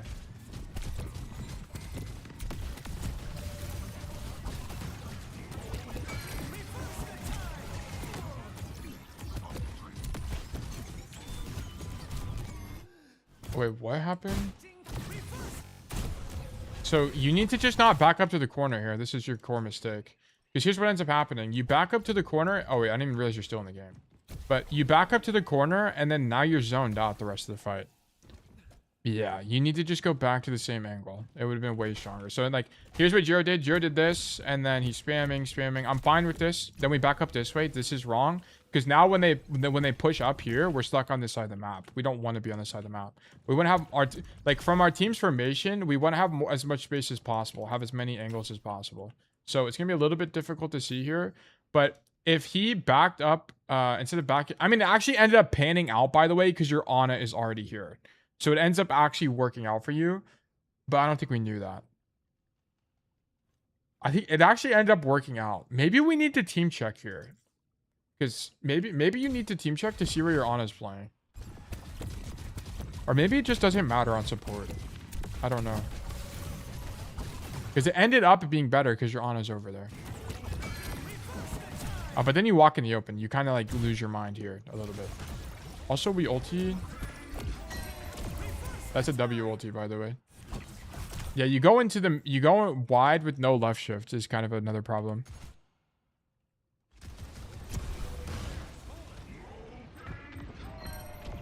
Yeah, like look at this. We're just like in the open. I know you wanted to rotate back, but you can only rotate through the open when you have your left shift. If you don't have it, then you can't do this rotation. Because you just like, if you take damage, you can't live. That's the problem.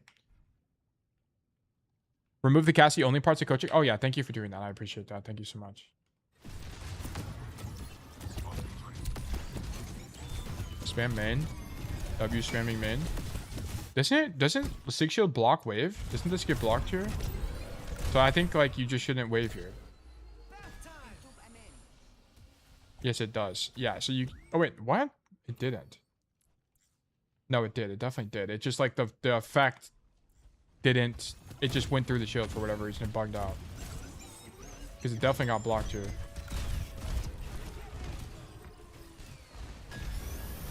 Yeah, it got blocked. It's just like bugged out. I don't know why.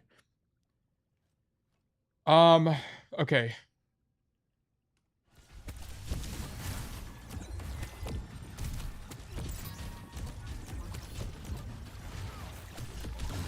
I also don't think Tide is like right click healing this guy. I think Tide is just putting right click on that guy. I mean, maybe he's low, so maybe it makes sense. Nice left shift. You need a wave. Yeah, okay. What you should do here is back up in a way where you can line up with. So here, I think you need to move to the right side like this. Boom. So you can get this wave off, which would have been way better. So you needed to move for this. But I don't really know how to like... That's the only thing I could say about that is you just need to identify that that was possible there. Here's the thing. It's like, is this the optimal position the entire time is what I'm not understanding. I wish... Does he swap back to Wuyang on third, or does he just stay on Juno?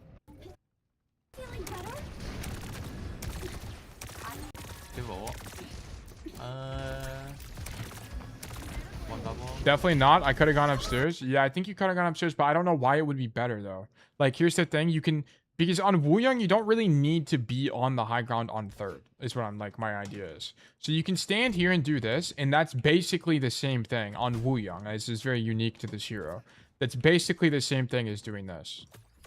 Like, the only advantage of this position is that if you want to wave, you can, like, do this. That's the only thing I can think of. Or you can just wave off the stairs. I don't know. Which is why I kind of hope he swaps to Wuyang here. I think we just play Juno. Dude, fuck her. She's evil. Did he reply to my comment? Did he say, here's my Discord link? That'd be epic, because then I can ask him a question right now. No, he did not. Brother. Can't heal your team effectively up there? Yeah, I just think it's kind of, I think it might be weaker for Wuyang. I think on DPS it'd be stronger, but on Wuyang it's just worse. Because also I think from here you're out of your range for healing. Yeah, like unless my Doomfist backed up, I legitimately can't even heal him anyway. Because my right click heal is 20 meters away. So this has to be better because if your Doomfist pushes up like even to that corner, you can heal him. Yeah, I'd be able to heal him from here. And then yeah, okay, interesting. Very, very interesting. Okay, let's keep watching.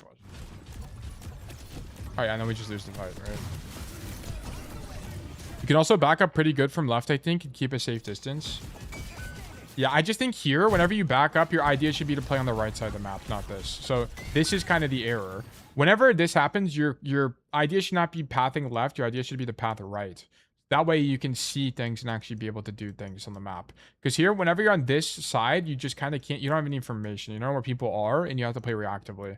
Also, if you're playing on this side of the map, you have more options. Like, you can rotate to the high ground if you want. You can come play this door. You can rotate all the way over here. I mean, that'd take way longer, but, like, just notice there's options. What are your options here on this side? Basically nothing. It's just to go that way. You only have one option. Okay? So, I think you needed to just end up on the right side of the map here. Who's the first guy you ever coached? I don't think they're in the community anymore. Wahurin,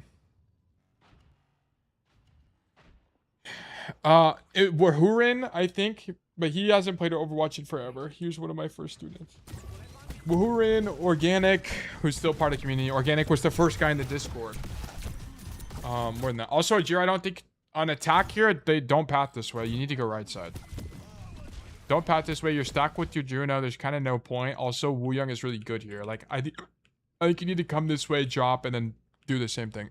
Take this right side. Yeah, I felt that instantly after getting left here. Yeah, and the reason that coming left here, by the way, is bad is because you'll come left side, and then you're just going to get stuck here because you're going to get spammed out by everyone in their dog, right? The enemy DPS, enemy tank is just going to be sending orbs and bullets down main like this, and then you're just going to get zoned out of this position. Or, like, if you do play main, your idea should be to left shift across to this car and then, like, play the car.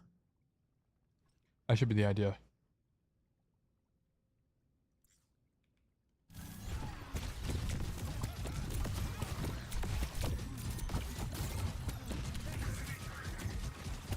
Does Tide play Wuyang on attack, or does he just play Juno? Oh, that guy was Wuyang now. That's actually insane. It's a low-key trolling. I'll hear the cat. Alright, that's tragic. Big wave. I don't think we had our right click on anybody so far. Oh no, we had our right click on Ryan.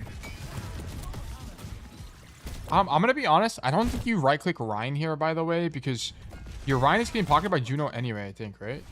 No, okay, never mind. I was wrong. Also, I think here you need to get more aggressive than this. So, like, after this wave, I think your idea is not to stand here anymore. I think your idea is, like, left shift top like this and take space. And stand here and do this. So, I mean, I'm on the other side of the map. But, like, I think you have to take space here and to just stand here and do orbs. Because then when your Ryan pushes up, you can drop and then follow up with your team. And then you could also, when wave comes off cooldown, you could, like, maybe get super aggressive and wave a back Ryan or something. I don't know. Like, I feel like that'd be way stronger here. Yeah, okay. I don't really know what bro's idea was here. I don't really think you can do anything about that. You're not on a hero that can save him, so whatever. The other thing you could have done there is gotten aggressive and try to get your own value. Maybe there's a way to use our primary fire better this fight. Like, maybe we could have, like, instead of shooting the sig shield. Okay, definitely that's something you can fix. Like, instead of shooting a sig shield here, you should be bending it around sig shield, by the way, and trying to hit somebody. But, oh well, I think this idea is generally okay. I just wish you went wider to come up the stairs and be aggressive, but that's fine. You would have died in that situation, but it also, I think, puts more control of the game in your hands. Or more of the game in whatever. You guys know what I mean. Okay, heal Cass.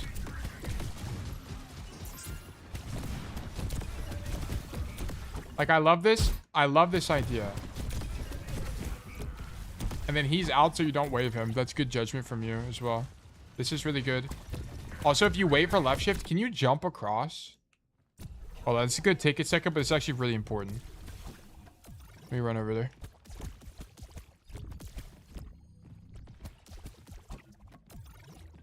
How long has this VOD been? I feel like we've been doing this VOD for a while.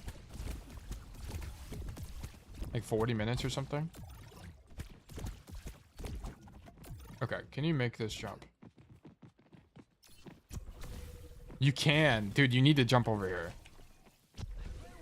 This has to be good. This has to be good. Okay, you need to jump to the other side. Have to. Okay, boom, left shift, jump to the other side right now, fight Diana. Like, here's what you're doing. Diana's on this high ground here. You can see her. You're left shifting over here and you're just fighting her. So it'd be like, fuck, I fucked it up. But you would make the jump and then you just, like, Left click, jump, left shift. Like, you're doing it all. You're fighting her. But now, yeah, now you get zoned out. Now you got zoned out and dragon to died. That's actually so brutal. You needed to left shift and fight Diana. So here's what that would look like, by the way. Let me actually just show you. It'll be way easier to instead of imagining it, I can just show you how it would work. I'm saying this Hanzo is sentient, bro, but if you dashed across, you don't have to deal with the Hanzo, is what I'm saying. Like, here's what you do. Okay, you left shift, jump, boom, Ana's here, boom, boom, boom, melee, like jump through her. I don't know, figure it out. You might get antied, but I think you go for the 1v1. I think you can win that. Anyway, we're dead.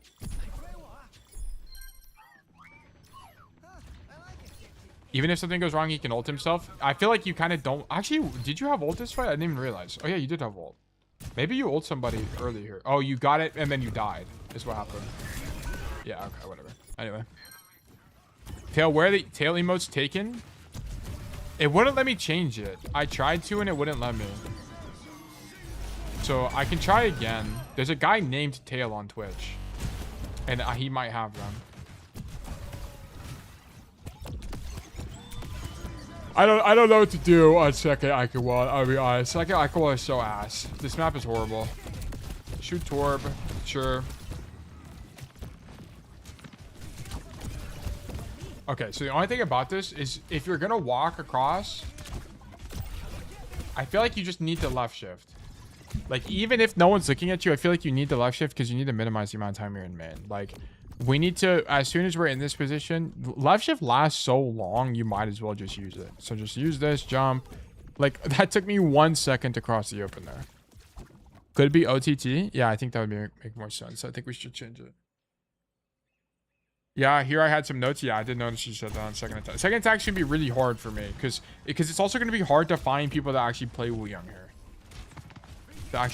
But my #1 hunch here is you can come help this Ryan, but there's no world where we're walking to come help the Ryan. Like, you need to left shift and walk into the room and help him fight whoever's in here, and then you'll be fine. Did you also wave from this far away?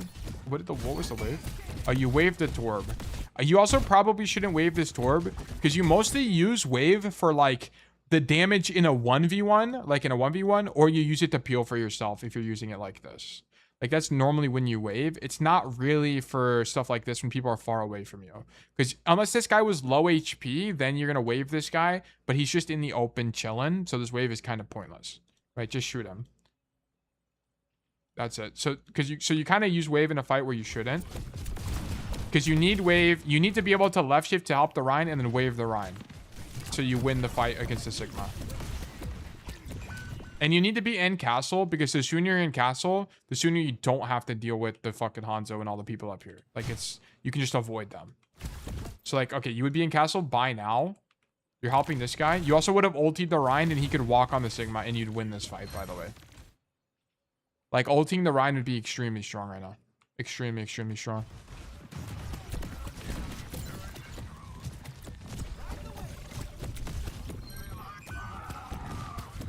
Oh, Ryan kills one but dies. Yeah, this is way too passive, right? Like, and this is the thing I need from you, Jiro, is I need you to be more confident with getting aggressive and taking 1v1s and so on and so forth, right? Like, get aggressive, help your Ryan in this space. Die trying to figure it out. Loved this flank from you, but now I need you to take it to the next level. Left shift across and then 1v1 the Ana. Maybe you lose, maybe you win. I don't know. I literally don't know. And then we can study whether or not it was good or not.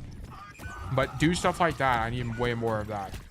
Like, the times we 1v1 the Hanzo, it's just we were too scared to commit to it. We're not using wave. We're not going wide, especially when we have an advantage, so on and so forth. Okay. Heal this Ryan. I want to see you left shift to castle here. At some point. Okay, Legrand has died. How did this guy die? What happened? Oh, he tried taking space. Alright, rip bro. Okay. Like, at some point, you just got to be brave and left shift across the open. Like, you don't really have another option. You guys know Rialto Bridge, second point bridge? It's kind of the same thing. Like, you know how it fucking sucks to cross that bridge? But you got to just, like, rip the band-aid off and find a way to cross. It's the same thing here. You got to just commit. You got to just commit. There's no other way. You're also just going to lose. Right? So you might as well try to win. But by getting across. You got Leroy Jenkins, basically. Yeah, you got to just send it, to be honest. Because we're getting stuck here and we can't do anything. Like, at least if you were in castle, you'd have options on what you could do. Like, this is sick. This is sick. Unfortunately, you get caught here. Okay, you ulti yourself. You know what? I'm actually down for this. This, okay, I know this didn't work out, but this line of thinking that you're doing here, which is like, my team fucking sucks, I'll just do it myself. This shit is epic, okay? Like, this is actually awesome. You need to do more stuff like this because this will help you learn. Like, if you went this entire game just to make this play, it was worth it. It was entirely worth it because this play will help you learn what you can and can't do. So, like, you say your team sucks ass, you ulti yourself, and then now you realized, okay, I should have actually... So now you can look back on it and think about how you could have made this play stronger. So here's what you would have done. You would have walked here, that's fine. Then you would have realized you popped left shift too early. Because you need to save left shift for when you walk out of this choke. So that you can make it all the way up the stairs without taking damage. That's what made it awkward, right? You just popped left shift too early. If you waited a little bit longer, you'd be able to get here. And then you ulti yourself here, then you walk on Liana and she dies. Right? That would have been way better. Way stronger. Love this play from you though. I need way more of this. Like I need you to do stuff like this basically every single game. This is limit testing. Okay. This is the good type of limit testing. So do this. Huge. Love this. Stun the Sigma. Heal bro. And then you opened up space for your team to do something. This is awesome.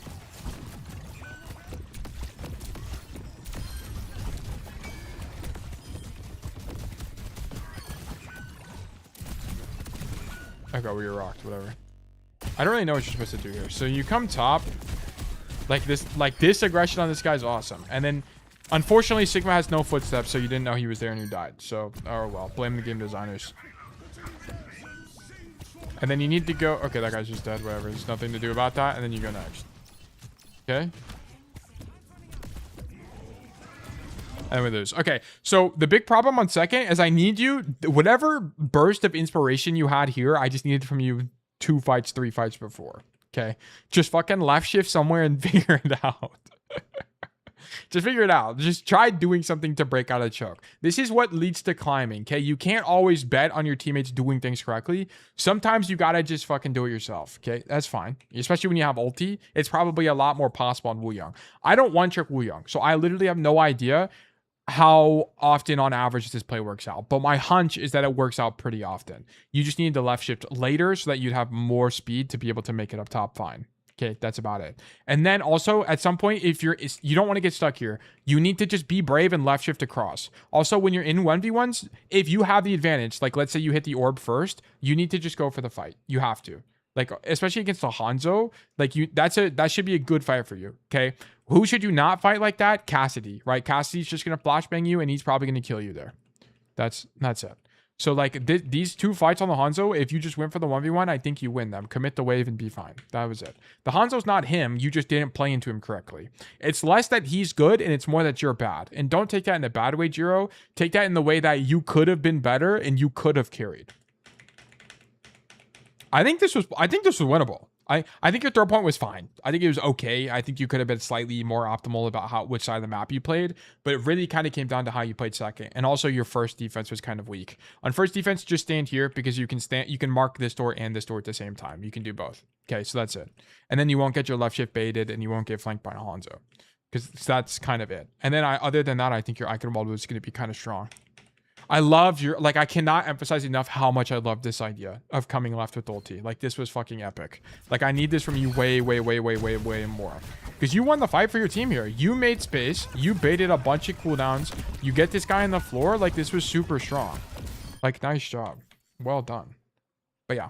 Okay, this is definitely verdict losing, though. Thank you for the code. I hope that was helpful to at least some degree.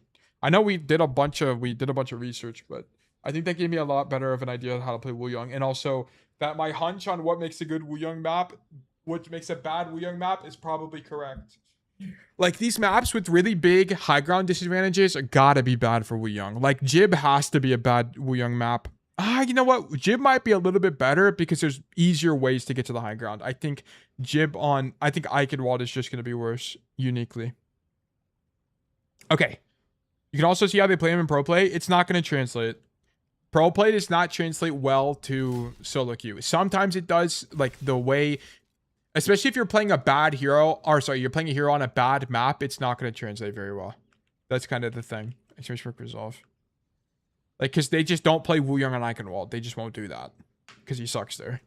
So it's kind of hard to figure out what the right answer is. Like, people won't play Cass on Circuit Royale most of the time. Unless they're playing like a TP sim comp, they're mostly not playing Cass. But okay. Okay, that one's over. Now we're going to open to... Actually, let's see the schedule. How much time do we have? Also, I've been DM'd 5 times. Let me actually check what these DMs are. Oh, shit. I didn't even realize... Watching stream right now, if you're shooting around the corner like that, you should try to splash it on the ground so you're more likely to get damage. Wait, these are W comps. Okay, wait, my champion 3 Wuyang player is giving me advice here. I just saw this, my bad. Also, while he theoretically can shoot around corners to be safe, it's usually best to get LOS unless you are in direct danger or something like that. Actually, let me just screenshot this so I don't expose everything. And you guys can see what I'm reading. Okay. Lizard, by the way, is a champion, like, 2 main support player. Here's what he said. If you're shooting around the corner like that, you should try to splash it on the ground so you're more likely to get damage. Also, while he theoretically can shoot around corners to be safe, it's usually best to get LOS unless you are in direct danger or something like that, Hanzo. All right, bet. That makes sense to me. So, like, you should be playing wide. Like, here, for example, like, we should play wide. Why can't I write? Like, what's happening here? It's, like, bugged out. Anyway. You should be playing wide. You should be shooting them like a normal gun unless you need to hide in, like, against like a Hanzo or like a Soj Rail, for example, would be another thing. Also, the Wuyang jumping down was absolutely bad. He gives up high ground for a kill in their spawn after he won the fight. Okay, I was just wrong then. Okay, that's my bad. So you shouldn't go for the Ana. Really? Even though the Ana is isolated? He was never surviving that after engaging with his movement. Oh, so if he, okay. So I think Lizard would be more of a proponent of that play if he didn't drop with left shift. But it's still bad. That would be my guess. That would be my guess. That makes sense. It's like rolling off the high ground is cast. That makes sense. That makes sense to me. I actually agree. He was never, okay. And high ground is super strong there. He needed to stay so that he could spam and prevent the enemies from taking space. Oh yeah, sorry for saying this on Discord. I don't have a Twitch account. Okay, cool. All right, thank you, Lizard, for the comps. I just remembered you could stream on Rip on YouTube. You're good. No problem at all. Okay, W comps. This makes sense to me. Like, I'm totally open to being wrong, by the way, on these heroes I don't coach. Here's my notes for this session. Don't strafe into open when bending balls. Yeah. I would say that if you don't need to, right? Like, don't go. It's not really don't strafe into the open. It's just like don't play wide if you don't need to. That's more the critique. Don't double up with support as Wuyang. It's also situational. I don't know if I would say don't double up. I'd say prefer not doubling up. Because your team, you just have less base control, especially if you're playing a flex support, or like you're playing someone like Wuyang or Ilari or Kiri that has good lane control. Split resources between the map and teams. Yeah. Mid fight, keep playing towards / from high ground, not autopilot to team on main. Yes. I mean, yeah. Don't autopilot to main, sure. Be more aggressive and confident with plays and pushing the advantage. Yes, exactly. If the team is not making plays, make them yourself. Yeah, but it's in extenuating circumstances. Like, I'm down for you to ulti yourself and take space aggressively. Like, I'm down for that if your team's not able to do that. But let's just say instead of playing Ryan, your guy was Doomfist. You should ulti the Doomfist so he can take the high ground, for example. Like, Wuyang ulti is disproportionately better on tanks that are on heroes that aren't Wuyang, right? Because Wuyang just doesn't have, like, he doesn't have a kit to leverage it the most. He has left shift, but that's it. Okay. W comms on this. Thanks for the advice. If there are more things I'm wrong about, just let me know. Okay, cool. Anyway. W comms from our boy Lizard. That's my goat. Okay, let me minimize diamond here. And then we're gonna run ads real quick. 3 minutes of ads, sending everybody to Agile. Meanwhile, I'm gonna run a new raffle. Exclamation mark raffle. Wait, I make sure that's resolved. I think so, right? Oh yeah, I was gonna check the calendar. Hold on, I got distracted. So the calendar, I think we have an hour left, right? Schedule. So by the way, guys, there are experimental pugs tonight where we're gonna be doing a little bit of learning. Today is Wednesday, so we are at 2 p.m. Yeah, we have time for one VOD. One VOD. Okay, so we can't do another new raffle. Exclamation mark new raffle 300. Okay, I'm gonna run ads for 5 minutes or 3 minutes. Be right back, everybody.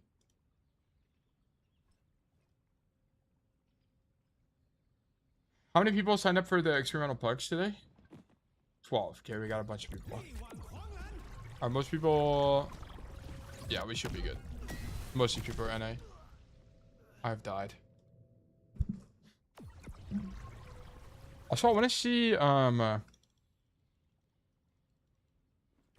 Okay, so if I... So you can make that jump and flank, which I think would have been good. Is there any, like, can you jump up to the high ground here? Like, is this possible? Like, can I left shift up this? No, you can't make this. Wow, Wuyang jump does not go very high at all. Can you go anywhere else? That's so loud. Twilight Plane, thank you so much for the Prime resub. Much appreciated. Subscribe for 3 months already. That's insane. Thank you so much. Much appreciated. What about up from first point? What do you mean? Like here? You can't jump directly up there. You can jump on this thing and then jump up there. And you can't make it from the payload either. Or if you can, it's like kind of difficult. You might be able to, but I think it's kind of hard.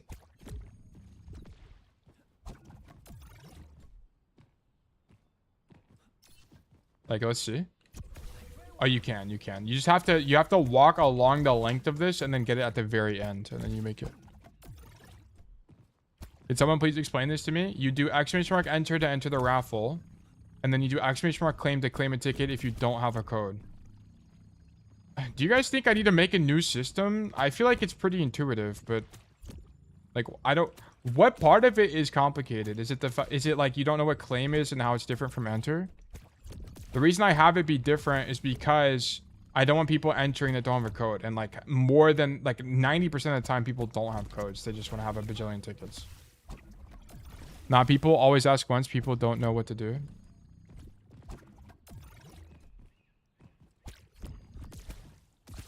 Enter, I have a code. It has to be no space. Exclamation mark enter, no space. It's a command. It's going to happen often. Wujin always said how to do it even though it's simpler than yours. Yeah. Wujin always did say. I generally say it every time. I think I might have forgot to say it this time, but exclamation mark enter to enter the raffle if you have a code you'd like to be reviewed by me. Exclamation mark claim to claim a ticket to be more likely to win in the future. That's what I always say. Use exclamation mark claim if you don't have a code. It actually worked, really? That's interesting. I didn't actually know that.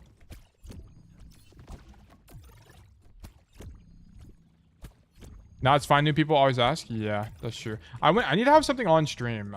I need to work on. There's so much stuff I need to do, bro. Oh yeah, I want to see what other like jump stuff could you do on Wuyang. So you can jump up here, surely. Yeah, you can jump up there. Can you jump up this wall?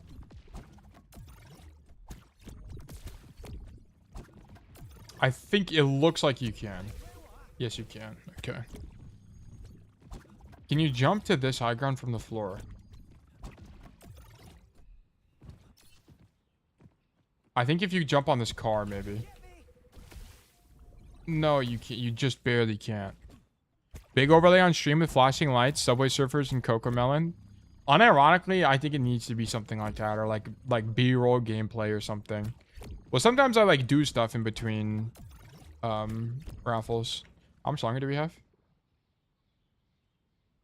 70 seconds left. I'm not even here. It's just my bit. I see. I gave it AI capabilities. This is what we needed. Wait, what does this say? Claim system is goated because I want coaching but want to be in touch with my coach. Yeah, that's what I figured. Like, I also want to reward people that have been here the longest. There's going to be a point in the future where we have 100 viewers. And I don't want, like, I do want new people to get codes. But I don't want it to be impossible for people who've been here forever to get codes. Like, I want to prefer those people. Like, I do want that to be the case. But also the thing is, I'm going to be coaching way less after the WORMATHON. So you guys should probably, like, get coaching. Like, I coach multiple VODs a day now. I'm going to be streaming way less after the WORMATHON. And probably for a little bit less each day as well.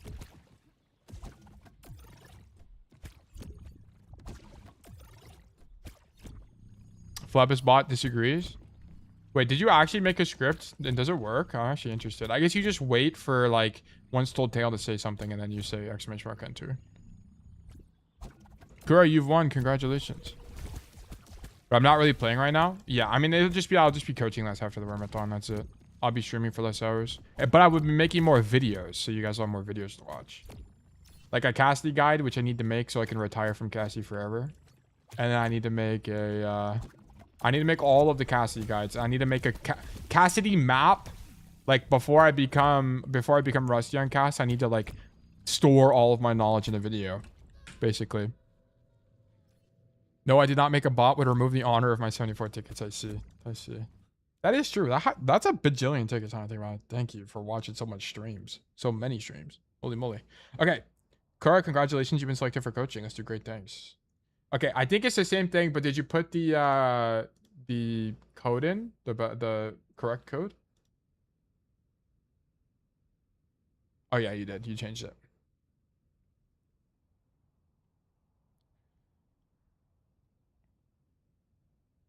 Sketchy has 98 tickets. Okay, but Sketchy's just like slightly fake, guys. You got to keep that. You got to remember that. It's still a lot, but I also gave... How many tickets did I give you? It was like 35 or something. I accidentally gave him a bajillion. Twy is the genuine ticket goat, by the way. Poppy, thank you so much for the Prime resubscription. Much appreciated. 3 months of Bug Nation. This is fantastic. Thank you so much for the support. I appreciate you.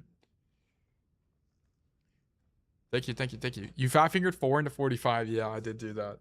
Twy has earned every single one of those tickets, by the way. Just a slight flex dropping in chat, by the way. Twy's been accumulating those since back in the wheel days. So tell he can coach. Can I have 5 tickets? I can't. I gotta maintain the integrity of the ticket system. Anyway, let's get into this code. Let me actually make this bigger too. It's kind of hard to read. Okay. So this is the tracer thing. I'll just read it. I'll skim over it because we've read it before. But this is going to be Dorado with Tracer and Cassidy in Platinum from Kura. In this game, I tried both halves to force Tracer in their comp, and then basically Kura ran into issues with 1v1s and dueling people, and then got tilted and swapped to Cass, which is fine. Okay, no big deal. It happens sometimes. Generally, when you swap, you want to be thinking about it not in terms of are you fumbling, but more in terms of do I lack playmaking, or do I just, yeah, like, do you lack playmaking? So, sure. I also struggled with knowing how to play first choke defense as Tracer with the bridge. So what ends up happening is we'll watch some Sugar Free just a little bit to show you how to play it. But normally you just like stand on top of the house and you drop. Most times I stick to one character for a whole match or try, yeah. And then if I don't have fun, I swap the counter. That's fine. We don't look at my Widow win rate. It's fine. What even is your Widow win rate? 75. Wait, your Widow win rate's through the roof. This is brilliant. Nice job. Okay, I assume it's because you're playing Widow on good Widow maps, so you win disproportionately more on those maps, which is good. Anyway, let's keep going. View career profile, history, replace, import, bada bing, bada boom, copy, paste. Nice. No way I'm following for 5 months now. I'm getting old. Dude, it's kind of crazy. Some of you guys have been following for a while now, like especially before I started posting videos. But it's kind of crazy to me that I've only been uploading videos for 3 months. I feel like I've been uploading videos for an actual eternity. Like, it feels like it's like slowed down my life. It's crazy. Oh yeah, W rank check here. This is Platinum. Stop the payload. Okay, nice. Okay, so Sugar Free plays here, by the way. And then you just, whoops. He plays here, and then you drop on backline. Like, well, I'm sure we can find one. I think that's going to be really easy to find. Because Tracer's actually quite popular on this map. So we go to, and this map is probably the most popular escort map in high elo. Let's just look up Sugar Free Dorado.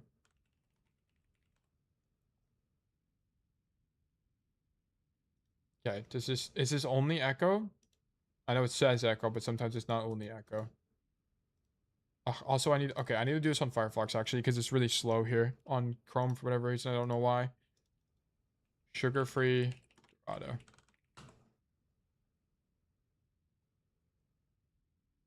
Dorado. This is Route 66. Why is there so much echo? Sadly, Overwatch Daily doesn't put in map names. Yeah. Okay, look. So we start here. This is a different meta. This is a different period of the game. This was over a year ago. It's actually almost 2 years ago. But it's the same idea. You still stand up here. And then you fight for this space, because what's good about fighting for this space is that if someone does come up here, your hit scan can just shoot them. This is pre-rework, I think. How's their other DPS? Yeah, this is pre-Dorado rework. We actually don't want to watch this because it's not after the Dorado rework. Let's just go to Twitch. The problem is they haven't been streaming because of the major. Sugarfree reset the major. Also, Sugarfree has too many viewers, so we won't actually be able to ask him any questions, which sucks. He's young, bro. Stop. I'm looking for new basketball. Maybe because of ad block? It's something to do with Brave. Like, my YouTube always just lags. Atlas. Nepal.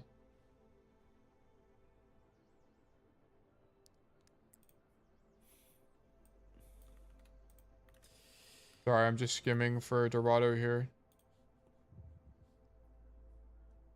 Suravasa. Hollywood. Nepal. Okay, that's not it.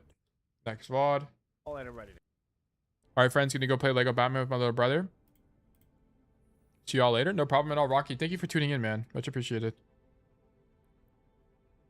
Oh, perfect. Okay, we just found him. You. That Wait, did not take very long. Okay. This is attack, we need defense. Oh my god, he's... Oh, he plays hit scan. Oh my god. Dude. Alright, we get it. Okay, we've been blessed with the second Dorado, but this time he plays Farah. Dude, why? Just give me Tracer, bro. Give me Tracer or give me Death. Let me get a third Dorado today on this session. I think he just plays Farah for the rest of the stream. Yeah. Whatever. Okay, basically what I understand the idea to be is that you stand here and then you deny this space, because if you deny this space, it also opens up the enemy hit scan to your ally hit scan to do a bajillion damage. Also, my epic pen is like broken. I need to restart my epic pen. Task manager, epic pen. Come on, bro. Epic pen and task. Okay, and then we open up epic pen again. Rotail, my last message was 1 hour ago. Did I miss it? I might have missed it. I apologize. Okay, so basically you stand here, mark people that stand up here, then normally your hit scan is like standing here or on the other side and just shoots the guy. Okay, I mean, it's good. And then also you can threaten drops to backline and you can blink out, you can rat in backline. Like, you just have options, right? It gives you a bajillion options to play the game. So normally you don't play this far away because you just kind of can't do anything. Like, you're going to feel it. You're just going to get zoned really early. And I want to point out that if you were here, look at this.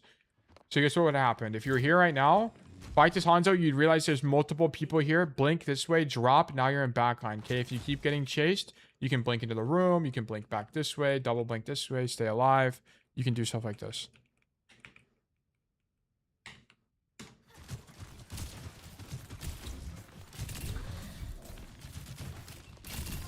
The reason YouTube chat is so inactive is because most people just move to Twitch when they are on YouTube. Yeah, okay, so the only problem with this is that you go for this play now and it just doesn't give you an angle that actually matters. Like, you're not going to be an actual kill threat here, and also, more importantly, your team is not holding this space. So look at this. It's actually crazy how much easier it is for me to coach DPS, by the way. It's so much easier. I just know so much more about this role. But, like, look at how your Rio Reinhardt is playing this. He's playing all the way back here. He's not holding for empty space. Or, sorry, main space. What is happening is your BAP is up here and your Junkrat, I don't know why your Junkrat's on the floor here, but either way, your team isn't really playing to hold main space, so we shouldn't be double blinking wide here in an attempt to pull attention, because it's not going to do anything anyway, right? There's no one else for these people to shoot besides you. So you need to wait before you do a play like this. And also, I don't really think this should be your idea. I think if you're going to do anything, you're going to like double blink across to the other high ground and fight the Hanzo. Let me actually see. No, I didn't mean to do that. Okay, whatever. Let's just do this. I forgot I have a second instance of Overwatch. You can definitely make that in 2 blinks, but I want to know if you can do it in 1. Dorado.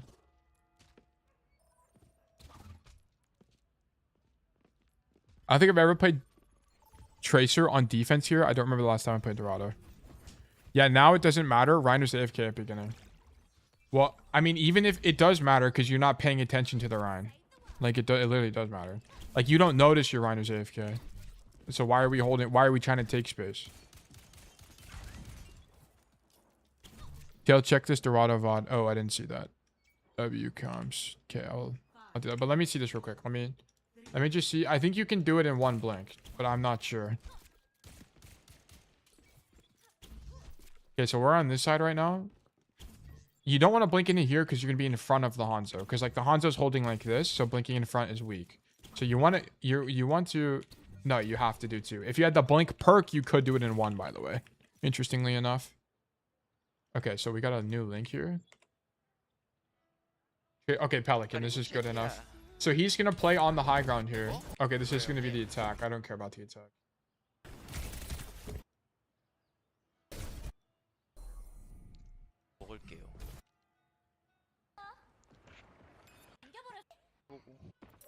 Okay.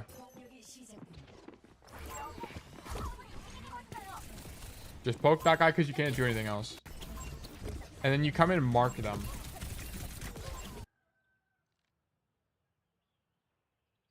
Really? You come and mark these guys as your play?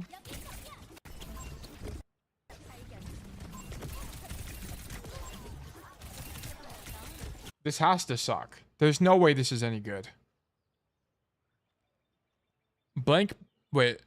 Supremacy. I guess you have the most options from this spot. I mean, yeah, that's why you stage here. You have options. Like it gives you things to do. But I think this play from Pelican is bad. I don't really know why you would do this. Like, I think he thinks that the Doomfist is going to hard commit on the engage, and then you can follow up with the Roadhog. But this is all out of your effective range. You're going to get your cooldowns forced. This is weak. This is really weak. I don't really know why we're doing this. And this is, like, I don't think he's right. I don't think this is a good play. I just don't see what's the upside. Because, look, he just gave high ground control to Wuyang and did nothing the whole time. And the Hog was the one zoning everybody. That was a misplay. And then, yeah, like, I think he played this whole sequence wrong. So now he's blinking over here, and he's late to mark the Wuyang. Then he gets forced out.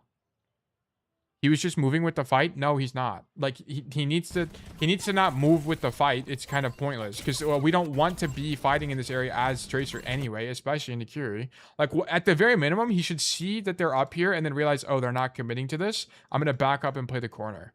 Like, I just don't understand why you would go wide here.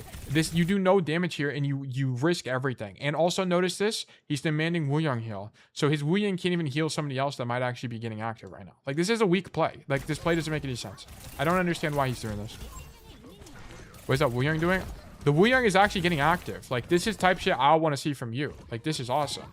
Because if this Wuyang takes damage, he can just left shift out. He can jump out. Like, that's type Wuyang I want to see. This is epic.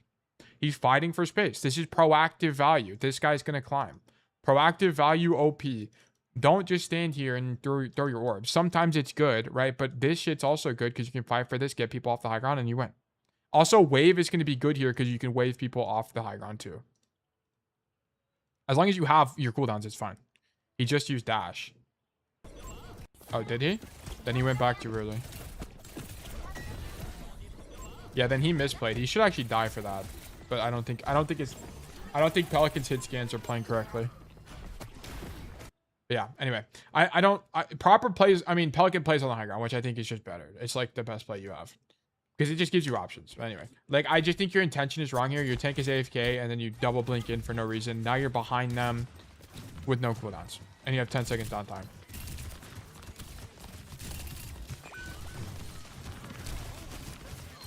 Okay, and then here, I think you just stand here and shoot them more. I don't really know why you rotate to the right side. Just continue shooting. Like, no one is even marking here. Just stand here, like, you play here and shoot these guys. Make them turn around. Dropping ain't hit? What do you... Like, dropping to our team isn't it? I think dropping to the floor and standing here is better.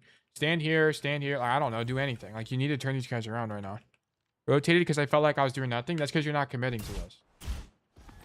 And also, you don't have recall. Like, you also don't have recall, so you can't get aggressive. Now you have recall, so you can get aggressive. Like, now you go here, boom, stand here. This has to be good. Yeah, and I think you just keep shooting them. Like, at the very minimum, you just stand here and shoot your gun the whole time. Because it's like, okay, if you're not doing anything here, are we really going to be able to do anything here? I don't think so. Yeah. Yeah, I should have just poked here until something can happen or fight. I think you flank. I think you stand here. Not IMO. What do you mean? Oh, it's more good in the trace, right? Yeah, I think you go behind them because you're not gonna be able to do anything here anyway. Recall's the playmaking tool. You shoot from top. Yeah, I think you could shoot from top. Wait till someone's low. Double blink recall. Like you could do something like that. That would be fine. Like for example, let me just show you what that line would look like. It'd be like this. You'd stand here, stand here, stand here, stand here. Someone's low. Melee. My melee is unbound. Melee. Maybe you blink through them again, and then you recall back to the high ground. If you have time. Like as long as you time it correctly, it'd be good. Just keep it. You have a 3-second window once you fall off the high ground. Would be the way to do this. So like a slightly better execution of this would be this. So it'd be like shoot, shoot, shoot, shoot, shoot, shoot, shoot, shoot, shoot, shoot. Blink. Go. Maybe you go for a melee, pulse bomb. I don't know. Recall, and you're back on the high ground. Like that's the idea. Has to be good. Has to be good. Or like alternatively, this whole time you were just here, and then you can blink over this thing. Probably. Yeah, you can blink over this thing and stand here, and then do this, and then blink into this room, and then like this has to be good here. Tail is stop right where you standing. What are you talking about?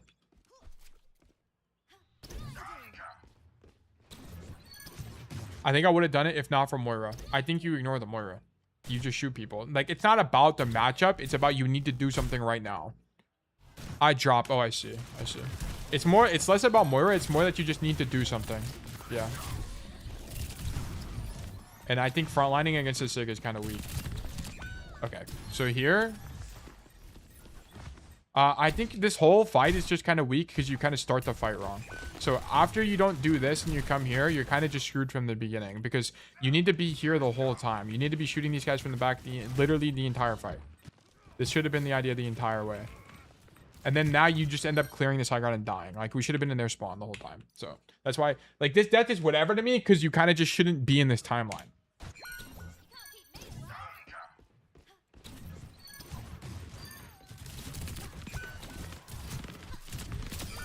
Okay. Do you have another blink or no?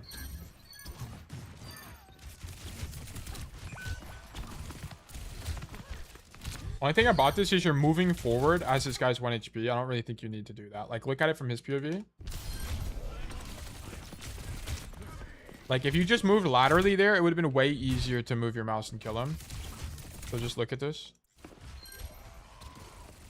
Like, you're moving forward here. If you just move like this, it's going to be way easier to track this guy. Because you're having to adjust for you getting closer to the target and him moving up, which is way harder. So that's kind of be the only thing there, but whatever. Should recall out of this timeline? That's whatever.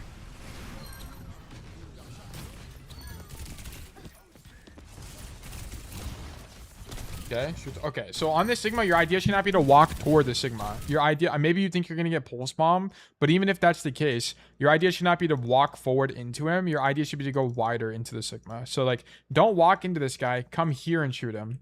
Come here and force him out of the angle, and then you can go deeper like this if you want, or you can just continue shooting him down main and just spam main and then clear him. Or if you want a pulse bomb, like you'd come here and do it, and it'd also hit him. It'd be way more likely to hit him there.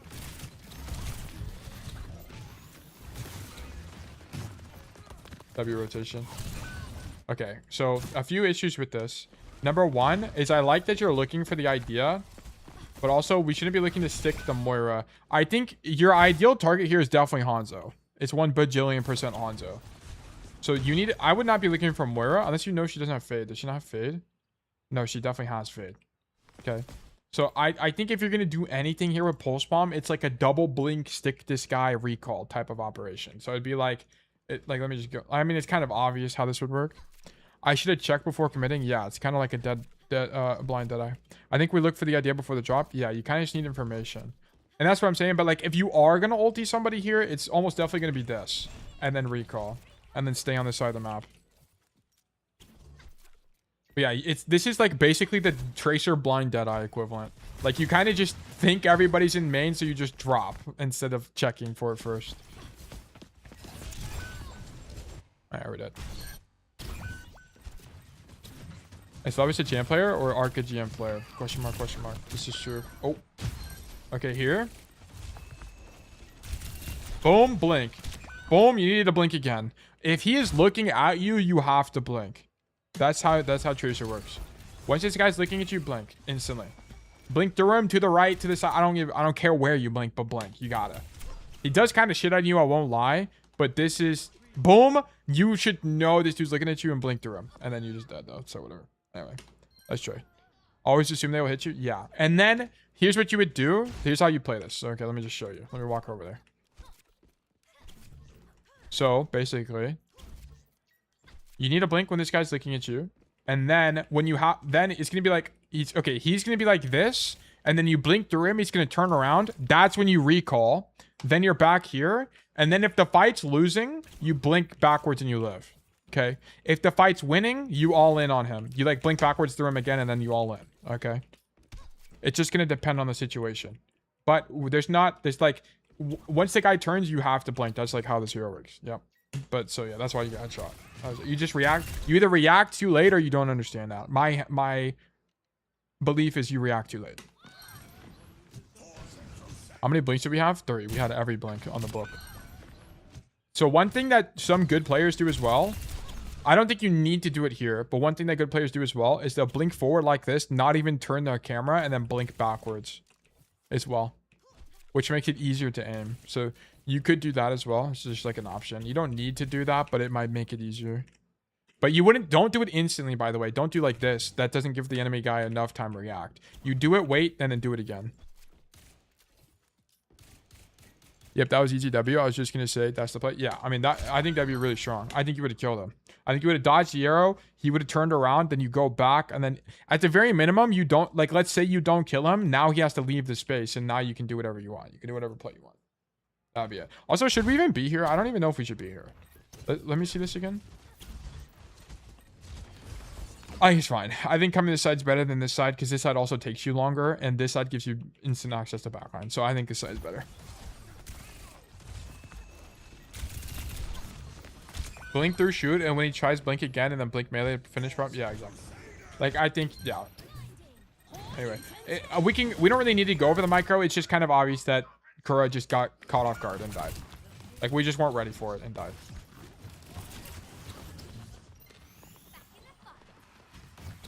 My team is on the left was my idea, plus effective range. Yeah, I just think that, yeah, exactly. It was good.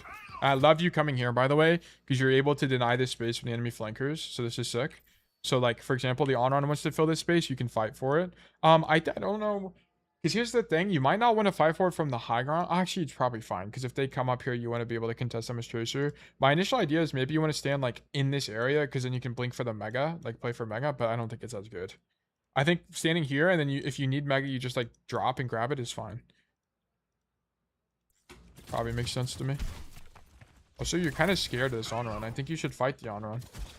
High ground is better because I can still drop. Yeah, that's what I figured. Also, I think you should fight this on-run. I don't really know why you don't fight her. Because now she has cover to use. Like, you knew she was behind you. She has to walk up the staircase with no cover. Like, this is the fight you want. You don't want the fight where she has this. Where she can drop and bail out. Range, I think. Just blink. Well, I mean, this fight's not good for you either. So I don't really understand. Like, why would you go for this fight? And you had the advantage. She's pushing you on high ground. So I think this fight is definitely better for you. Like 1 bajillion% better for you. Here. Like you should have fought her here on the staircase. And then if you're losing, triple blink to this church. You almost definitely can triple blink to church here. Like, I mean, you probably won't have 3 blinks. But I think you need to push the advantage there at least. Like commit to it with your life. Like you're using all your blinks and your recall there, I think. Can you guys believe that recall used to give you 3 blinks? I cannot believe that was a perk. Like, what were they thinking when they made that perk? Anyway, yeah, you're definitely fighting the on-run here. Like, it has to be good. And then if it's losing, you can just, like, double blink. I think it's actually just a double blink to church. The puzzle pieces are coming together. This is brilliant. I think you fight here, and then you go boom. Anyway, something like that. I don't know. Anyway, but yeah. So you kind of take the wrong fight on the on-run. I think fighting her is fine here. And then I don't know why. I mean, leaving now makes more sense because I think it is losing now. So whatever. I'm kind of fine with that. But it's like we didn't even need to give up control that side of the map. Also, I don't really think we should be dropping here. I think you need to stay up top. So instead of doing this, blink across and stand here and just poke the sig. Just don't let these guys walk top. That's what you should be doing right here. This has to be good, right? This has to be good. And you don't need to do anything. Like, you don't need to force backline, but you don't want these guys to walk on high ground. I think you just stand here and do this. And then maybe if you have pulse bomb, you eat it or something. And because it's really hard to clear you. Like, for them to clear you, they have to go like this. And look at this. Their side is open to your team. This has to be good. Poke Sig in his range corridor. Yeah, but look at this. The Sigma to mark you has to do, like... I mean, I guess he could bounce off the wall, so maybe in the Sig matchup, it's bad. Maybe in this specific matchup, it's bad. I agree with Kura here. I'd not be standing in the corridor, at least. Yeah, but then what do? You go floor? I don't think this is going to be strong at all. I think this has to be weak. This has to be weak. Because you don't do anything. The more... Like, why is the Sigma dropping? Like, the only reason this does anything is because your Sig drop. Like, Sig drops. Like, a better Sigma just clears the high ground. Boom. High ground's now open. Now, the enemy team just fucks up this macro. Like, because he needs to give his... He needs to give the Hanzo and the Honor on time to cook by taking this angle. Shoot your backline and these guys are dead. I'd probably go back to the other high ground and take it from there. Oh, like shoot them from the high ground? Well then, Phlebis, if that's the optimal play, then we should have had the timeline where we fought the Honor on the staircase. This Sigma dropping is... I don't really understand this. Because also the Sigma can just stand here once the high ground is clear and shoot the Rhine. So it doesn't do anything. So... You kind of, and this is what I'm saying, like, I think this play kind of sucks, because the only reason it actually does anything is because the Sigma drops for no reason. I guess you can say you're stalling cart, but I would argue the macro position is losing for your team. I should have fought Onron, though. Didn't know. Yeah, I think fighting the Onron was the initial mistake, but, like, I don't think it's that bad for the record, which is why I'm not just skipping everything. I think it's okay to not fight the Onron. But it's like... I just don't think it's going to be any good. Because if the Sigma just took the high ground there, your team just loses. Like, if the enemy team had brain cells. This is what... Like, I just don't... I don't know. Does that make sense, guys? Like, I don't think dropping here makes any sense. Because if they take high ground, your team just loses. Or at least should, in my opinion. Maybe I'm open to this play being good. I'm open to it. And I can see why it would be good. Because you force cart... Even if the Sigma doesn't drop, you can stop the Moira from pushing, whatever. I understand the value. Okay. I gotta go sleep. Have fun with Bucks. Thank you so much, Zero, for tuning in.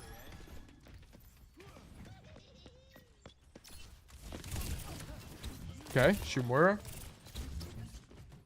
Yeah, I think we should just stage and then we rat on this angle. This is sick. But I would not peek early. Like, if your idea is to rat here, just stand here. I think this was good value, able to follow up with Junkin team. No, it's the other way around though, Ark. They followed up with us. And that's kind of like my complaint. I'm actually not going to talk about this fight anymore. I think you can have either opinion. I think like the high ground fight's fine. I understand in the Sigma matchup it can be kind of rough. But it's whatever. I think you can argue for both plays, personally. Okay, and then there's no... we should not be pulse bombing. You make a few mistakes here. Like, if you're gonna rat, just stand here. Or you needed to pick a better position to start with. Like, you needed to start here or something. Because now they know you're here, and now you're going to get marked on this angle. Wait, go back. I just came back. I'm not gonna go back to that fight. You have to watch it again. We talked about it for like 10 minutes. Sorry, Orc. But yeah, we needed to not peek this to begin with because we get caught in, and then we get our cooldowns forced. Like, if you're gonna rat, you need to just stay here and wait for the fight to push forward more. Or you needed to, like, in this fight, realize... Wait, what actually triggers this fight to start happening here? Like, I think your Ryan only starts fighting here because you make a play, by the way. Oh, you... What the fuck is your Junkrat doing? You and your Junkrat both go for a play on backline. Okay. They just did because nothing better is there, and I wanted to cycle it, but I guess I should at least wait out gold. No, it's more like, I mean, maybe in the circumstance the pulse bomb is fine, but we shouldn't have had this timeline. It's kind of like what it is. So, I mean, I guess if you want to look at it from that angle, sure. Like, there's nothing else to do, so pulse bomb to try to win the fight, maybe. I think it's an okay perspective. But it's like, we just kind of shouldn't have made that. We shouldn't have went out. We shouldn't have went alley. I think if you're gonna rat there, just stand there and then wait, and then like double blink behind somebody or something. How does okay, we're not gonna take Pelican as gospel, but we will watch Pelican on second point. I'm very interested. and how second point works.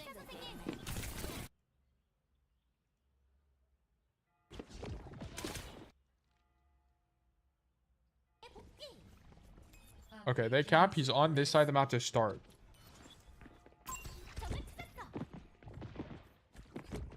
Okay. The tracer pistols take up so much of the screen. Wait, what? I feel like...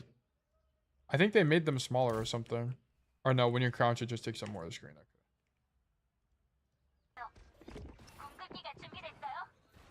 Okay, so here, this is a unique situation, right? The enemy team is super far extended, and your team is all the way in spawn, so going for this route play makes sense.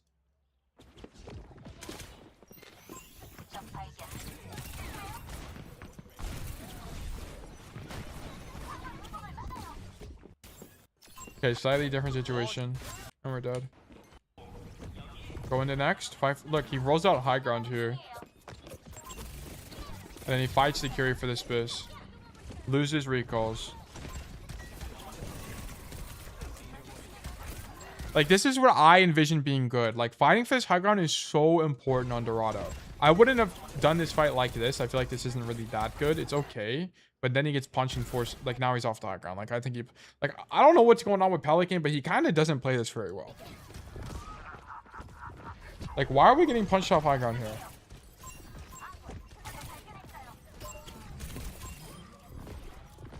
Okay, now what do we do? Oh, he plays on this side of the map. Oh, no, he came over here to mark cast. He didn't actually intend to play over there.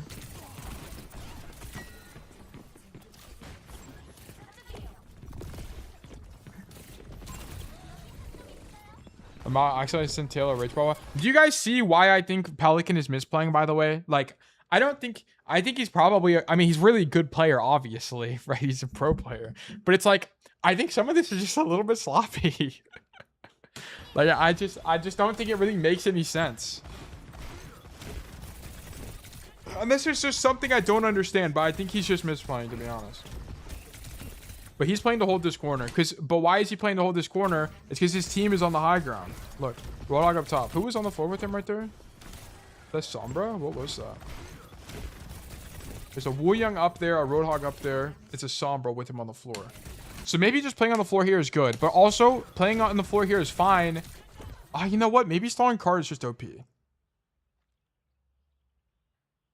This just shows that good players still have bad habits? Yeah, exactly. I think, yeah. I think maybe this is just OP. Maybe it's just OP on Tracer. And I'm wrong. I'm fine with that. Like, I'm literally fine with being wrong. Like, maybe this spot just... I see why it's good. If anybody's going to stall here, it's going to be Tracer. So it makes sense to me. That's the most OP thing on Tracer? Okay, maybe it makes sense then. So maybe... Okay, but then I want to see this kind of play from you here. So, like, for example, like, before this pulse bomb fight, before we swap to Cass... Like, I want to see you AD the corner and stall card. Like, that's what I want to see. Like, here. Whatever.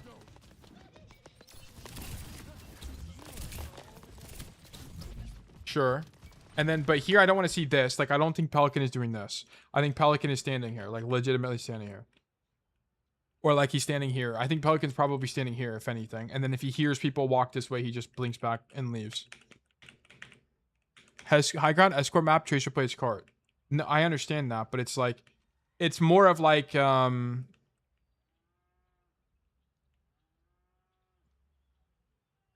we'll just keep watching. Okay, so we swap off Tracer. And then now we're on Cass. And then I guess you go this way because you're worried about being outranged by Hanzo and Torb, so you come left because at least you can do something on this side of the map. But I think you honestly need to come right side. Because even if Hanzo's there, you need to be the guy that clears the Hanzo. Because no one else on your team can do this. You're playing Ryan, Junkrat, Weaver, Baptiste. You need to come to this side and fight these guys. I guess your Junkrat's here as well. So oh, maybe it's doubled up. Maybe that's why you don't go that way? Yeah, you see you don't go right. It's okay. It's okay. It's fine. And I would actually push this Torb. You need to be brave here. You gotta push this Torb. Have to. Okay, this Torb is isolated, and there's nothing else you can do because you need to understand that even if you're up here, most of the time you're going to be like outranged, and I guess you want to shoot tank. Shooting tank is okay, but honestly, I would just see this guy's isolated, get an ego, and push him. Yeah, I'm running this guy down 100 billion%. I'm walking on this guy, and also Torbjorn has a bit like a really condensed hitbox, so it's relatively easy to hit him as well. He has overload, which you'll force him to use, but you win those. It's just okay. Like, I don't really mind this that much, but I would have just taken the 1v1. Oh, well, and your team doesn't touch the cart. You would have just won the fight if they did. Holy schmoly, we're 6 minutes in. We gotta go faster. I don't know what's been going on recently, but I've been way slower. I guess it's because I'm just not coaching Cass. I'm way faster at coaching Cass. Like, unbelievably fast at this hero. Alright, whatever. You need to fan this. This has to be a fan. Okay, and normally I'm not a big fan of fanning the hammer, but at this range, when this guy's this low HP, you're fanning every day of the week. You are yapping a lot, like crazy amount of going back. It's because I have to rationalize whether a play is good or bad, because I just don't know. Like on Cassidy, I just know when a play is good or bad. I just know. I just have so much experience coaching this hero. You get better with time? Yeah, I have to learn all these new heroes, which is the big problem. Okay, sorry. I'm also yapping to you guys here. The only problem with this, okay, so whenever you kill the Torb, you should have killed him faster, but anyway, it doesn't really matter. But now you have no role, and you need to understand that the enemy team is pushed aggressively here. You need to make 1 to 2 decisions. Either play behind them and go for kills here, or back up all the way, because you risk getting walked on here. That's the only problem. It is a little bit unfortunate, to be honest. Like, you could have also just recognized the Orisa was pushing you earlier and just rolled backwards. So you can chalk it up to any of those. Either have better awareness and roll away earlier, or number 2, either play high risk or low risk. Pick one. I personally go mega and noon and go high. I think that's fine. Like, I think there's a bunch of good plays here. You just need... It's up to Karami's style on what they want to do. Because technically you're up 1 right now because you just killed Torb. So you don't even need to do anything. You could just play passive. Alternatively, you can play even more aggressive because you're already on this side of the map. So maybe, sure. I'd be actually kind of down for that. It's just up to you. I think a bunch of ways to play that there. I personally would have probably just left after I got the kill. Or I would have went back on the, like, their high ground and shot them in the back. I don't know what would have happened, but something like that. Also, one thing you can think about here, Kura, is you have Deadeye. You're back early. You can actually just come this way and then get ready for Deadeye here. And you kill 2. You kill 2 here. You might kill 3 people here. I think you kill 3 when they come back. Yeah. This Deadeye would be really extremely strong. So yeah, that would be an option. Let's see. Yeah, you at minimum killed 2 here. You killed Mercy. You killed both of these guys. You don't die to those either. Also have a Rhine, so it's even better. Well, I mean, yeah, I think the Rhine is kind of... How does that hit you? What? That's actually lame, but okay, sure.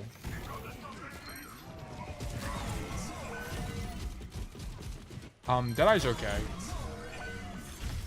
It's fine. It's okay. You're worried about Jav, but I mean, she was in her ulti, so you technically don't need to do it. Whatever. Deadeye's whatever to me. I think it would have been slightly better if you went wide, but you're going wide with Deadeye into Hanzo, so it's not really that good. Also, maybe, I guess you have opportunity cost here. Instead of ulting, maybe you could have gone flanked. Yeah, you should have flanked here. Once you heard that the Orisa walks main, you actually need to go flank. Ah, you know what? But your Junkrat's flanking. It's okay. This play is fine. Maybe shoot your gun would have been stronger, but I don't really think there was a way to know that. I think stay main is here. It's fine here. That's whatever. Your Junkrat was already flanking, so I don't think also flanking would have been any good. I think just shooting tank there was good, but she popped ulti main. Shoot Mercy. Okay, now we go backline and we die. Okay. Where's your Junkrat at? Your junk is main, I think. Yeah, he is. Honestly, you just got shit on. I think the only thing you can say about this is that whenever you see the Hanzo and you know he's looking at you, which is right now, you should roll to avoid dying. It's kind of the same way as Tracer, where if they're looking at you and you get caught off guard or something like that, you should just blink. It's similar idea on Cassidy. So you should just roll here. A whatever death crosshair placement because like no one can be on right. Yeah, like I guess that would be only it. Other than that, also you should probably just roll once you see him. Like that should, your reaction should not be to right click fight him. Your reaction should be instantly to roll. Like that's what it would have been. I think the idea is fine. Yeah, I don't really mind the idea. It's okay to me. That is, I would classify that as a relatively whatever death. I think you can just think about it. Maybe I need to roll there. Okay, all right. You start on Widow. Okay, I want to see you grapple wide or play the bottom. Both of them are good. Okay, you go for a shot and then swap. Okay, sure.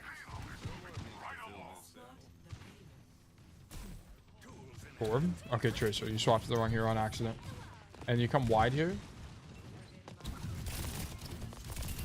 I mean, the idea... I don't know if pros come this way specifically, but I think given that your Junkrat was going right side, it's okay, right? Because I think here... Yeah, your Junkrat's on the coast side of the map. You can see him on there. I think coming left is okay. Because I think this is also okay for Tracer as long as no one's marking you, right? If you hear people here, then you need to leave and probably do this play, which is also quite good. But there's people in main. So, but there's only people in main because they're not up top. Okay, so this is also another idea you can have that people forget about all the time. That is that if you path this way and you can't make this rotation, you can just walk under everybody and flip the map. Really good.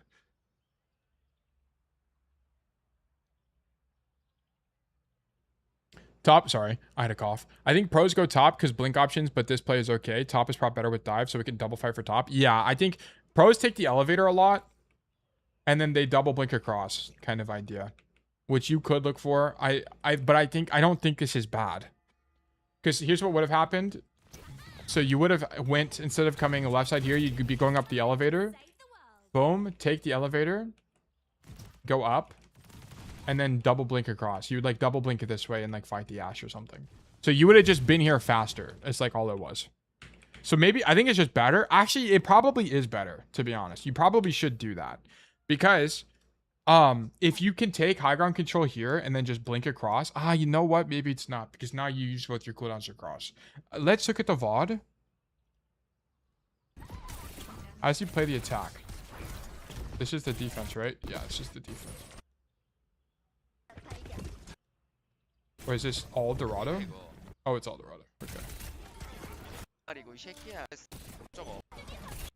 Okay. So we come main. Our guy dies instantly. That's a little bit brutal. Wait, what is going on? Take the elevator. Fight the Doomfist. I think it's also because you need to clear people that are up here. If there's no one up here, then maybe you can skip this step. I don't know. That you'd have to do a lot of research on Tracer to actually know here. But... because it also could be that that spot is genuinely good for Tracer. I don't know on attack. On defense, I know it's good. But on attack, I don't know. He's baiting them. I don't really... Okay, sure. And then he goes back up top. Because, like, here's the thing. If he went left side here, he'd get zoned. Like, if he walked under right now, this Cassidy just throws flashbang and he's fucked. So he can't even go that way. So, like, I wonder if he would go that way if he knew he wasn't going to get marked. It's, like, my question. And then his idea is this. So, you get marked by the Doomfist, and then you blink out. I don't know why the Doomfist is making this play to me. If no one was there, I think he'd go left because Hog is right. Maybe. But it's like, Pelican is doing nothing here. Like, I kind of just... Like, what's the point of doing this? Like, what is the point of shooting this Doomfist? And it's so pointless. We're also early. Our team is dead. Crazy gameplay. I just don't get it. Am I insane? Like, I feel like this just doesn't make any sense. I just don't understand why we're fighting this Doomfist like this. Okay, now we're here. He knows the Cassidy's above him, so he doesn't go. This is the flank I was talking about, by the way. This flank is really good. It's really, really, really strong. And then he blinks up top and fights the Cass. Okay, sure. Okay, so Pelican just kind of trolled for the first minute, and then he starts doing things that matter. This is huge. Damn, going for this fight is a little bit insane, no? I guess you can tank one headshot. So basically, until you get shot one time, you can just shoot him. And then use your small hitbox to win that. I feel like pros always take these like weird random ass fights that are out of their effective range. And I don't really know why. Like, I guess the whole point is that if you take damage, you just leave, right? Like, that's the whole idea. His supports are also close. Yeah, but I think in solo queue, betting on your supports healing you is kind of weak. Because, like, I would argue if you wanted to fight this cast, I think... Why did he come up here? Like, what I don't understand is, like, why doesn't he just stay on this side of the map? Like, why leave? Like, he hears people on his right. Here's Wuyang on his right. Why not just pull the Wuyang's attention? Like, why even go for the cast here? I just kind of don't understand. Props, Ego. I just don't get it. Like, I need to talk to one of these people and be like, why are you doing this?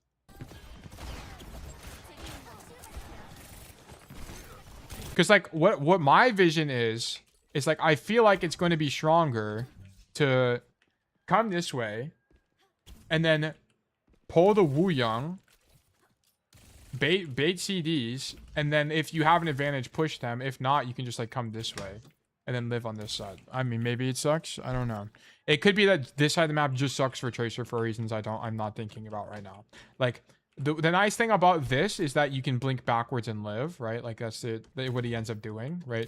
Here, you take this fight, blink backwards like this, and you're fine, right? But you don't really have that option on this side because you're stuck in the open the whole time. Like, that's the only thing I can think about being the biggest weakness, and it might actually be a big weakness. It must be that this side of the map is bad for some reason. I don't know what or why, but it has to be that. Because I just don't understand why you would prefer this angle. Like, I understand this engagement on the Doomfist, by the way, because he's 1 HP. But in the other fight, it didn't make sense to me.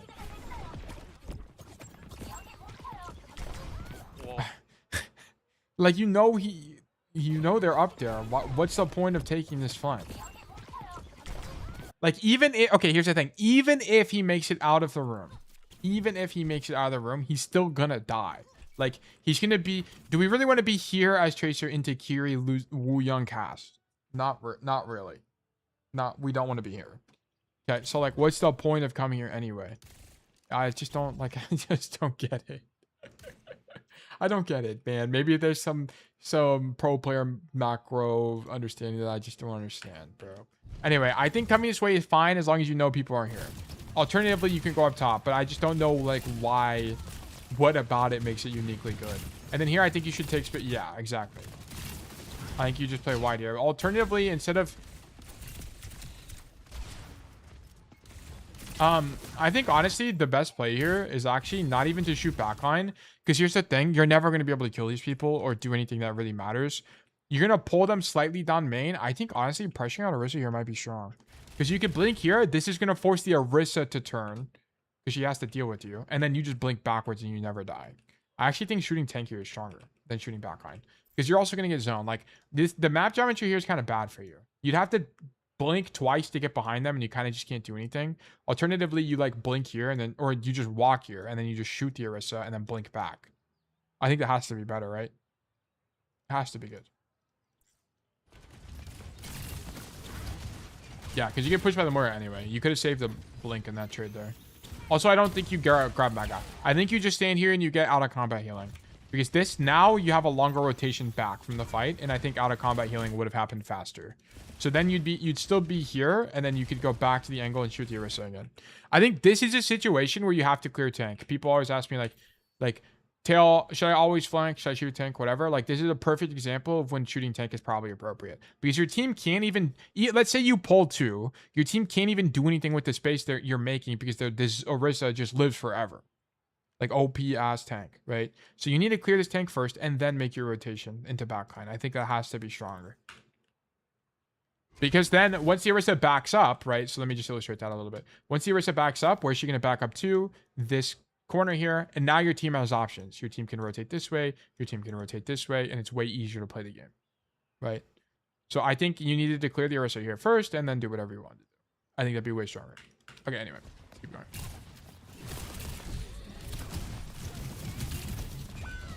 Okay, sure. Okay. We come left side. The Mercy's just a little bit too far, and you're not there early enough to catch the res. I think here you just stand cart, right? And then just shoot whoever. Ah, man. Dude, I feel like Tracer sucks here. What do you do? Because you're Tracer Junkrat, which I think sucks too. Like, no one is going to be shooting this Orisa. This Orisa is going to live forever. Yeah, you're just not going to be able to do enough here, I don't think. Your monkey's dead. No, he gets treed and gripped. This fight, I don't really know.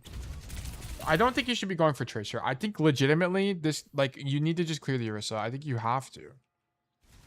You shoot Orisa, shoot Orisa, shoot Orisa. And then maybe you kill her. But maybe it's weak because she just gets healed anyway. I don't know. I don't know the answer. What does Pelican do at this point? Give me inspiration, Pelican. Okay. Shoot tank. Okay, there's no way he goes top because he just dies. We're trying to force the Tracer. Okay, we're trying to fight the Kiriko. Likely mainly shoot tank, then a bit backline when it seems convenient. Yeah, I think this is a point where you have to clear tank. Like you kind of just don't have an option. Yeah. Notice that he's not greeting for the, like, he's playing cover first. He's playing position first, not really the target. Like he's not blinking behind the Kyrie and going for the kill. He's blinking to cover. Whoops, flashbang, you guys. He's blinking to cover and then clearing the space is what he's doing. So this makes sense to me.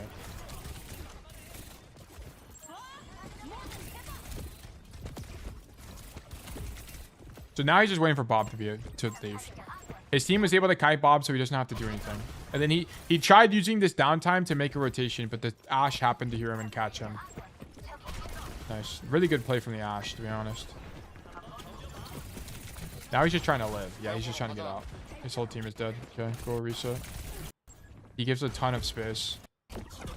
Okay, we get Wuyang ulti. Okay, so now we can cheat the game because we have Wuyang ulti.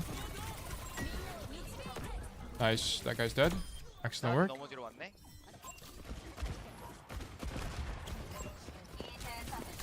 Okay, nice. So we won here because of an ulti, sure.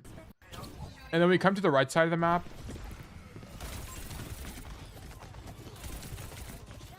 I think this side of the map has to be better on Tracer, right? Because there's, even if you end up top, it's super weak. But also, why are we taking Tracer and why are we not pushing cart?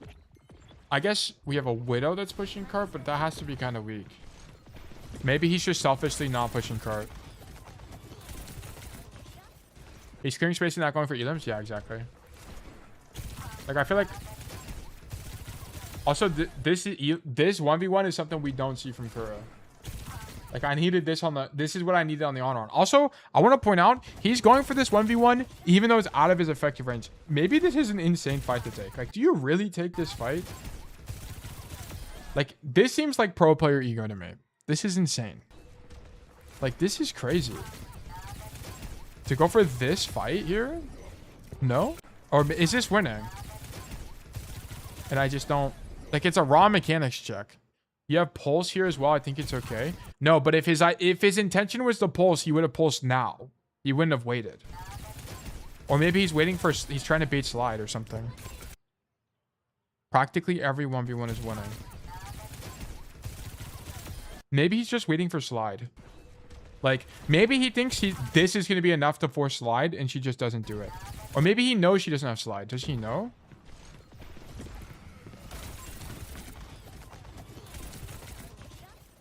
I can't tell if she just used slide right there. She might have. And that's why she doesn't slide here. Herm. He had 3-blink perk? No, he only has melee perk here.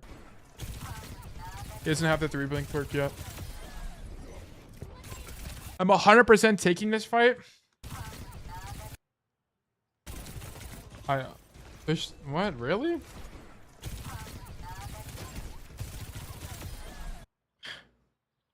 I guess the recall, as long as you do it early, like this is one swift fight, like you're committing to it and you recall early, it's fine. Because the recall puts you back in church where you live. So you just have to do it. You have to like hard commit to the fight for 3 seconds and then just recall out. That would be the answer. Okay, interesting.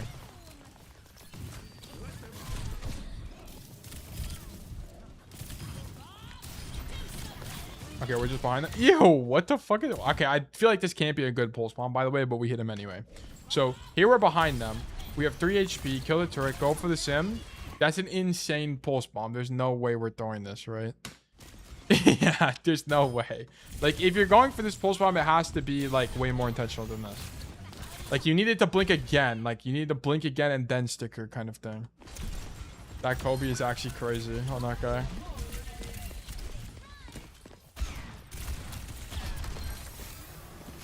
Okay, I don't know anything about the Tracer Micro.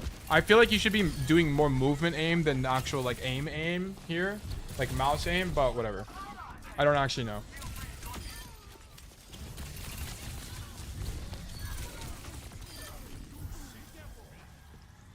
I think this fight was okay. I think starting on the angle and the intention shooting backline was fine. I just don't... I don't know. I got discombobulated. I can try it out, see what works better. Yeah, okay. I'm also like, I feel like I'm about to die. We might have to... I'm going to go through this as fast as possible because I need to be right back.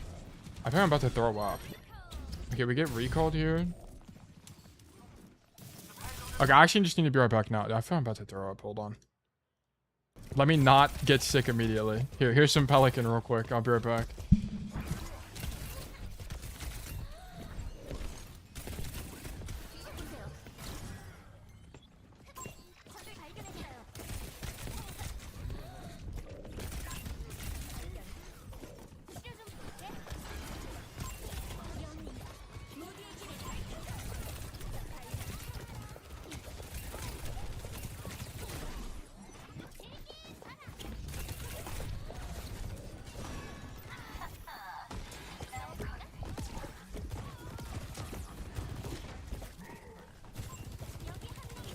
돼지 앞으로.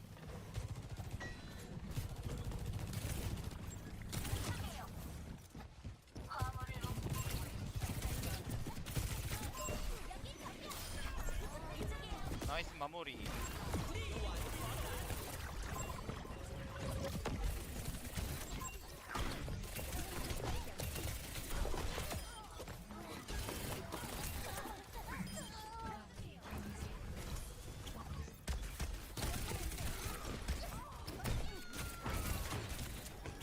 어이 기교 부리지 마. 기교 안 먹힌다.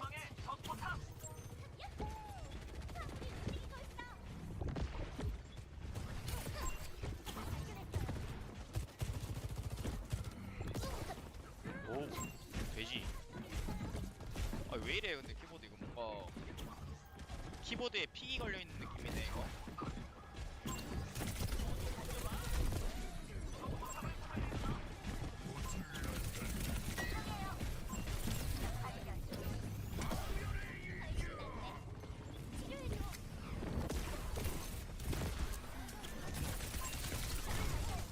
예? 아 예? 아 이거 내가 뒷방을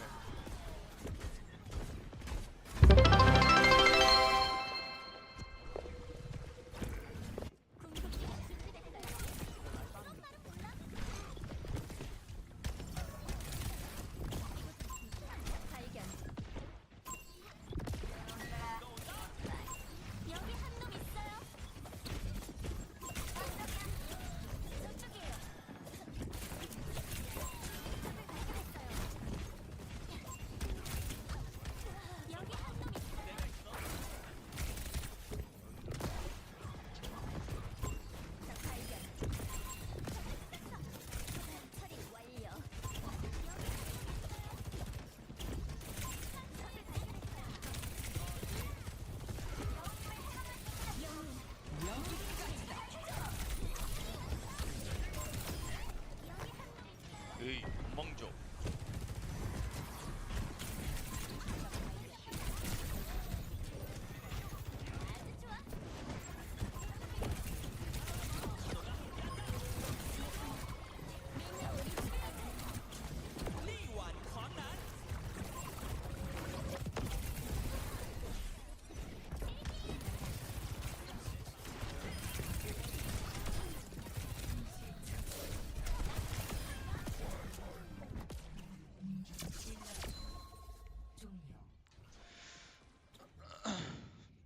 점수 3대 0.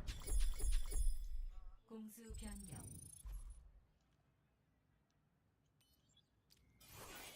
수비를 준비하십시오.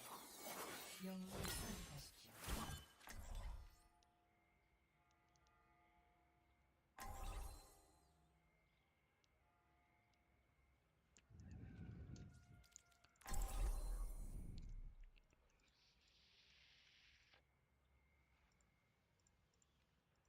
파워선? 파워선 문제인가 모르겠는데. 마이크 키면은 치킨 한 마리 제가 먹을게요. 지금 마이크 켜져 있는데. 왕국을 구할 시간이야. 안녕. 적을 내 거미줄로 끌어들여.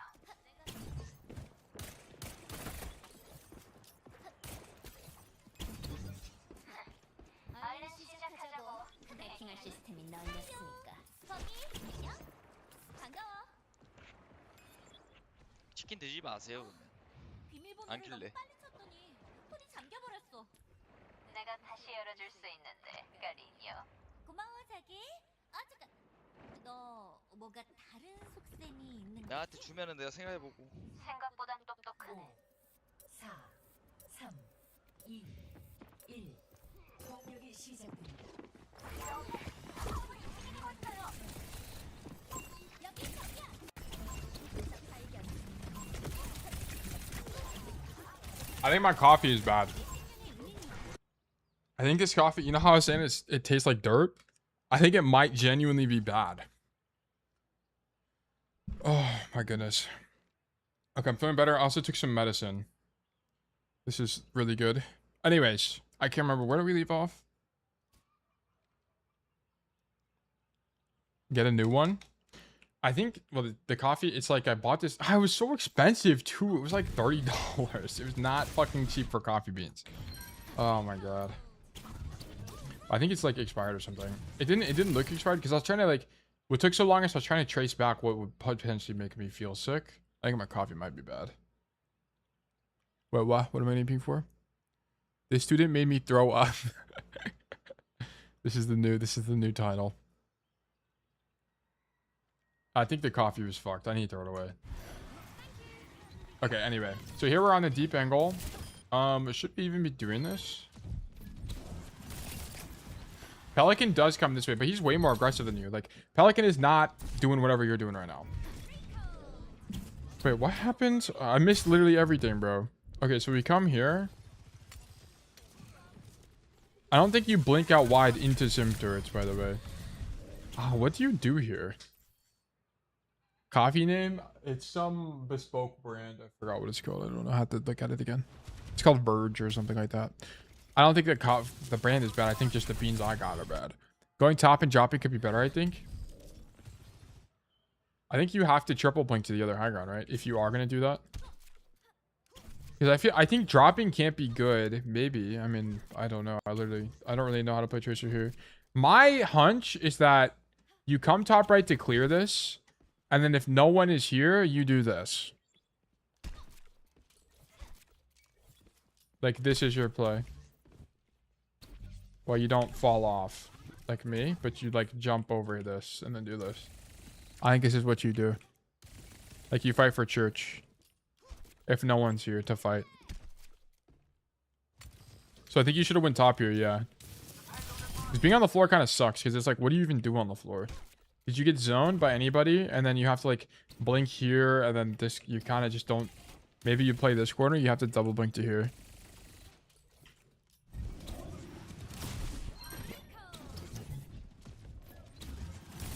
Yeah, and then you need to just go get active instead of spamming the door. Yeah, like you need to take church control and just shoot people from the high ground. Like at any point here, blink church, shoot people from here is kind of the idea. Then if someone gets low, then you drop and then recall back up kind of thing. I think that's probably your best idea. Shoot Moira, shoot Sojourn. Hold that. Okay, but like Proper is having way more ego in this fight than you, by the way. Oh, you have no blinks. Never mind. Not Proper. Pelican's not taking this fight, I don't think. The Kobe didn't work out. I don't even know if you go for this Kobe, to be honest. Yeah, I think the idea is fine, probably. Whatever. We go Cass.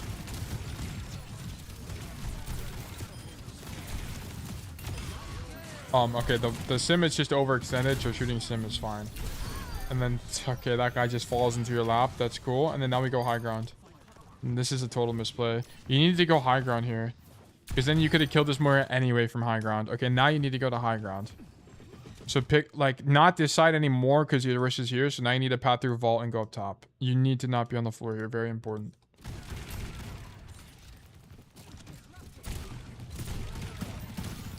Okay, nice kill on Sojourn.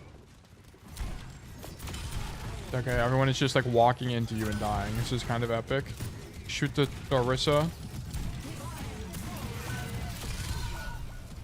I think what's interesting on Cassidy is it's so much easier to like. There's so many less decisions to make. Like it's so much simpler. But you also have less playmaking. You have less options as a result. Kind of the cost of being this hero. I just don't think you should drop here. That's kind of it. Do you get pulled off the high ground or do you drop? No, you drop. Don't drop. Instead, just turn around and stand on the other side of the bridge and shoot the guy. That's it. You being up here is fine though. Yeah, just don't drop. That's it. Okay.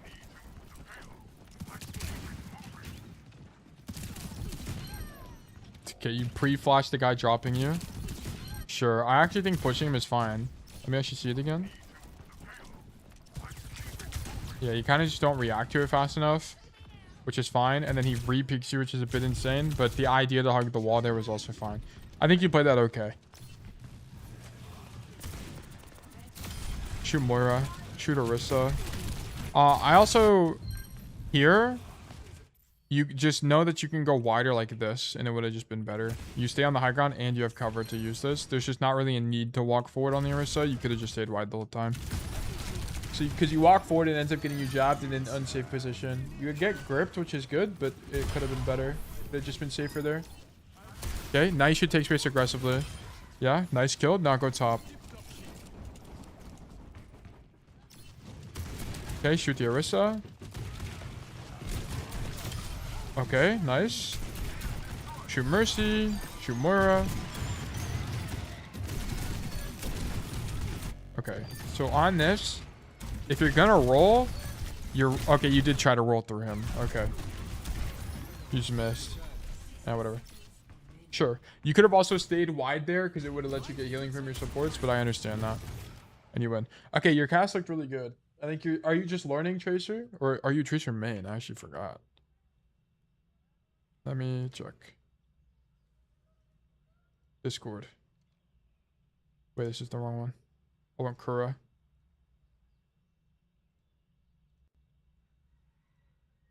Or Tracer first. Okay. Same hours as Cass, I think. I see. I just think on Cassidy, here's like how I would frame it. On Cassidy, it feels like to me you're fighting for space. On Tracer, it feels like you're trying to kill people. Does that make sense? Like you're not really worried about, like you're thinking less about taking space and playing for space. You're thinking more about how can I kill people. And sometimes on Tracer, like you just need to like hold space. Like for example, here, whenever you come to this side, instead of going for kills on backline, I think you just hold space so your team can push this Orisa out. I think this is your big mistake. Like, because there's a bunch of times we just go back on when we kind of don't need to. Like, clearing tank would make sense. And then there's a bunch of other issues. I'm not really that educated on Tracers, so I can't really say too much. But there are some other things we probably should have done, like holding the cart here. And then we didn't take 1v1s that we probably should have. And then into the Hanzo, when you were dying, you weren't blinking through him when he was looking at you kind of thing. It's a bunch of errors. I didn't really see like a core pattern. So I don't really know what to recommend you other than maybe prioritize taking a position first, holding the position, and then when your team pushes up or takes more space, then you go for backliners. Or like if you can stand here, shoot Orisa, then if you see a Moira 1 HP, okay, double blink, melee, whatever, sure, recall. Okay, I'm down. But also we're kind of just doing things without like vision. Like you come wide with the idea for backline and pulse bomb without checking if people are there first. And sometimes you like get antsy, you're not doing enough and you rotate away from an angle. So I don't know. Like I don't really know what a core issue would be to work on. But hopefully that's helpful. I could make stuff up, but I feel like it's going to lead you in the wrong direction. So I don't know. That's just... And also keep in mind, this is only one game of Tracer. Like I'm sure if I watched more of your Tracer, I'd be able to find more gameplay. Yeah, I learned a bit? Okay, well, perfect. Still thanks, of course, no problem at all. This was a tough VOD for me. Difficult, very difficult. Okay, thank you for the code. Verdict losing, definitely losing, definitely losing. Okay, so here's the plan for today. So we're gonna transition into Dark Souls. We'll play for like an hour. I do have experimental pugs at 6 p.m. They're not gonna last very long. Okay, it's gonna be like an hour max, I think. We're just going to play a few games because I need to... Here's what I'm trying to gauge. is modifiers fun or is it not fun? That's kind of like the key thing I'm looking for here. If it's unfun, we're not going to do it during the actual games. If it is fun, we'll do them during the actual pugs. Okay? So that's kind of what I'm looking to do here. If you guys are free at 6 p.m., we'd love to have you. I mean, if we have more than 12 people, we'll do 6v6. If it's just 10, we'll do 5v5. Gotta drop for now. Hope the rest of the stream goes well. Have fun with pugs. Of course, Sketchy, thank you for tuning in. So yeah, we'd love to have you guys. But okay, I'm going to switch to Dark Souls here. That is the last coaching bot for today. Let me make sure I resolved the message first before I do anything. I did. Okay, it's now resolved. And then we're going to transition into Dark Souls. So while I do that, I'm going to run ads and we're just going to chill for the rest of the day. And then I'll end the stream and then do pugs at 6. So yeah. Saying bye-bye. Thanks for the review. Yeah, of course. No problem at all. I'm going to run 3 minutes of ads. Boom. And then I'm going to switch views. There we go.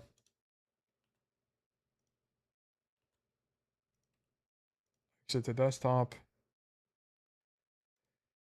Minimize this. Close all of these. Ugh. That coffee is actually killing me. Let me do...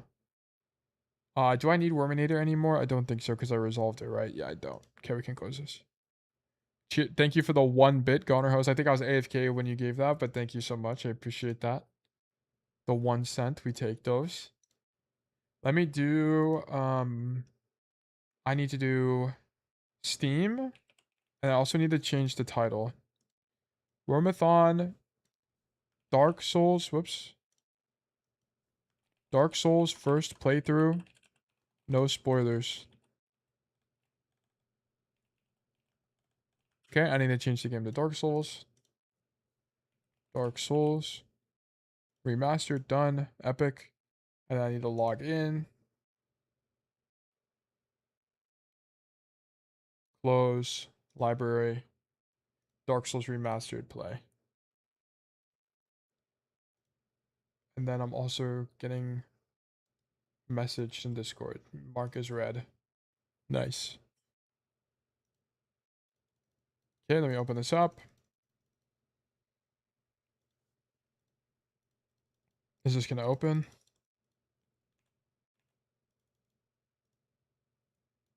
What is going on here?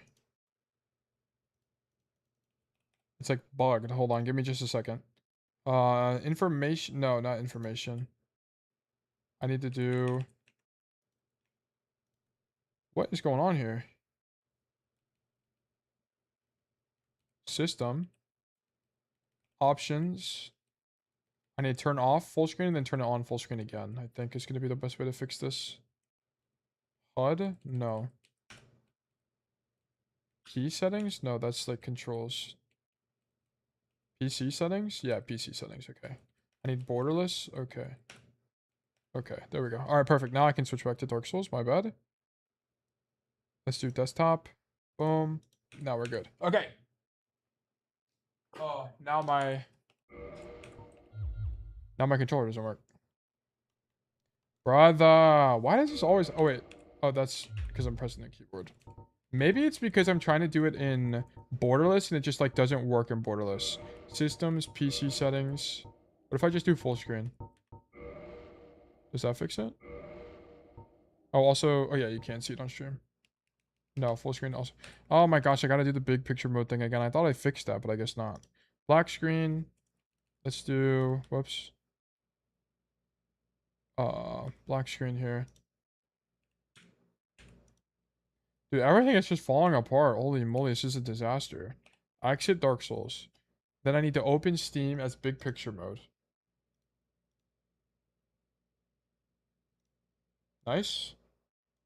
Super loud, but that's fine. Click this. There we go.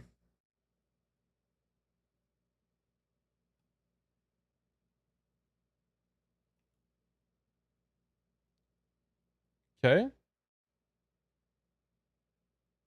Now we go desktop. No, it's a simple view, my bad. There we go.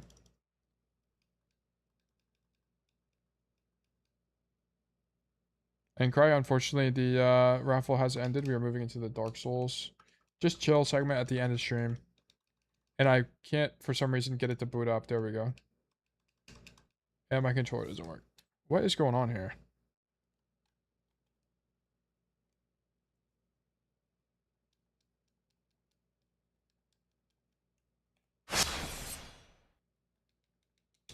Xbox One controller connected. Yep.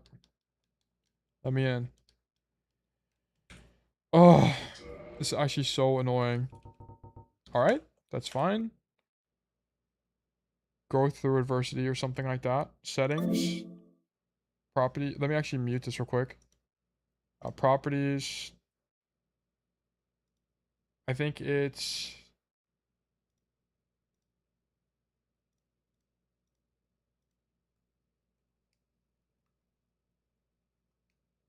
Maybe that will fix it. How did coaching go? It went good. I started feeling a little bit sick toward the last one, but it actually went up fine. We spent a lot of time on like 3 bots today. It was a wrecking ball code. We did 1 cast code, I think, a tracer code, and some other stuff like that. Wuyang as well. Like, what is going on with my controller? Maybe it's just not plugged in properly. Hold on.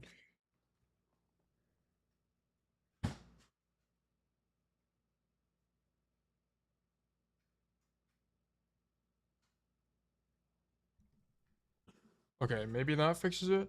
I'm actually not sure. No. Still the same issue. Maybe it's now because I'm on full screen that it's running an error. Also, you guys won't be able to hear it. I'm trying to... I have it turned off because the way it's mixed is so loud. That's the EULA. I don't want that. System options, or the way the levels are, it's so loud. PC settings. Let me go back to windowed maybe. Maybe windowed will solve it. It's just like messed up. No, it won't solve it. Okay. Maybe remove the borderless. No, it also doesn't do anything. Normally big picture mode just solves this. I don't really know why it's not the case. Maybe B. Okay. Disable. What if I disable it and then enable it again? And enable maybe? Maybe that'll fix it. And then now we do this. What's occurring? My controller is not working, basically. Also good to see you, Yumi. I would help, but my only experience with controller on PC is Pokemon. Ah, dude, Pokemon sounds fun. I haven't played Pokemon actually forever. Yeah, I don't know what's wrong with your controller. It's just like not working through Steam. Like the actual controller works. Because it lets me do, it's just not working with Dark Souls. Like, it's something about big picture mode is like bugging out. Tail Nuzlocke win. That would be interesting. I got so many like games I want to play. I got more games than I can fathom. Let me close this real quick. Actually, big picture mode. Let me go black screen real quick as well. And then let me try force ending Steam. Maybe it's just like a Steam issue, and then open Steam again. Okay, and then now we open Steam again. Let's run Duo's Nuzlocke. Is that a thing? I didn't even know you could do that.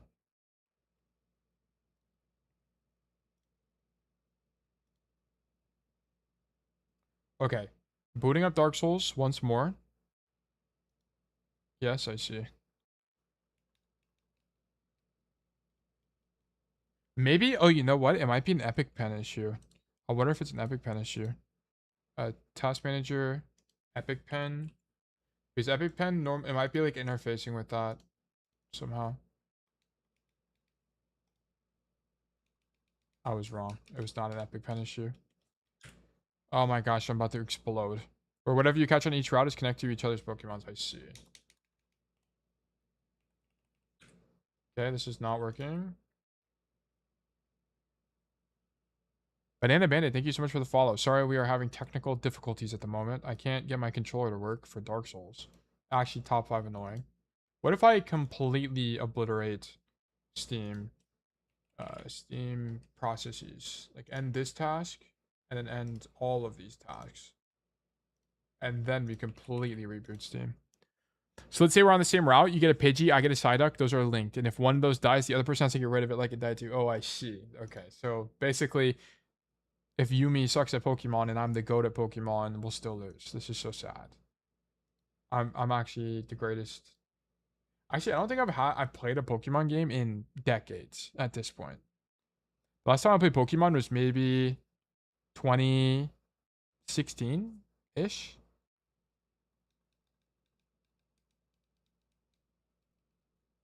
Question marks? What are we question marking around here? Also, can my controller work? We might be SOL. I will try for like 2 or 3 more times. But the problem is I genuinely don't even know what the problem is.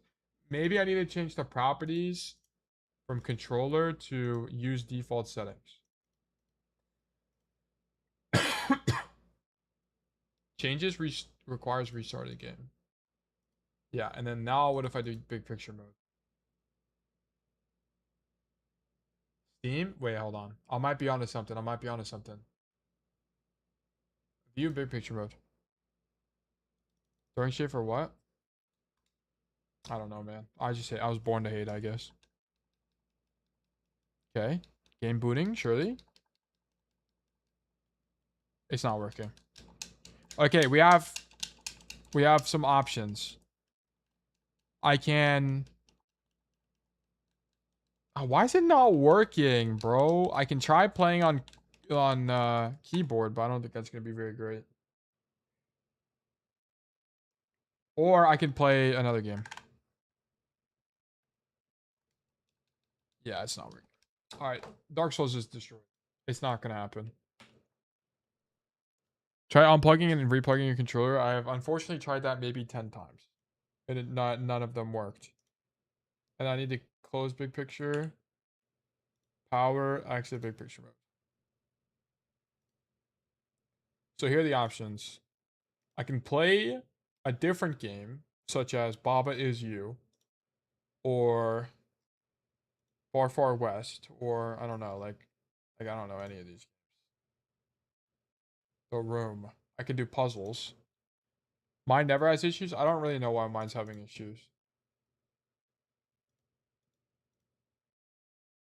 I don't know. Okay, here's what we're gonna do. I'm gonna make an executive decision.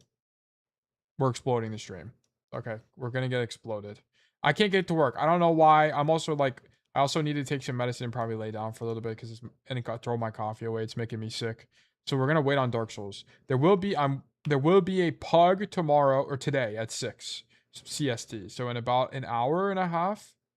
So if you guys, or wait, no, in about 2.5 hours. So if you guys are free, we'd love to have you. With that being said, I think we're going to wrap up stream. I'm going to find someone to raid, and then we can just raid them, and then call it a day. Actually kind of brutal end of the stream here, guys, so I apologize for this. Yeah, cut stream early so we can actually play games. I need to work on stuff, so I don't think I can... I mean, yeah, I don't really think I can do that, unfortunately. You talking about Archipelago? What is that, Archipelago? I'm not sure what you mean. Filter by category, Overwatch. Who's playing Overwatch right now? This? Oh, yeah, she might be talking about that. Yeah, maybe. Okay, is anyone you guys been to raid in particular? Any raiders? I don't really know any of these people.